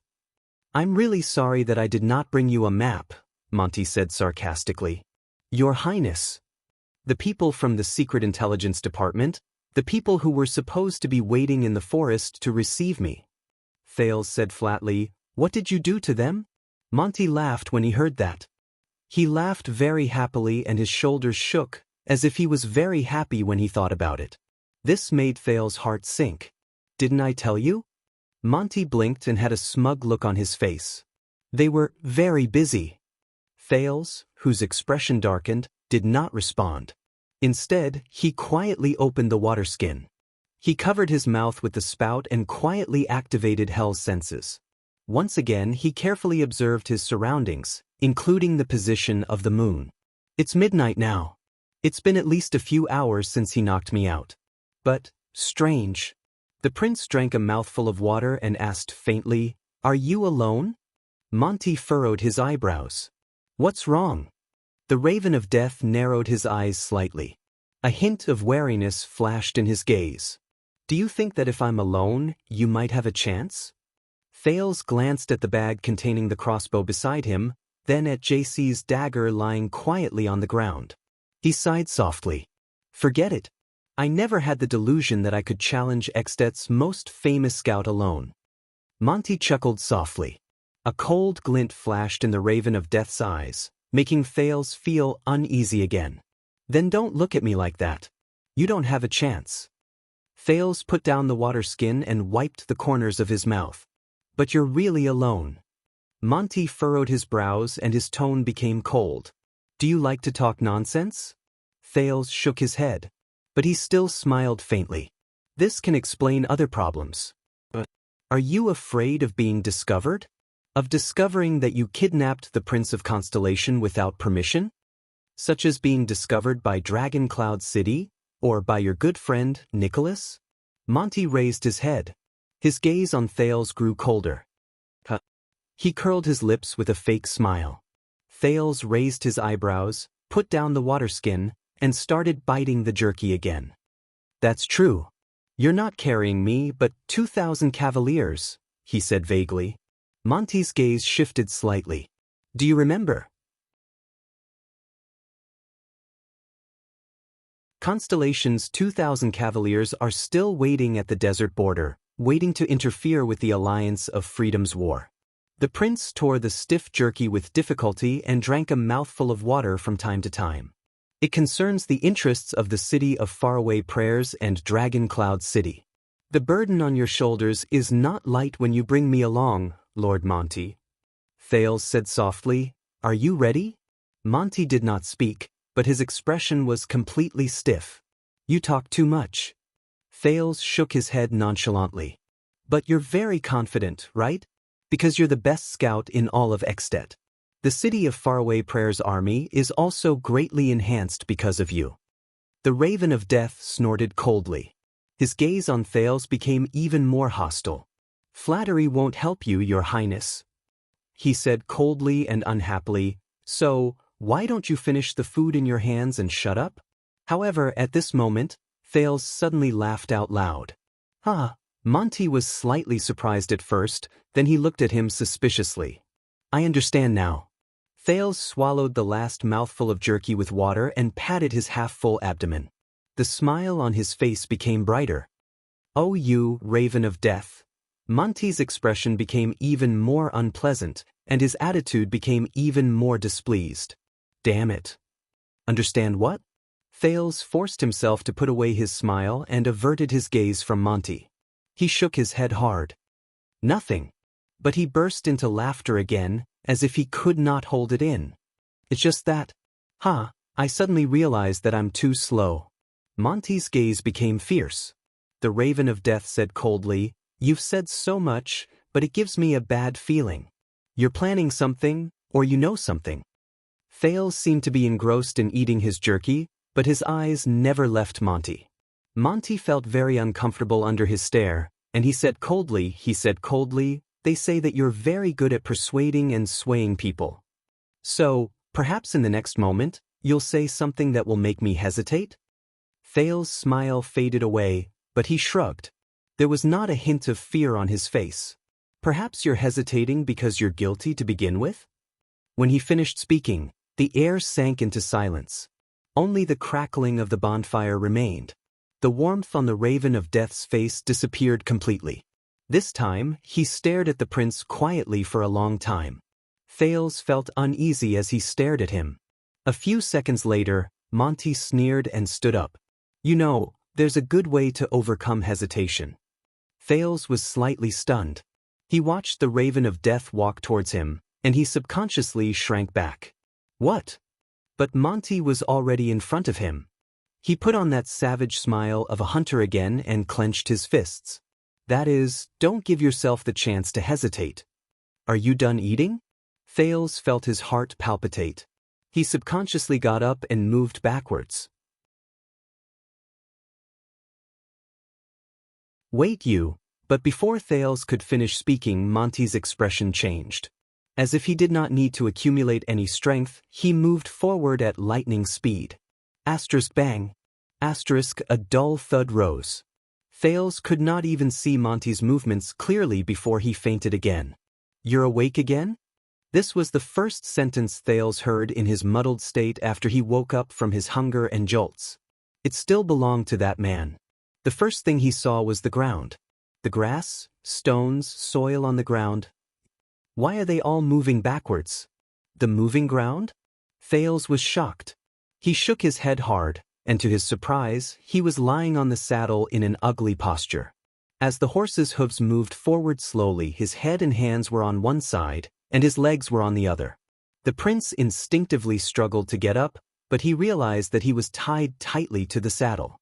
He could not even straighten his body. Damn it! Thales felt the soreness all over his body and looked around in pain. The weather was clear and the sun was shining brightly, but they were walking on a small path covered in weeds. There were cedar trees on both sides of the path. It was obviously not the same place as yesterday's campsite. Damn it! What kind of operation is this? Thales stared at the horse's hooves that moved up and down on the ground with a solemn expression. His heart sank. He desperately looked up at Monty, who was whistling leisurely on another horse. Damn it, is this the treatment you should give to the prince? Thales exhaled. He felt that the pain in his waist and abdomen was becoming more and more unbearable. He could not help but curse through gritted teeth. Are you sure that your superiors won't punish you for this? What if I die on the way? The Raven of Death turned around from his horse and chuckled. But you're not dead yet, are you? And I'm sure that they won't. Thales heaved a long and heavy sigh. He looked at his tied body and could not help but lower his head. He felt that he was extremely unlucky. You old actor, you used too much force. The Raven of Death did not seem to understand the underlying meaning in Thales' words. He slowed down his horse and rode alongside Thales. Listen, talkative boy. Monty's smile was very terrifying. For the sake of peace and smoothness on our journey, you have two choices now. Monty raised two fingers in a relaxed manner. The joy of having prey in his hands rose on his face. Choice 1, you can continue to talk. But he had not finished speaking. I choose 2, Thales said coldly. He did not even bother to look at Monty's expression or emotions. This made Monty's expression stiffen for a moment. He tilted his head and looked at his raised fingers. He scratched his chin in slight displeasure. "Damn it," the Raven of Death said in displeasure, "I haven't even started."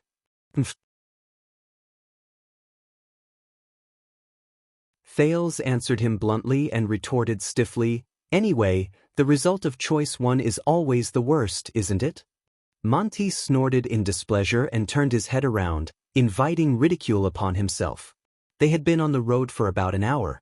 It was so long that Thales only had the strength to pant. The feeling of being hung on a horse's back is really... Oh my God, hey, that big-mouthed, the Star Killer told me that he could snap your neck in 5 seconds. At that moment, Thales felt his consciousness blur. His waist ached, and his abdomen, which was against the saddle, was almost worn through. This made him hate the person in front of him so much that he gritted his teeth. Honestly, right now, I'm really looking forward to that scene. Monty stiffened a little while he sat on the horse. 5 seconds? Is that what he said? His expression became very unsightly. But in just a moment, Monty composed himself. He smiled in disdain and turned to Thales, who was gritting his teeth on the horse's back. "Now I believe that you are indeed troublesome, at least when it comes to being annoying. You're already in this state, and you still can't shut your mouth?" Thales gasped in pain and tried his best to show a pale smile. "See, this is the problem. When I was still in Dragon Cloud City's hands, they thought I was troublesome." The prince's sweat dripped to the ground. It was rather difficult for him to speak, and his voice was hoarse. But after they lost me, they remembered that I was still a bargaining chip. And now, I'm in your hands. The teenager tried his best to raise his head. He was drenched in cold sweat, but he still tried his best to put on an ugly smile. "Guess who is the most troublesome?" Monty snorted coldly and moved his horse forward. He slowly raised his hand and aimed it at Thales' neck. Thales immediately felt a chill run down his spine. The feeling of being frightened returned to his mind. All right, don't do it." The prince lowered his head in regret and shouted, "I will cooperate." Only then did Monty show a satisfied smile. But Thales grimaced in pain and spoke again, "I only have one last question. Are you sure that we're on the right path?" The Raven of Death frowned hard. Monty let out a long sigh. "Didn't you choose the second option?" Before Thales could react, the next moment, Monty's hand slashed down heavily. Asterisk bang. Asterisk it struck Thales' neck. The Raven of Death nodded in satisfaction as he watched the prince faint again. He changed to a more comfortable sitting position and muttered as the horse swayed, "It's much quieter now." Thales swore that this was the most difficult path he had taken in his short life so far, the most terrifying sleep he had, and the most boring person he had ever met. His daily routine was to eat and faint, wake up to eat again, and then faint again. It seemed like Monty was enjoying this as well. Whenever Thales spoke a little too much or angered him, he would basically serve him with a karate chop, and from time to time, he would say, "First rule." Sometimes, Thales would wake up on horseback, and sometimes he would open his eyes in the wilderness. Every time he woke up, he could only see the scenery changing, the sun and the moon alternating, and he did not even know how much time had passed. Back pain, leg cramps, dizziness, blurred vision, tinnitus, these were all common occurrences. Oh my God! Thales, who was about to go mad, wailed in pain in his heart. Even pigs aren't this cruel. He felt like he had returned to the abandoned house. No, it was even worse. He secretly said, "I'll remember this person, the Raven of Death, Ned Monty. Damn bastard. I'll teach him a lesson when we get back." Thales thought through gritted teeth. However, just when Thales thought that this kind of life would last until they reached their destination, one day when he woke up on horseback, he discovered something different. This time, he was forcibly shaken awake. "Hey, wake up." When Thales opened his eyes in a daze, the Raven of Death's voice was a little anxious and solemn. It was another day. Sigh. The prince, who had adapted to the light, was at a loss. "What's wrong? Are you lost?" It was only then that he realized that the scenery around him was different again. The hills full of fir bushes and jagged rocks had turned into gentle slopes with slight ups and downs. There were fewer trees and more weeds. Thales stretched his head and hands in pain to ease the pain caused by lying on horseback for a long time. He was almost used to it. He even developed a way to use the sin of Hell's River to relieve the pain. You don't want to be captured by Dragon Cloud City, do you, Your Highness? Monty said coldly. Thales became a little more clear-headed. He suddenly realized that there was something wrong with Monty's words. The prince's expression became stern. What's wrong? Monty grabbed his horse's reins with one hand and Thales with the other. His horse was much faster than usual. We just crossed the Sunset Snow River. Monty cast a glance behind him. His expression was solemn, and his gaze was terrifying. Someone has their eyes on us. Sensing the heaviness in his words, Thales shuddered and remembered his current situation. We just crossed the Sunset Snow River. They have their eyes on us. Who is it? He asked warily. Monty shook his head. His expression was tense. I don't know, but if I had to guess, it should be Dragon Cloud City or Lampart's pursuers. Thales moved a little. How do you know? The Raven of Death snorted softly. I just know. With an unquestionable expression, he looked around seriously. This is the scout's intuition. The smell in the air is very familiar. Thales was stunned. Pursuers? How can it be? If you don't want to be captured, Monty said coldly, and there was a warning in his words. Then we'll work together. Thales stared at him in a daze. How do we work together? Monty lowered his gaze and gestured at his limbs. We can't go on a leisurely outing anymore. We have to let go of the reins and charge forward. You're also tired of fainting on a horse and sleeping, right? You make me feel like a human trafficker. The Raven of Death said with a disdainful expression, How about it? Thales stared at him. After a few minutes, the prince finally smiled. Of course. He said affirmatively. There's still a long way to go before we reach our destination. Thales nodded and narrowed his eyes. When we're faced with the pursuit of all of Dragon Cloud City, we both need partners. Not troublemakers. We're not enemies, Lord Monty. Thales put away his smile and said solemnly, especially when we're facing Dragon Cloud City. Monty exhaled and gradually smiled. The ominous feeling of having his eyes on his prey returned to him. Under the sun, the Raven of Death raised his eyebrows. Very good. He smiled, took out JC's sheathed dagger from his bosom, and cut the rope that bound Thales without hesitation. Thales exhaled. Finally. His limbs were numb. He straightened his back and sat up straight on the horse. He felt like he had not ridden a horse normally for a few lifetimes.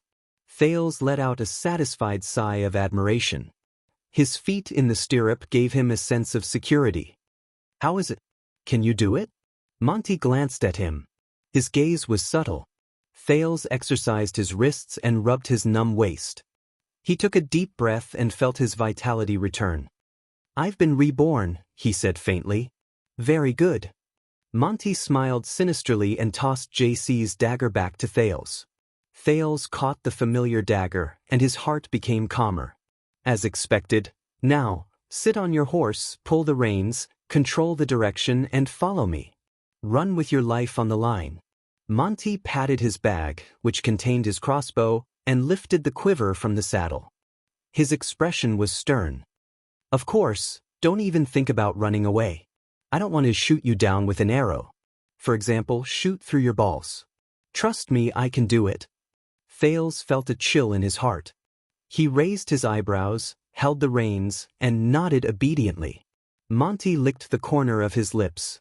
Get ready to start. Remember, run with your life on the line. In the next second, Monty pulled out the rope in his hand and whipped it hard on Thales and his own horse.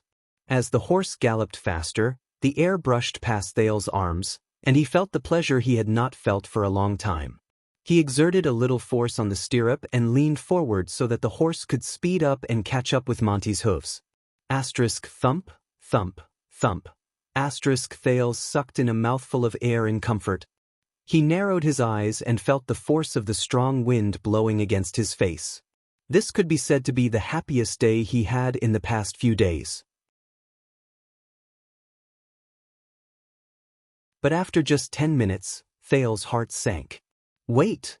he shouted at Monty, who was in front of him. "Why did we change direction? To avoid the pursuers?" The Raven of Death turned around and roared back in an unquestionable manner. "Cut the crap. Just follow me.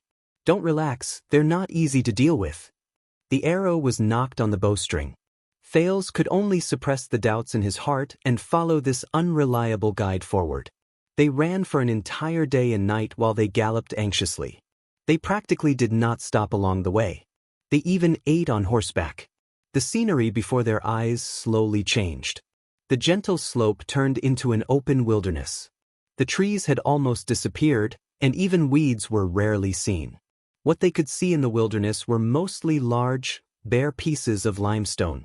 So, when morning arrived again, they finally found a small stream that was so shallow that they could not even fill a water skin. When they set up camp and rested, even the horses were so tired that they whimpered. "Where are we?" Thales almost collapsed on the ground. He leaned against a rock and panted while he gulped down water. "Land of barren rocks." This time, Monty answered very straightforwardly. He also gulped down a mouthful of water, but he did not look relaxed or tired. His gaze was still alert. "It's already under the rule of the city of faraway prayers. Next, we don't need to avoid the crowd anymore. We can even go straight to the village to replenish our supplies." Thales' expression froze. Land of barren rocks. "So, are we really going to the city of faraway prayers?" he asked nonchalantly. "So, the great desert is in the south." Monty shrugged and did not answer. He just tore off a piece of jerky and put it into his mouth. God knows how he could eat the moment he got off the horse, run once he got on the horse, and sleep the moment he laid down. For example, Thales felt like he was about to collapse from exhaustion. He did not even have the strength to eat. "Did you take a detour?" Thales panted. "Why do I feel like you're not walking in a straight line?" Monty glanced at him in disdain. "Shut up. When you're outside, you have to listen to the professionals." With a hint of worry, Thales turned around and glanced behind him. "So, we shook off our pursuers?" "Of course." Monty seemed to be in a good mood. His eyebrows relaxed, and he actually answered his question. "Even if I'm carrying a burden, I'm still Extet's best scout." As he watched the Raven of Death's smug expression, Thales could not help but raise his eyebrows. He mumbled in his heart, "A burden? So, who is the one chasing us?" Monty only shook his head. "The person you don't want to see the most." "All right, I suggest that you shut up now and have a good sleep. Or do you want me to help you sleep?" Thales could only turn his head around in embarrassment to avoid being knocked unconscious again. He picked a relatively flat rock in the land of barren rocks, which was covered in sand and dust. He lay down without any worries, recovered his strength, and thought about his next step.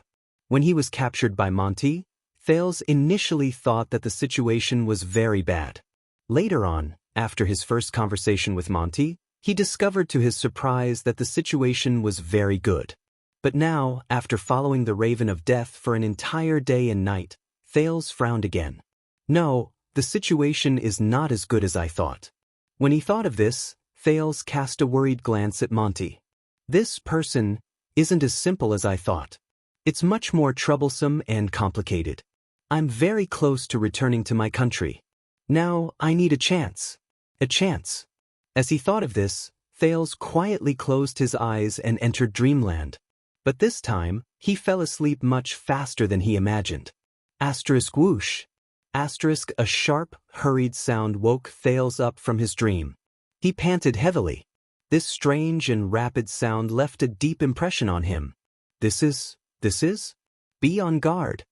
Monty's exasperated shout traveled into his ears, and Thales snapped out of his daze. It was noon. The sun was high in the sky, and it made the bare rocks burn.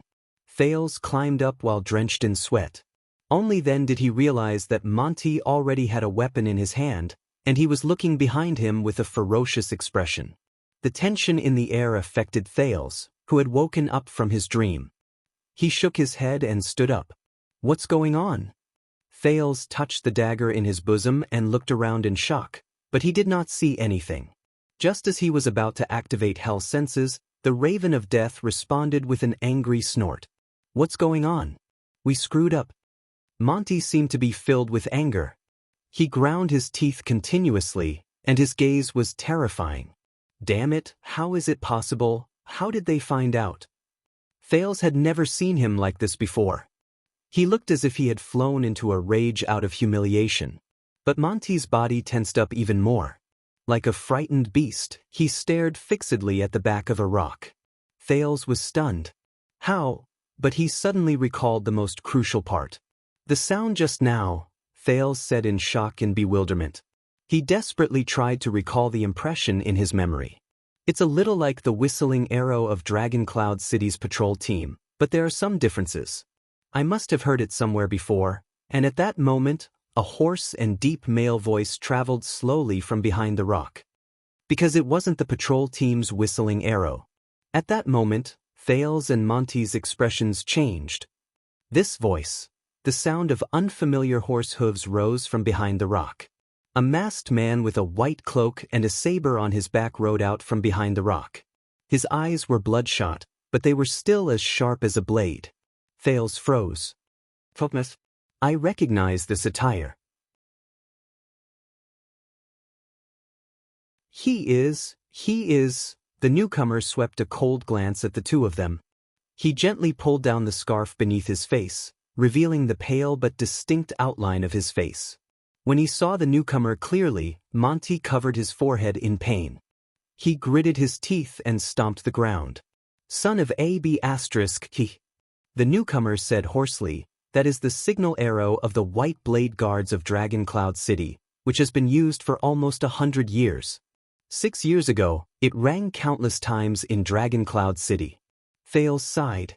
In the next second, the teenager took out the jerky from his pocket, stuffed it into his mouth, and chewed it hard. I told you this in the hall, right? Thales Jade Star. Under the sun, the former commander of the White Blade Guards of Dragon Cloud City rode on a warhorse, fully armed. He carried the rising sun saber on his back and stared at Thales, who had a gloomy expression on his face, with his terrifying eyes. Thales and Monty looked at each other. Their expressions were unpleasant. Be careful. You'd better not fall into my hands. The voice of the Star Killer, Lord Sorry Nicholas, rose in the wilderness. There was a murderous chill in his voice.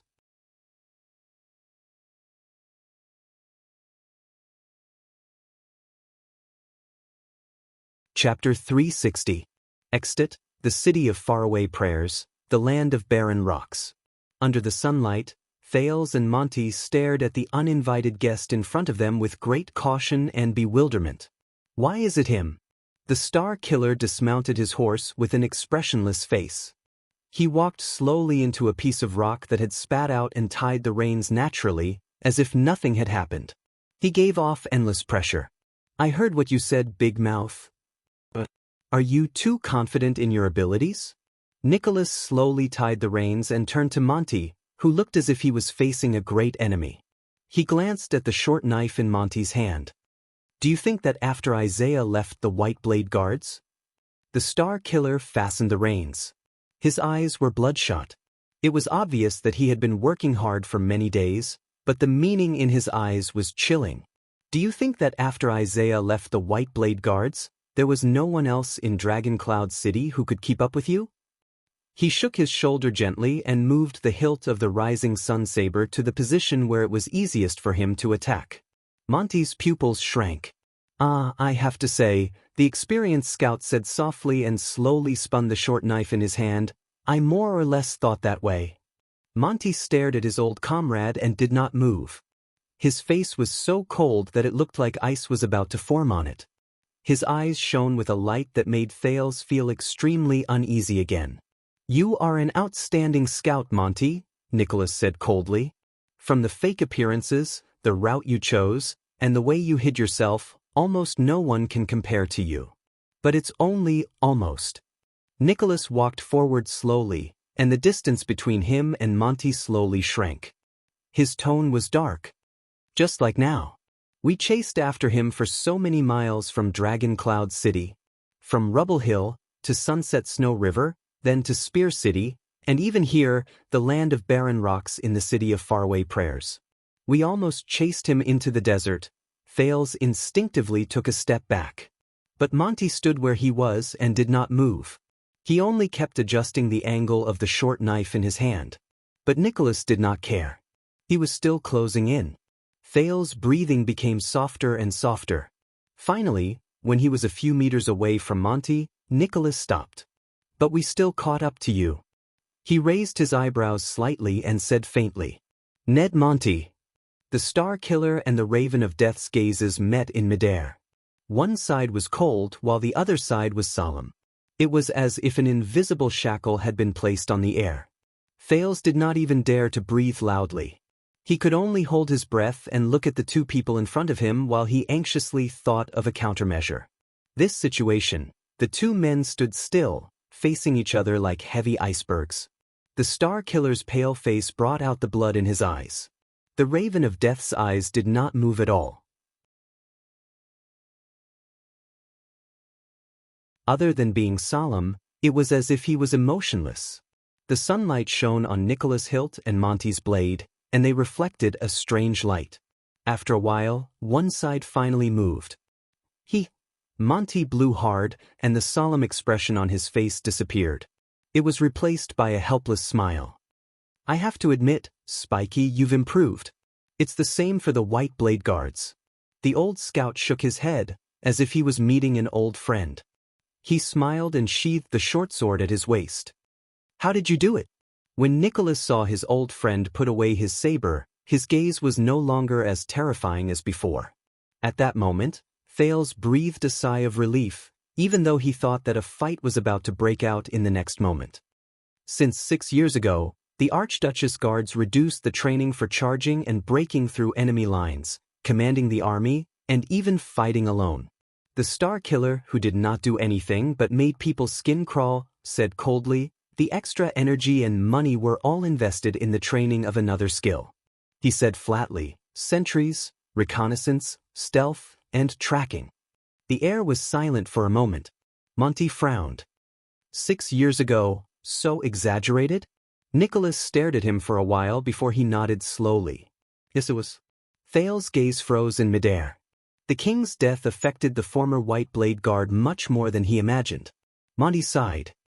This is a good thing, really. The reform of the guards." Monty smiled sheepishly as he raised his hand and waved it in the air. "You know, the old guards in the past. Caslin's shadow is too heavy. Even if you've been the captain for 20 years, everyone still only remembers him." But Nicholas did not seem to have any intention of reminiscing the past with him. The Star Killer glanced at Thales, who was beside him. Thales flashed an unpleasant smile.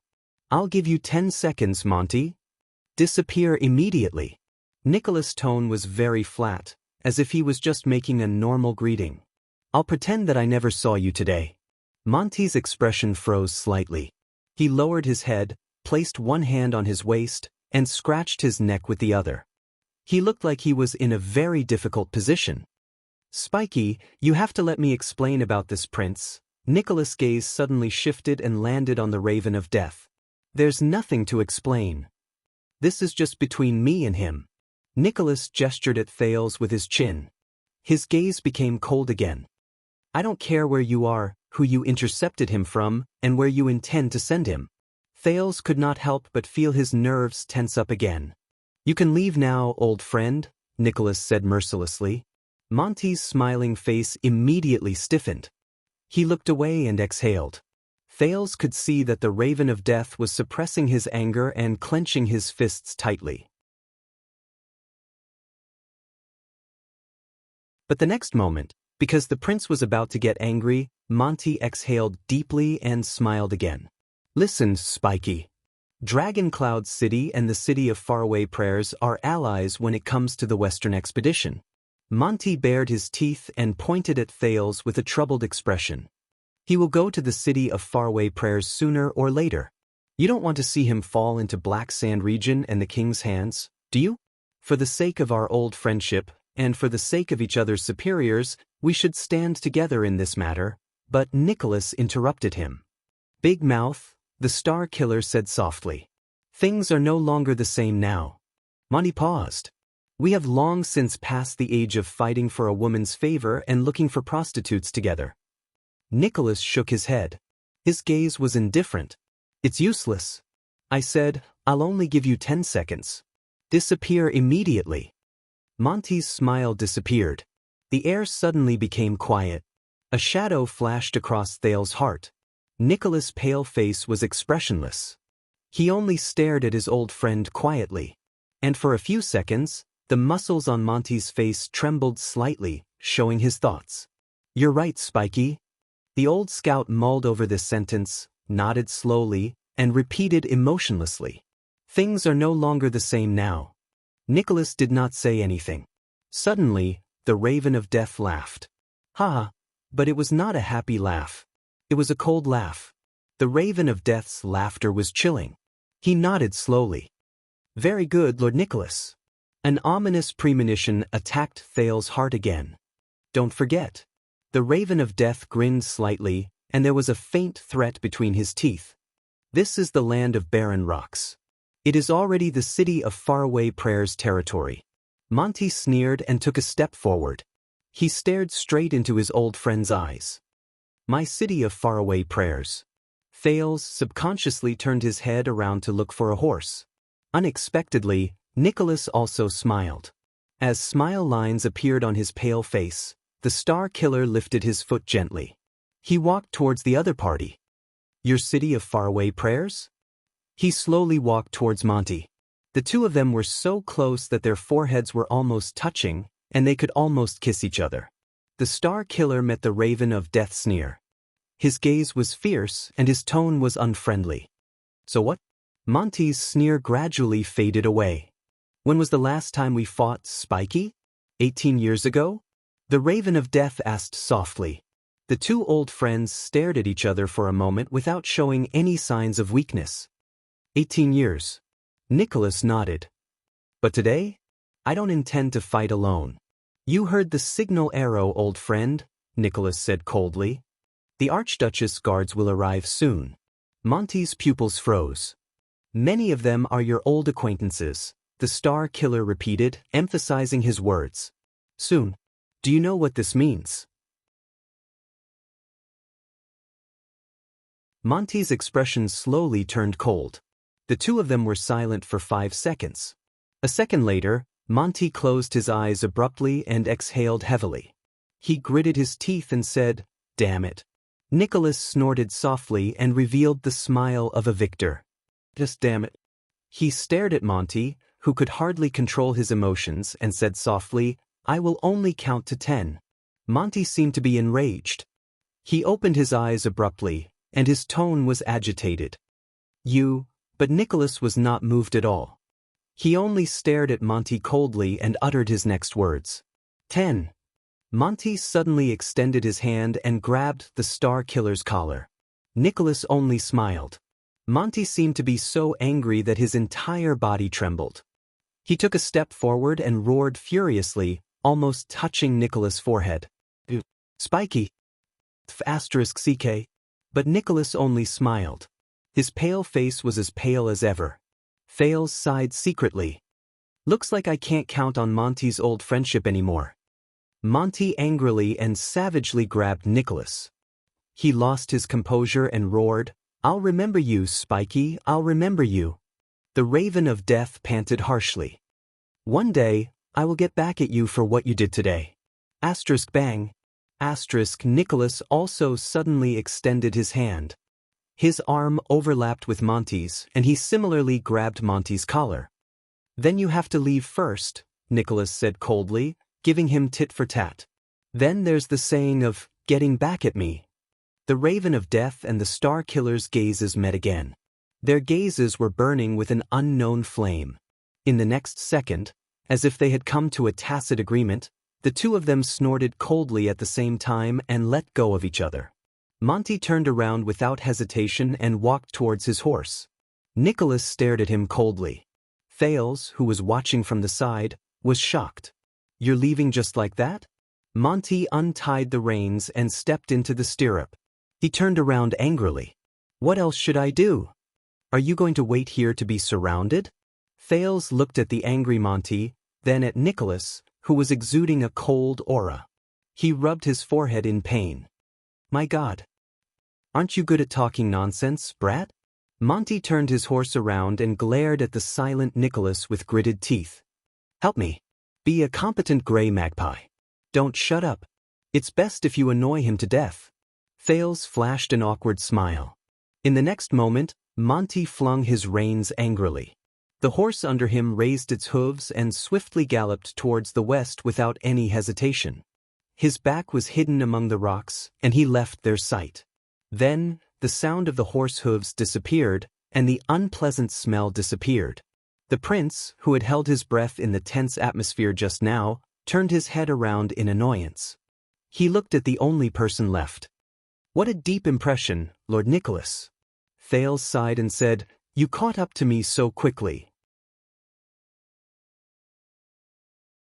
Nicholas crossed his arms and flashed a cold smile that chilled people's hearts. It was just like the first time they met.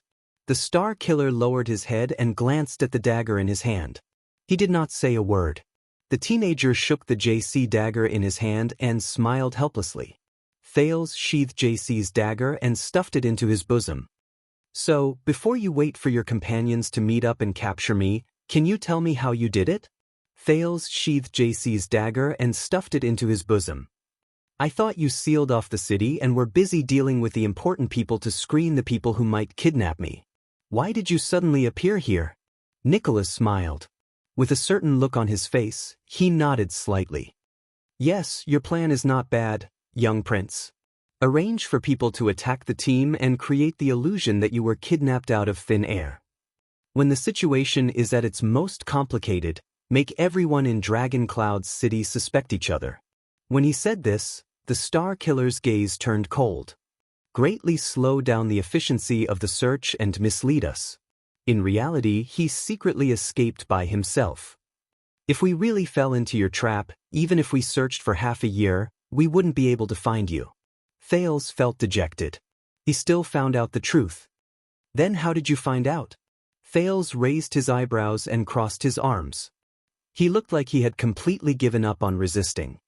"When did you become so smart, dead face?" When he heard this nickname, Nicholas' smile became colder. "It's true that I'm not that smart," he said coldly, "but compared to someone like you who can come up with 10 clever ideas in a second, more than 20 years of being a guard, especially the last 6 years, have taught me at least one thing." Thales furrowed his brows. "And that is—" Nicholas put his hand into his bosom and said softly, "When you face something you don't understand, you can never be too cautious." The Star Killer took something out of his bosom. He spread it out, then let go of it gently. Thales' pupils shrank. That thing floated in the air for a few seconds, until it landed at his feet. "This is—" The teenager stared blankly at the thing the Star Killer took out. He almost could not believe his eyes. Lying at his feet was a piece of paper. It was a sky-blue, expensive piece of paper with ugly wrinkles. Thales stared at the thin piece of paper, and the feeling in his heart was indescribable. It was that piece of paper. That invitation card that Asda wrote for him. After they were intercepted by the highly suspicious Nicholas in Heroic Spirit Palace, under Thales' teasing and cover-up, the Star Killer angrily crumpled it into a ball. "But I thought you'd thrown it away." Thales frowned and looked at Nicholas. "Didn't you read the joke on the paper? Do you need me to repeat it?" Nicholas let out a chilling laugh. He took a step forward and stomped on the thin sky-blue paper. There was a line of words written on the paper that had faded a lot. It was especially eye-catching. "Star Killer, you big idiot." "Yes, but that's just the surface." Nicholas shook his head slowly. Thales' image was reflected in his eyes. No matter how Nicholas shook his head, it never left the center of his pupils. "You can't imagine how I spent 2 whole months, paid a huge price, and mobilized almost all my information resources. From the quality to the source of the information, I wholeheartedly investigated the details of this piece of paper. Thales was horrified. Rylan paper, Nicholas repeated word by word in a lifeless and rhythmic manner, as if he was reciting knowledge he did not understand at all. The raw wood comes from Norton Dukedom.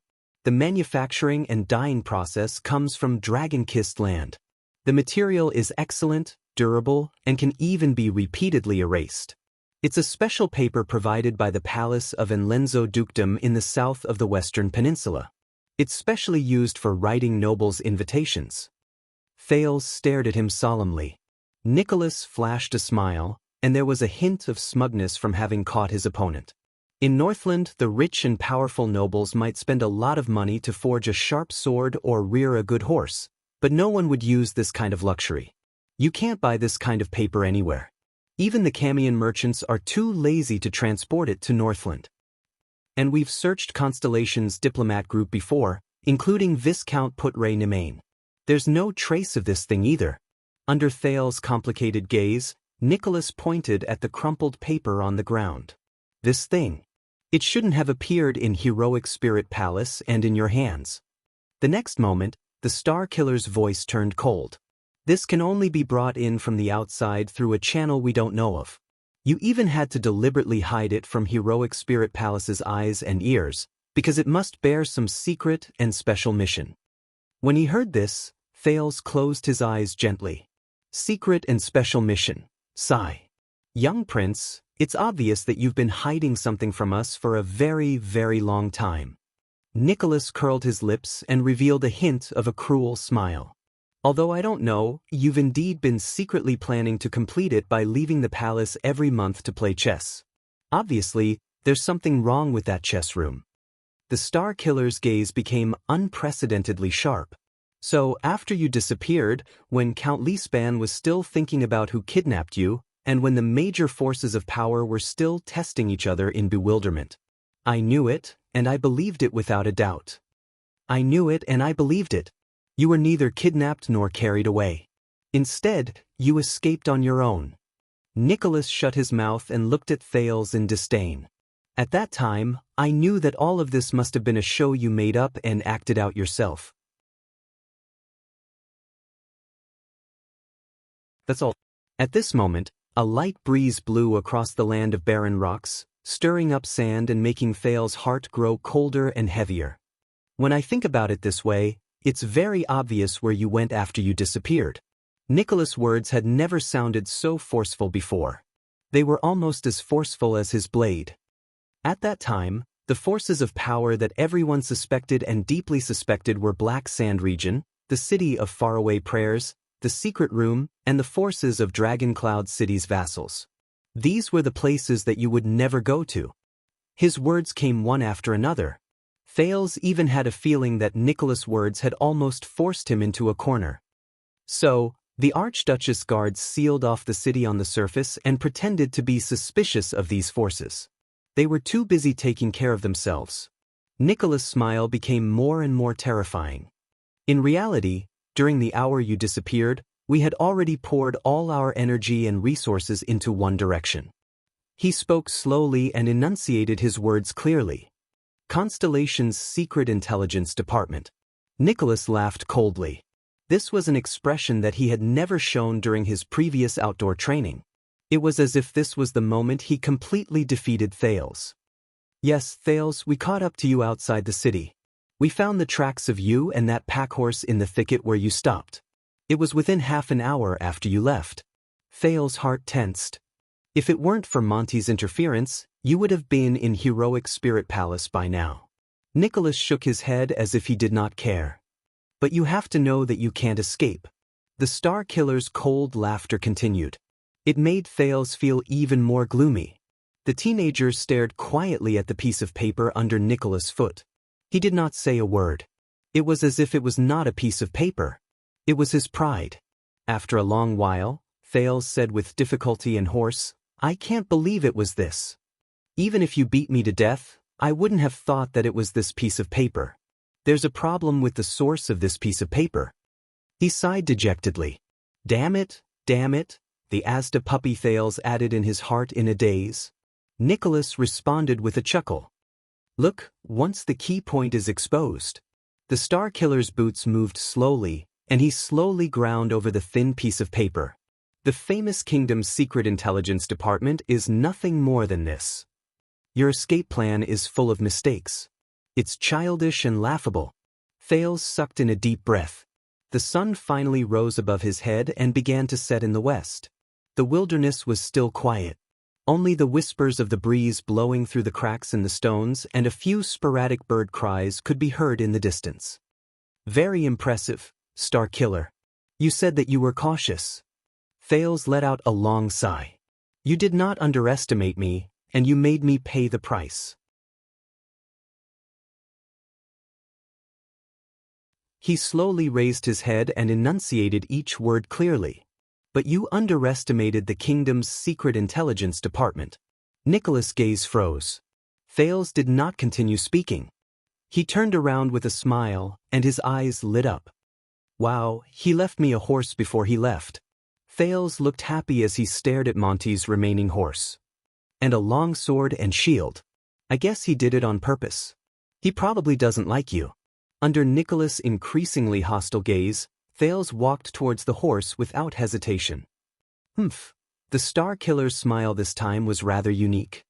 He smiled and shook his head. Really? You and me? Thales smiled as well.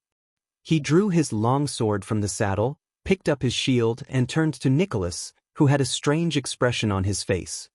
Speaking of which, Thales looked at the other party in high spirits. He swung his long sword, tested the weight of the shield, and nodded happily.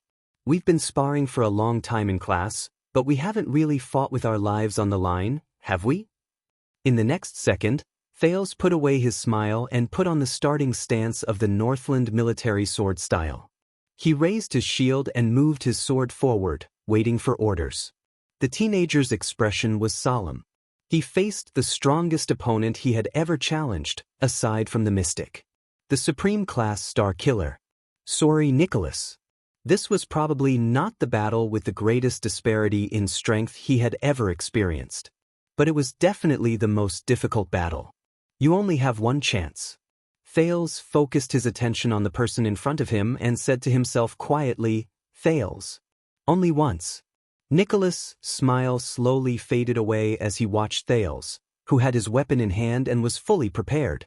This is a bad idea. He was expressionless, and his words were concise. What right do you have to win against me? Thales snorted coldly and shrugged. But, at this stage, do you still expect me to surrender obediently? The Star Killer furrowed his eyebrows tightly.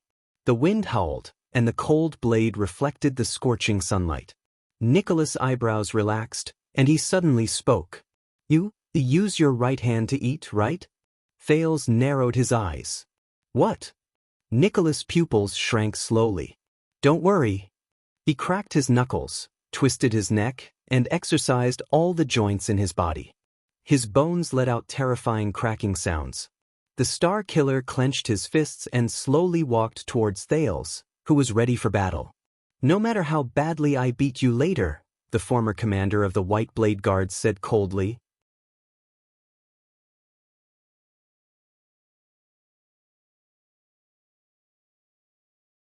Chapter 361.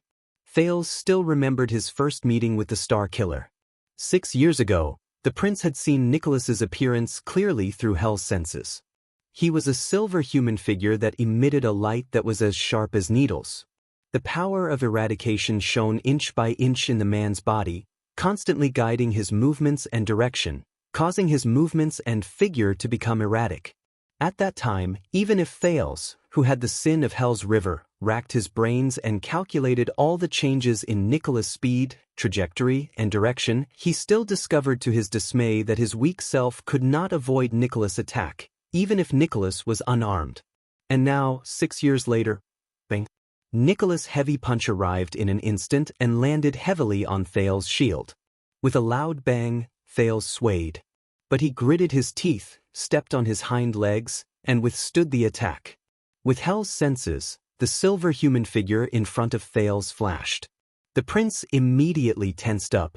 Just as expected, the Star Killer's left fist, which was the second wave of attack, arrived before Thales' eyes without any hesitation. Thales was prepared to retreat as he always did. But at that moment, Waya's words when they were training in the courtyard brushed past his ears. "Your Highness, you can't always retreat or defend. This is what happened when Caribbean and I fought against that big guy in Heroic Spirit Palace. We were too afraid of the Rising Sun Saber's attack and kept avoiding the fight, but in the end, we failed. Defending is not giving up, but preparing for the next attack." Nicholas' fist brought with it a terrifying sound of wind. Thales took a deep breath. The next moment, he faced his opponent's fist with a stern expression. He took a step forward and attacked with the Northland military sword style's flank attack. The tip of the sword forced Nicholas to stop attacking for a moment.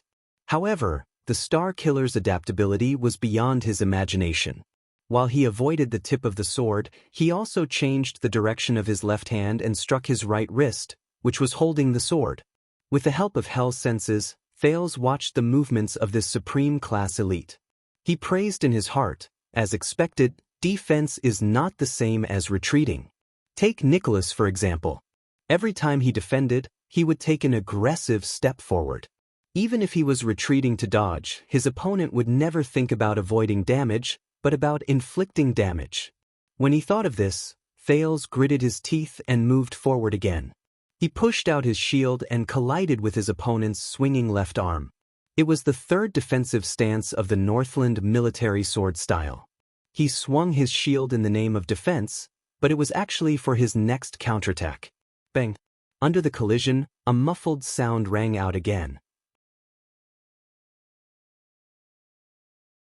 His left hand was slightly numb, and his entire body was trembling, but Thales roared and tried his best to counterattack. But Nicholas's movements were faster and more bizarre than he imagined. His left arm was pressed against the shield, but his whole body charged forward without stopping. Aiming at the center of the shield, he delivered a powerful knee strike. Boom! Thales felt suffocated. In the next second, he groaned in pain and fell 2 meters away with his shield. Very good. The unarmed Nicholas' expression did not change.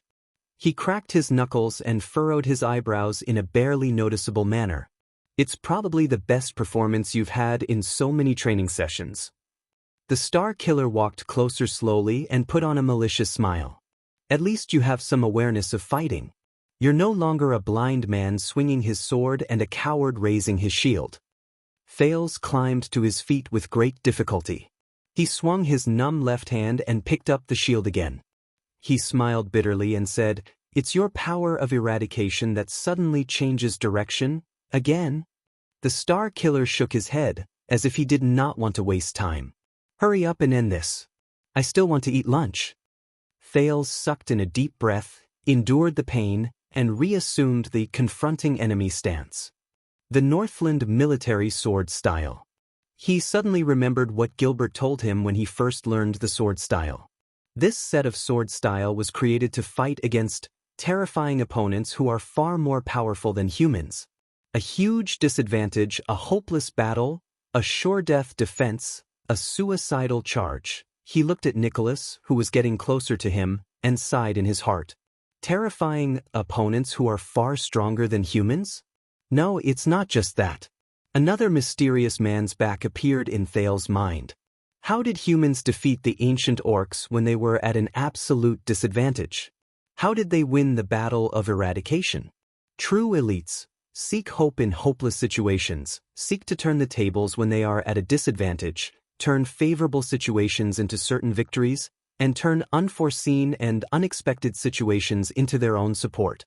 They seize all useful and useless factors, hold tightly onto every possible bargaining chip, play the most crucial move, and change the entire battle.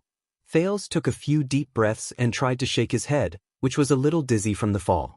My bargaining chip, my chance of victory, there are. But only once. In the next second, Thales roared and charged at his opponent again. He thrust his long sword. Nicholas knew him too well. Every time they trained outdoors, the Star Killer would use all sorts of methods to defeat him with a smile that was at ease. Every time they conducted a surprise inspection, the Star Killer would rely on his skills to toy with him.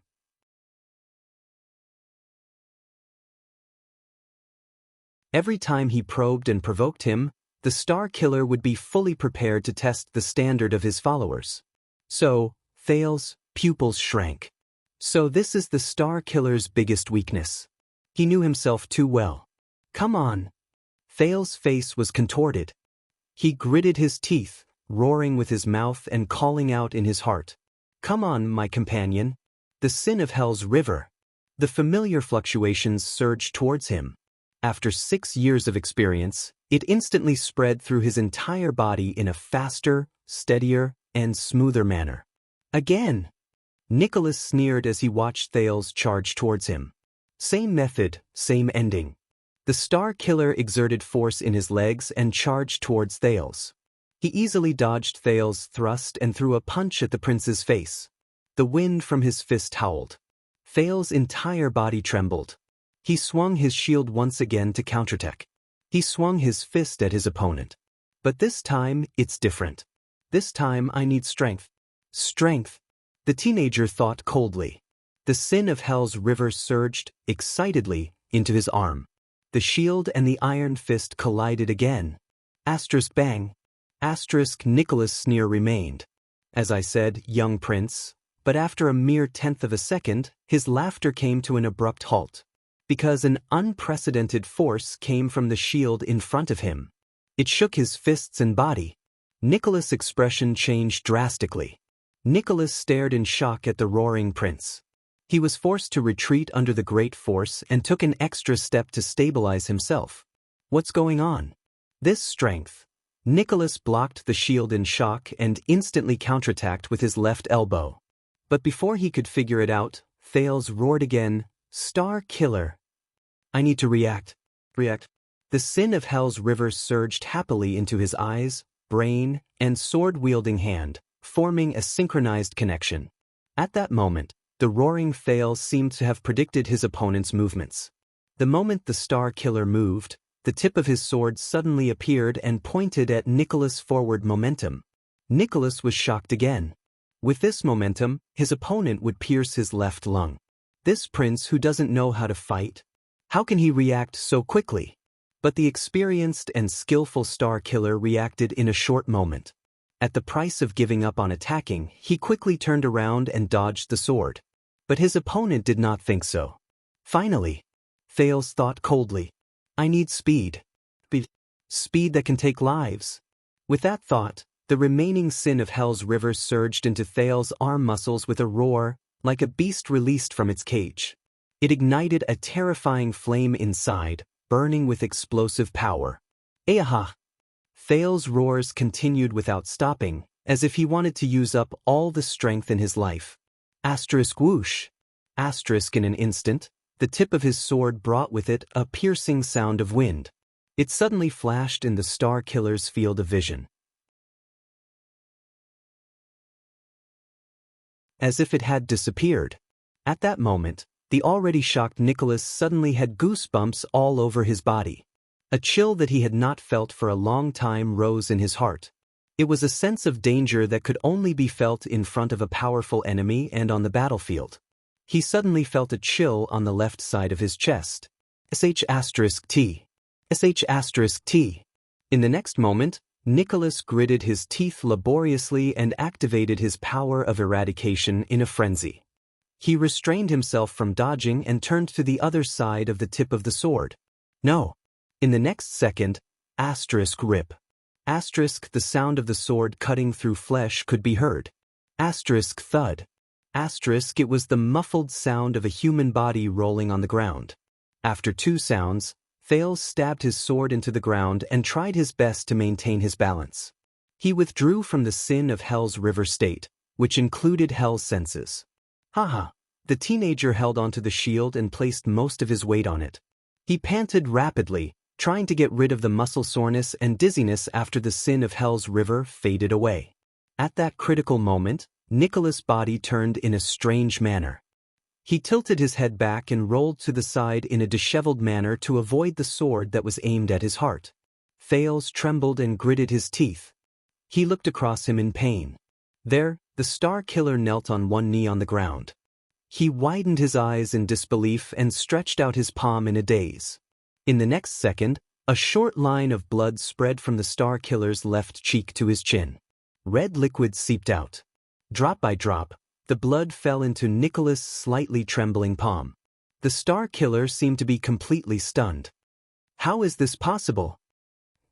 The prince who never knew how to fight. He touched the wound on his face and felt the pain that he had not felt for a long time. The Star Killer raised his head in shock and anger.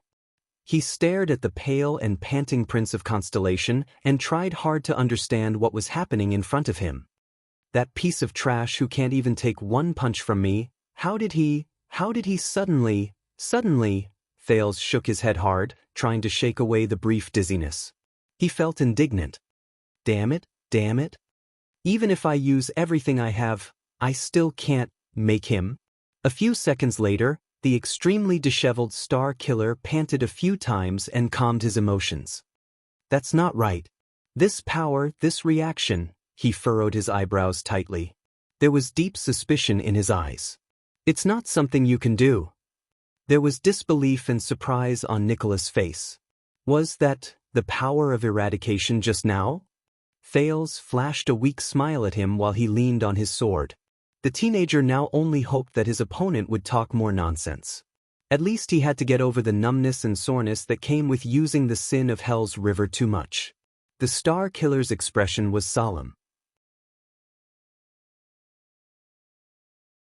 But when did you awaken to the power of eradication? Ha! Thales chuckled and interrupted him. The prince, whose hands and feet were numb, could no longer hold on to the long sword. Hence, he let go of the sword hilt and shook his hand with a slight tremble. He tried his best to look as if he was at ease. It was a long time ago. Are you surprised? Nicholas stood up slowly. His expression became more and more serious. As he watched Nicholas get up, Thales' hand on the shield trembled slightly. So, the speed you displayed when you snatched the book in front of the stable that day, and the strength you displayed during training. Nicholas stared at him, ignoring the bloodstains on his face. None of it was a coincidence. You hid the fact that you possess the power of eradication from us and the eyes and ears of the entire heroic spirit palace for so many years? Thales snickered. His numb limbs were regaining their senses. The training over the past 6 years was more or less effective. Even if he could not improve, at least his body had gradually gotten used to the price of the sin of Hell's River. I'm sorry to say this, but... The prince shook his head and placed his hand on the sword hilt again. There are still many things you don't know. The shock and anger on Nicholas' face slowly turned into pure annoyance. So, during all the outdoor training sessions, you were beaten up so badly, but you never used it even once? Power is not for show. Thales gently clenched his right hand, which had returned to normal, and wiped the cold sweat off his face. If I can't use it at the most crucial moment, then you might as well hide it and confuse your enemy. Nicholas laughed angrily. He extended his hand and wiped it across his face. His pale, blood-stained face began to turn red. I knew it, little prince. You have always treated us as your enemies, from the first day you came to Dragon Cloud City. You were born with cunning and treachery. The Star Killer's eyes were practically ablaze. The pain on his face reminded him of the fact that he was injured by a weakling, and it made the proud man even more furious. God knows how many more things you have hidden from us over the past 6 years. Thales sneered. What about you, Star Killer? He took a deep breath, stood up slowly, and pulled the long sword out of the ground. How many truths have you, Li Span, and even the late King Nuven hidden from me over the past 6 years? Nicholas' breathing froze. In the face of the prince's profound gaze, with suppressed anger, he steadily extended his hand to his back. This time, it was Thales' turn to have his expression change drastically. I apologize to you. The Star Killer drew the weapon on his back with a fierce gaze while the sound of metal rubbing against leather echoed in the air. There was a scar on his face, and his words were filled with caution. I was wrong. I never treated this as a battle. I've underestimated you.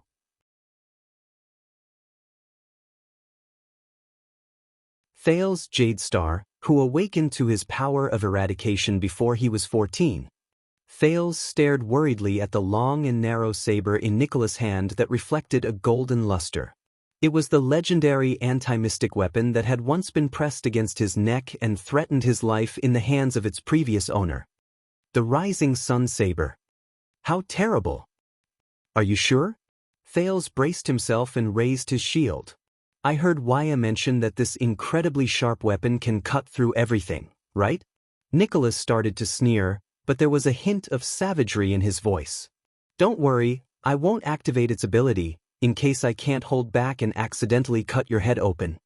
He raised the Rising Sun Saber horizontally and pointed the blade at Thales. There was a rare seriousness and solemnity in his eyes. And didn't I say it before? No matter how badly I beat you, I will leave you with that hand. In the next moment, Nicholas' expression changed. He instantly left the spot. The nervous Thales sucked in a sharp breath and instantly entered Hell's senses. In his field of vision, the silver figure flashed with a rapid light as it charged towards him. The battle began again. But this time, the speed and angle of the Star Killer's attack were far beyond Thales' imagination. The blade instantly arrived before his eyes. Sensing the threat, the sin of Hell's river automatically boiled. The nervous Thales immediately raised his sword and blocked the Star Killer's merciless slash. Asterisk clang. Asterisk as he stared at the golden saber in front of him, Thales felt a chill run down his spine. He could not help but think, if this thing is really like what Waya said and can melt everything, then wouldn't I already be?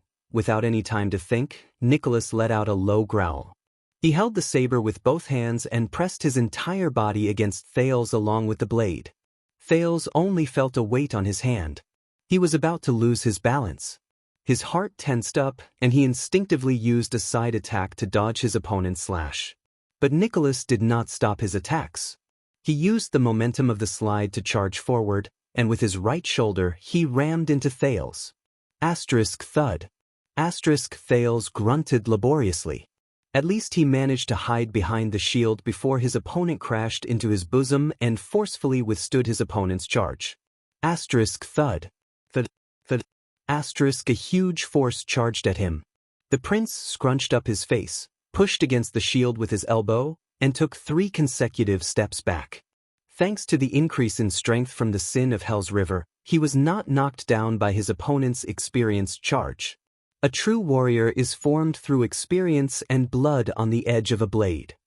Nicholas used half of his body to push against Thales' shield. This uncomfortable angle made it difficult for Thales to draw his sword. He could only grit his teeth and withstand his opponent's attack.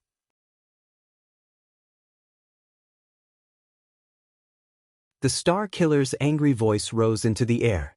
Condition, mentality, experience, adaptability, body. Not a single one can be omitted. You only know how to train against targets. You're still far from that. As Nicholas roared, Thales, who was using all his strength to wrestle with his opponent, suddenly felt the shield on his elbow become lighter. He could not help but slide forward a step. With Hell's senses, the Star Killer instantly appeared on his defenseless left side and struck his head with his right elbow. Thales shuddered. He instinctively threw away the shield. The sin of Hell's river surged to his elbow, and he thrust it at Nicholas, wanting to parry his opponent's fatal blow. However, the silver light spike in the Star Killer's body flashed again. Within half a second, the Star Killer, who was ambushing him from his left, suddenly stopped and immediately turned back. Thales turned pale with fright. He had just swung his left elbow, and his right hand, which was holding the longsword, could not pull back in time. He could not defend himself in time. In that second, as time slowed down through Hell's senses, Thales stared in shock at his opponent, who had seized the initiative and was only 1 strike away. It had only been 7 or 8 seconds since Nicholas took the initiative to attack. Even if he included the injury on Nicholas' face, it was only the 2nd round. So fast. Thales sighed in his heart.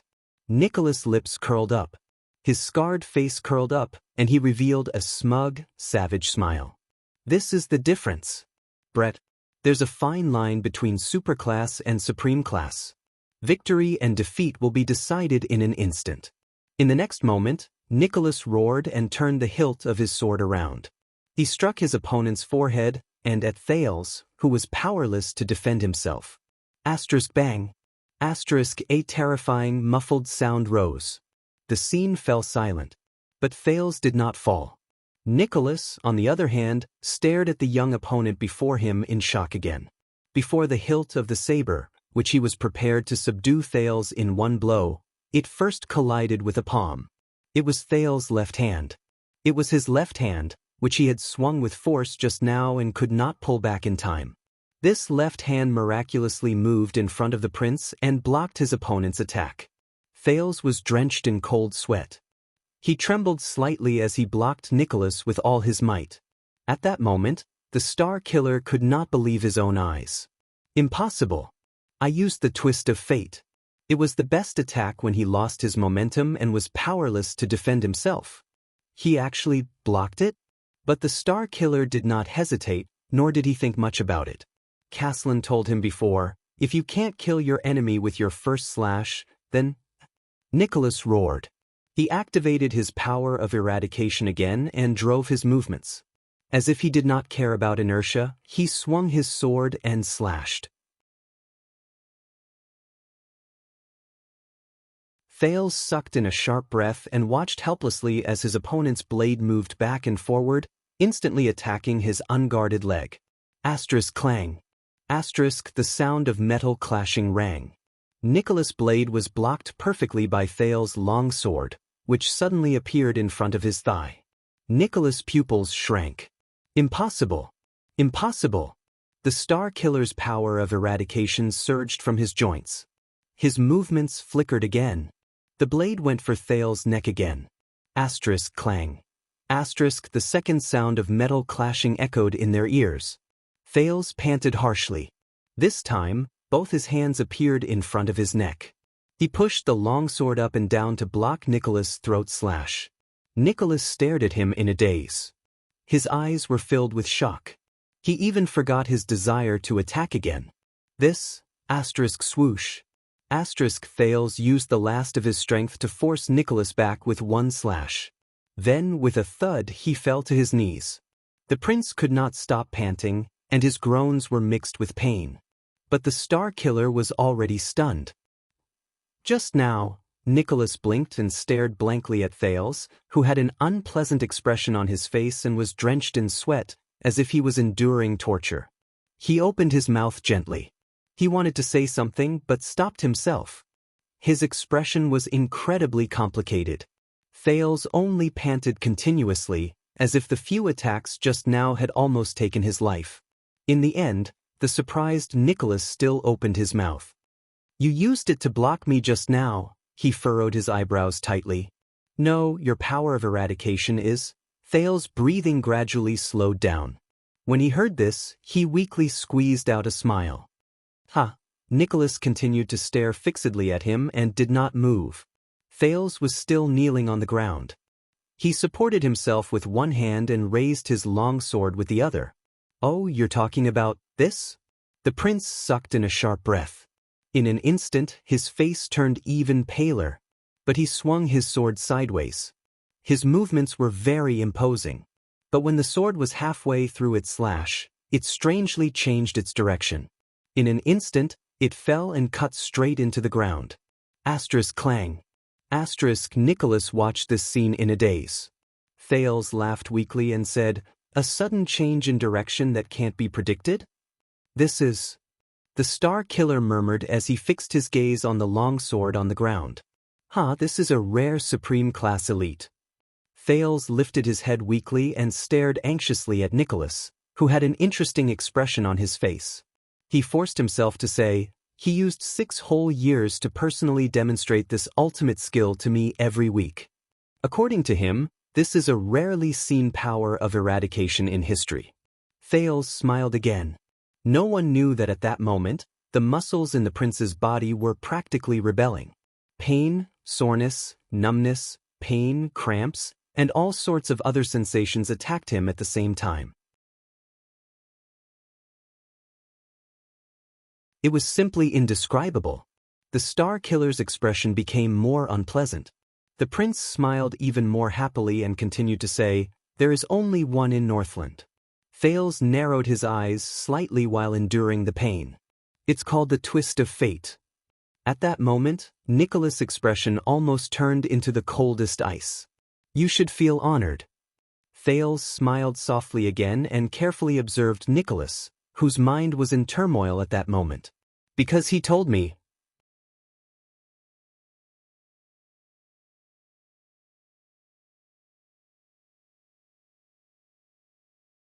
Chapter 362. Under the sun, the two enemies faced each other in silence. One of them knelt on the ground and panted weakly. The other stood in a daze, his heart trembling. Finally, Thales exhaled. The aftereffects of forcefully using the sin of Hell's River were slowly fading away. Compared to 6 years ago, when he would easily faint every time the sin of Hell's River came, Thales smiled in relief. "Even though I can't improve, but I can still get used to it." Under the sun, Nicholas did not move. It was as if he had sunk into the greatest confusion of his life. The Star Killer's body stiffened, and he panted in disbelief. "How can this be? That's something I can only occasionally awaken on the battlefield, the twist of fate." Even the name was given by him on the spot. "You only used it during training sessions?" At that moment, Thales roared furiously. He threw away his long sword and charged at Nicholas with a ferocious expression. Nicholas trembled slightly. Even though he was still in shock, his battle instincts, which he had trained countless times, allowed him to react without any delay. Asterisk bang. Asterisk Nicholas swung his arm coldly and parried Thales' fist. The next moment, the Star Killer struck with both hands. Asterisk thud. Asterisk Thales, who was at the end of his tether, felt a pain in his chest. His forward momentum stagnated, and in the next second, Nicholas' rising sun saber appeared at his throat. After 6 years, the weak Thales could only sigh slowly as he felt the faint chill from the same weapon pressed against the same spot. "What's going on?"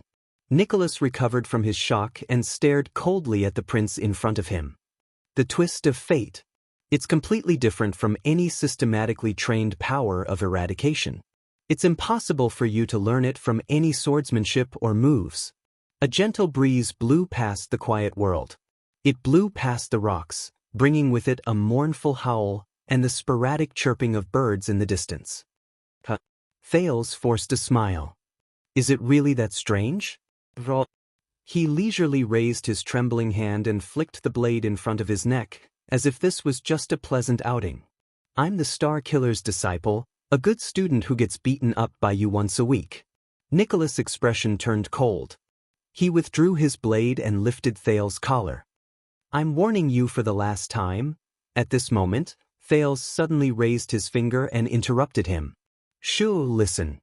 Thales flashed a gratified smile, as if he was really listening attentively.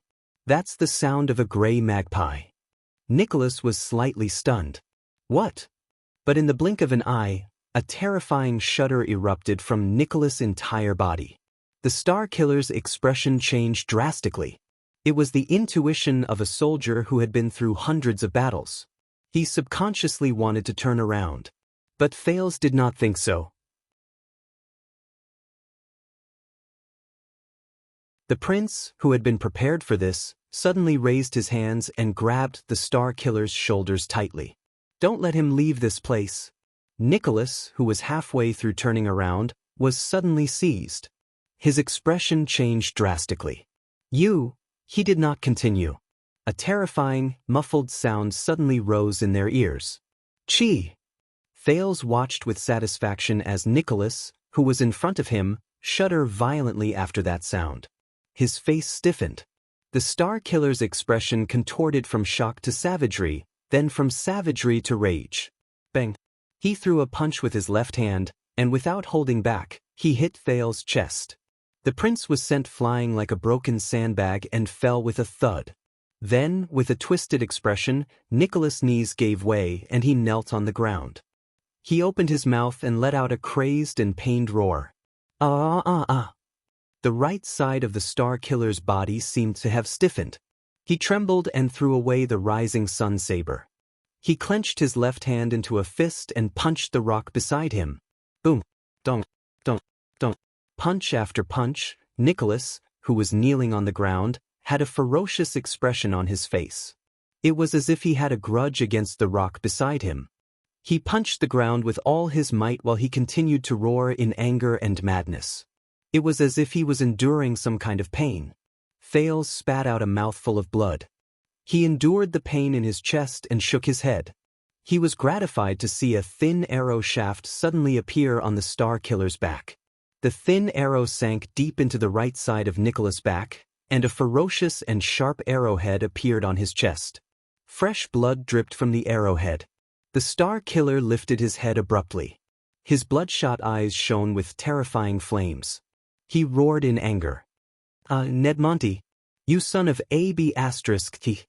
His roar spread through the land of barren rocks and echoed in the cracks between the rocks. At some point in time, the chirping of the birds had disappeared. Only the mournful sound of the wind remained. Thales sucked in a breath and closed his eyes. He was completely at ease. He had won the duel between him and Nicholas.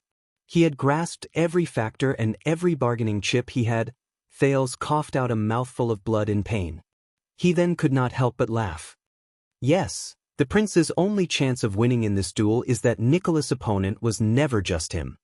The Star Killer's roar turned into pained moans and grunts. He tried to reach out to retrieve the arrow, but the location of the wound was too tricky. Nicholas could not touch it at all. Yisk, a hoarse and sinister voice that both of them were very familiar with came from behind a rock. Be careful, Lord Nicholas. Don't move, especially your right hand. That's a barbed arrow. The more you move, the more you'll get hurt. The hidden man let out a low chuckle. Nicholas' right arm was still trembling as he knelt on the ground. He used his left hand to support himself on the ground. He glared at Monty with bloodshot eyes and gritted his teeth. You can't run away. We'll tear you to pieces. Monty's cold laughter came from behind an unknown rock again. Oh, you're talking about Lum and Jella, the hidden sentries half a mile to the north who are providing support? Or are you talking about the two new guards I don't know in the northeast? Nicholas' gaze froze. Monty, who was hidden in the dark, laughed out loud. Don't worry, I've already taken care of the four of them. I even left a mark for the people further behind. They won't come here. The Star Killer shuddered violently. His heart turned cold. Taken care. Thales panted in pain and felt slightly better. He struggled to sit up and reached for his sword and shield. A whistle rose around him. Monty's voice sounded near and far, as if he was moving nonstop. Spiky, you said that you strengthened the Royal Guard's scouting and scouting training, and reduced the amount of fighting against the enemy head-on, right? Nicholas tried to reach his wound again, but in the end he failed. He could only moan in pain. Thank you so much. Those soldiers aren't very skilled. There was a rhythm in Monty's voice that made people's hearts palpitate. You saved me a lot of trouble when I intercepted them. Nicholas roared furiously and punched the ground again. Monty's laughter was intermittent, but anyone could hear the ghastly, unfathomable, and malicious intent in it. Fortunately, the Royal Guard still used the scouting formation passed down by coward Lakin. Take a guess. Who is the person who knows, understands, and is most familiar with Lakin's 12 scouting formations within a circular area of 100 miles? Who is the person who can intercept them in the shortest amount of time and at the fastest speed on the path they must pass through? When he said this, the Raven of Death's smug laughter came from somewhere. Ah, Thales frowned slightly. Monty! Nicholas' gaze became more and more terrifying. The pain in his heart and body tormented him greatly. You son of A.B****. A long sigh came. It seemed to be the Raven of Death's sigh. Yes, Spiky. He seemed to find it a pity. Now, there's only you and me left. The Star Killer clenched his fists while he knelt on the ground. Ahem. About that? At this moment, Thales coughed softly. Did you forget about me? The Raven of Death and the Star Killer's voices rose at the same time. Shut up. Thales raised his eyebrows. He closed his mouth and continued to crawl to look for his weapon. Noon had passed, and the sun began to set in the west. Listen up, Spiky. This is the land of barren rocks in the city of faraway prayers, the border of Extet. Further south is the terrifying Great Desert. Monty's voice rose coldly. It's very dangerous to faint in the wild.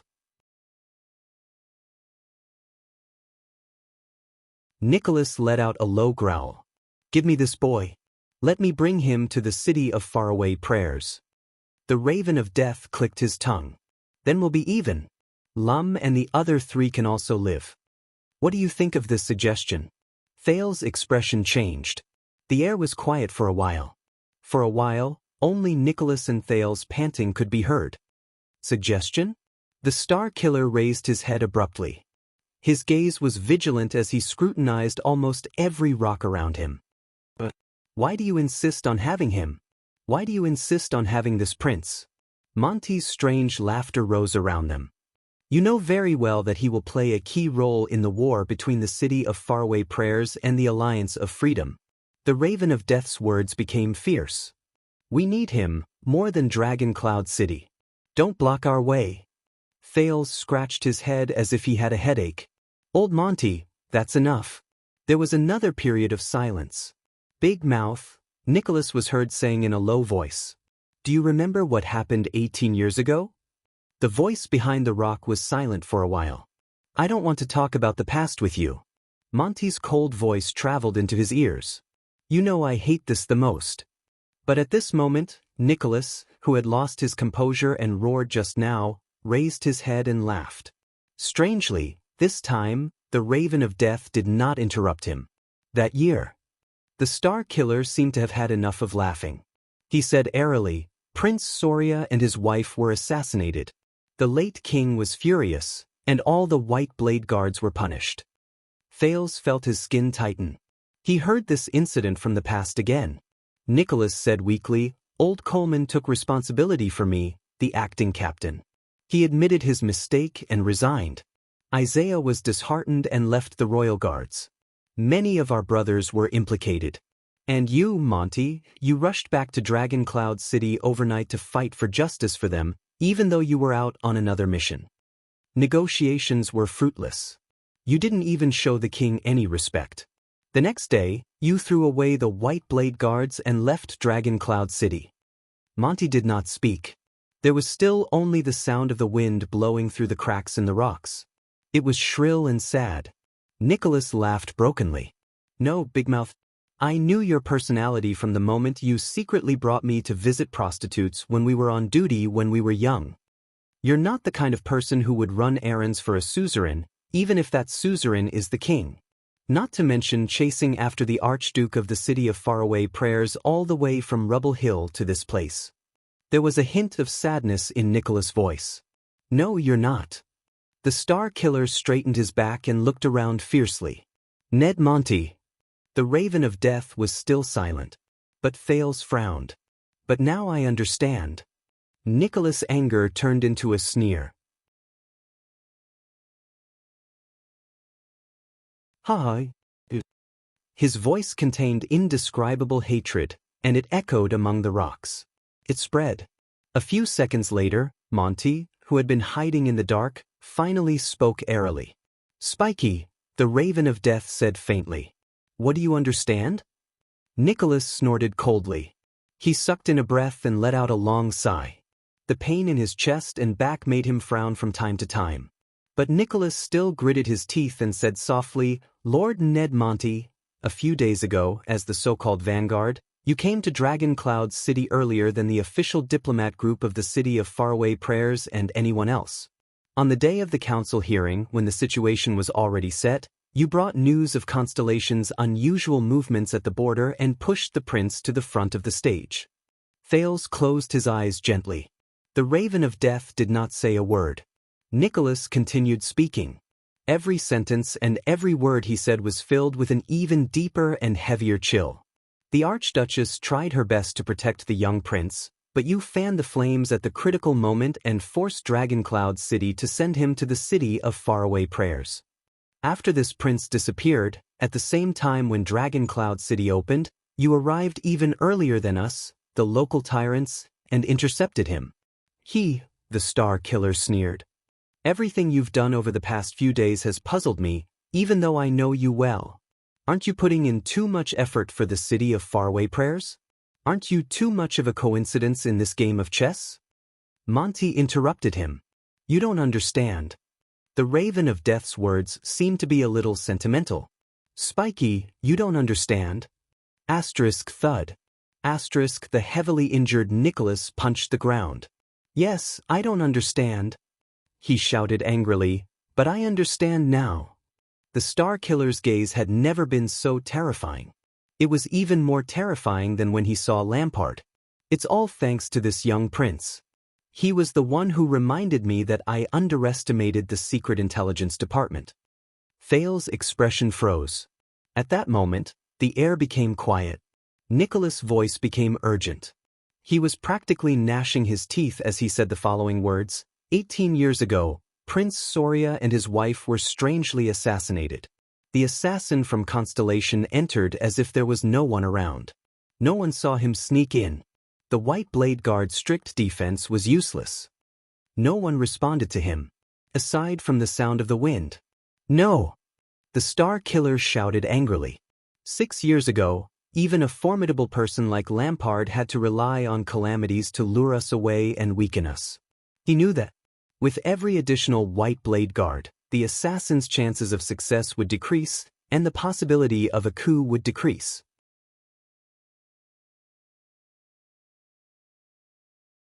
But the assassin 18 years ago could bypass the heavy defense of hundreds of elite White Blade Guards, plan meticulously, and assassinate the prince of the strongest country in the Western Peninsula?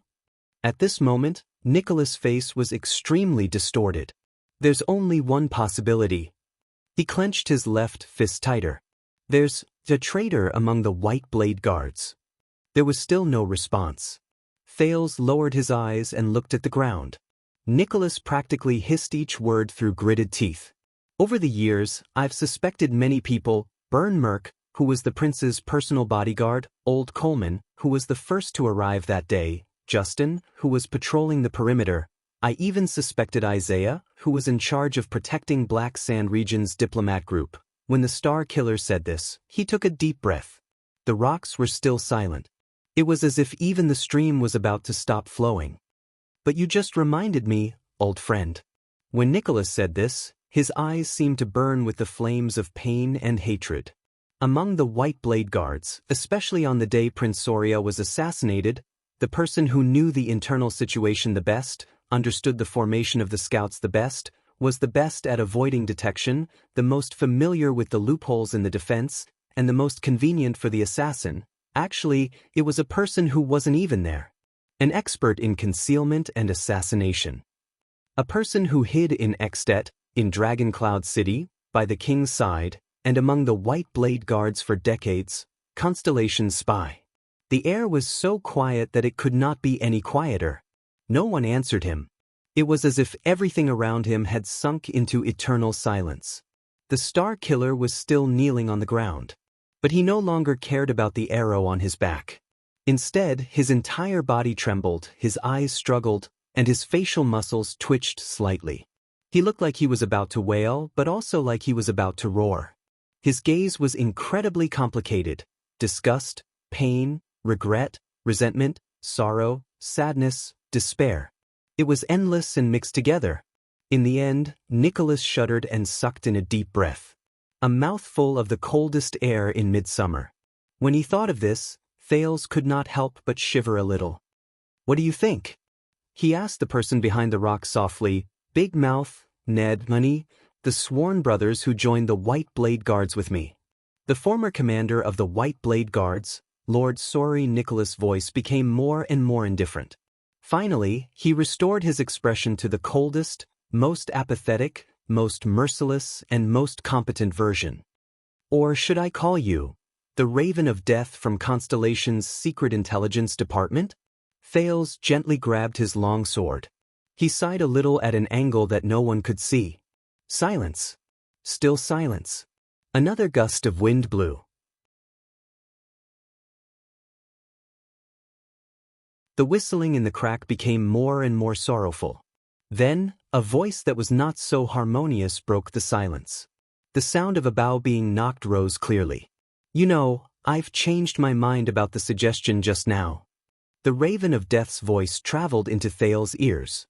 He still sounded calm, relaxed, and at ease. Spiky, but this time, his words were filled with a dark, murderous intent that made people shudder. You're tuning in to the Wang Lin's Journey YouTube channel. Don't forget to subscribe and join us on this journey to catch the most captivating stories.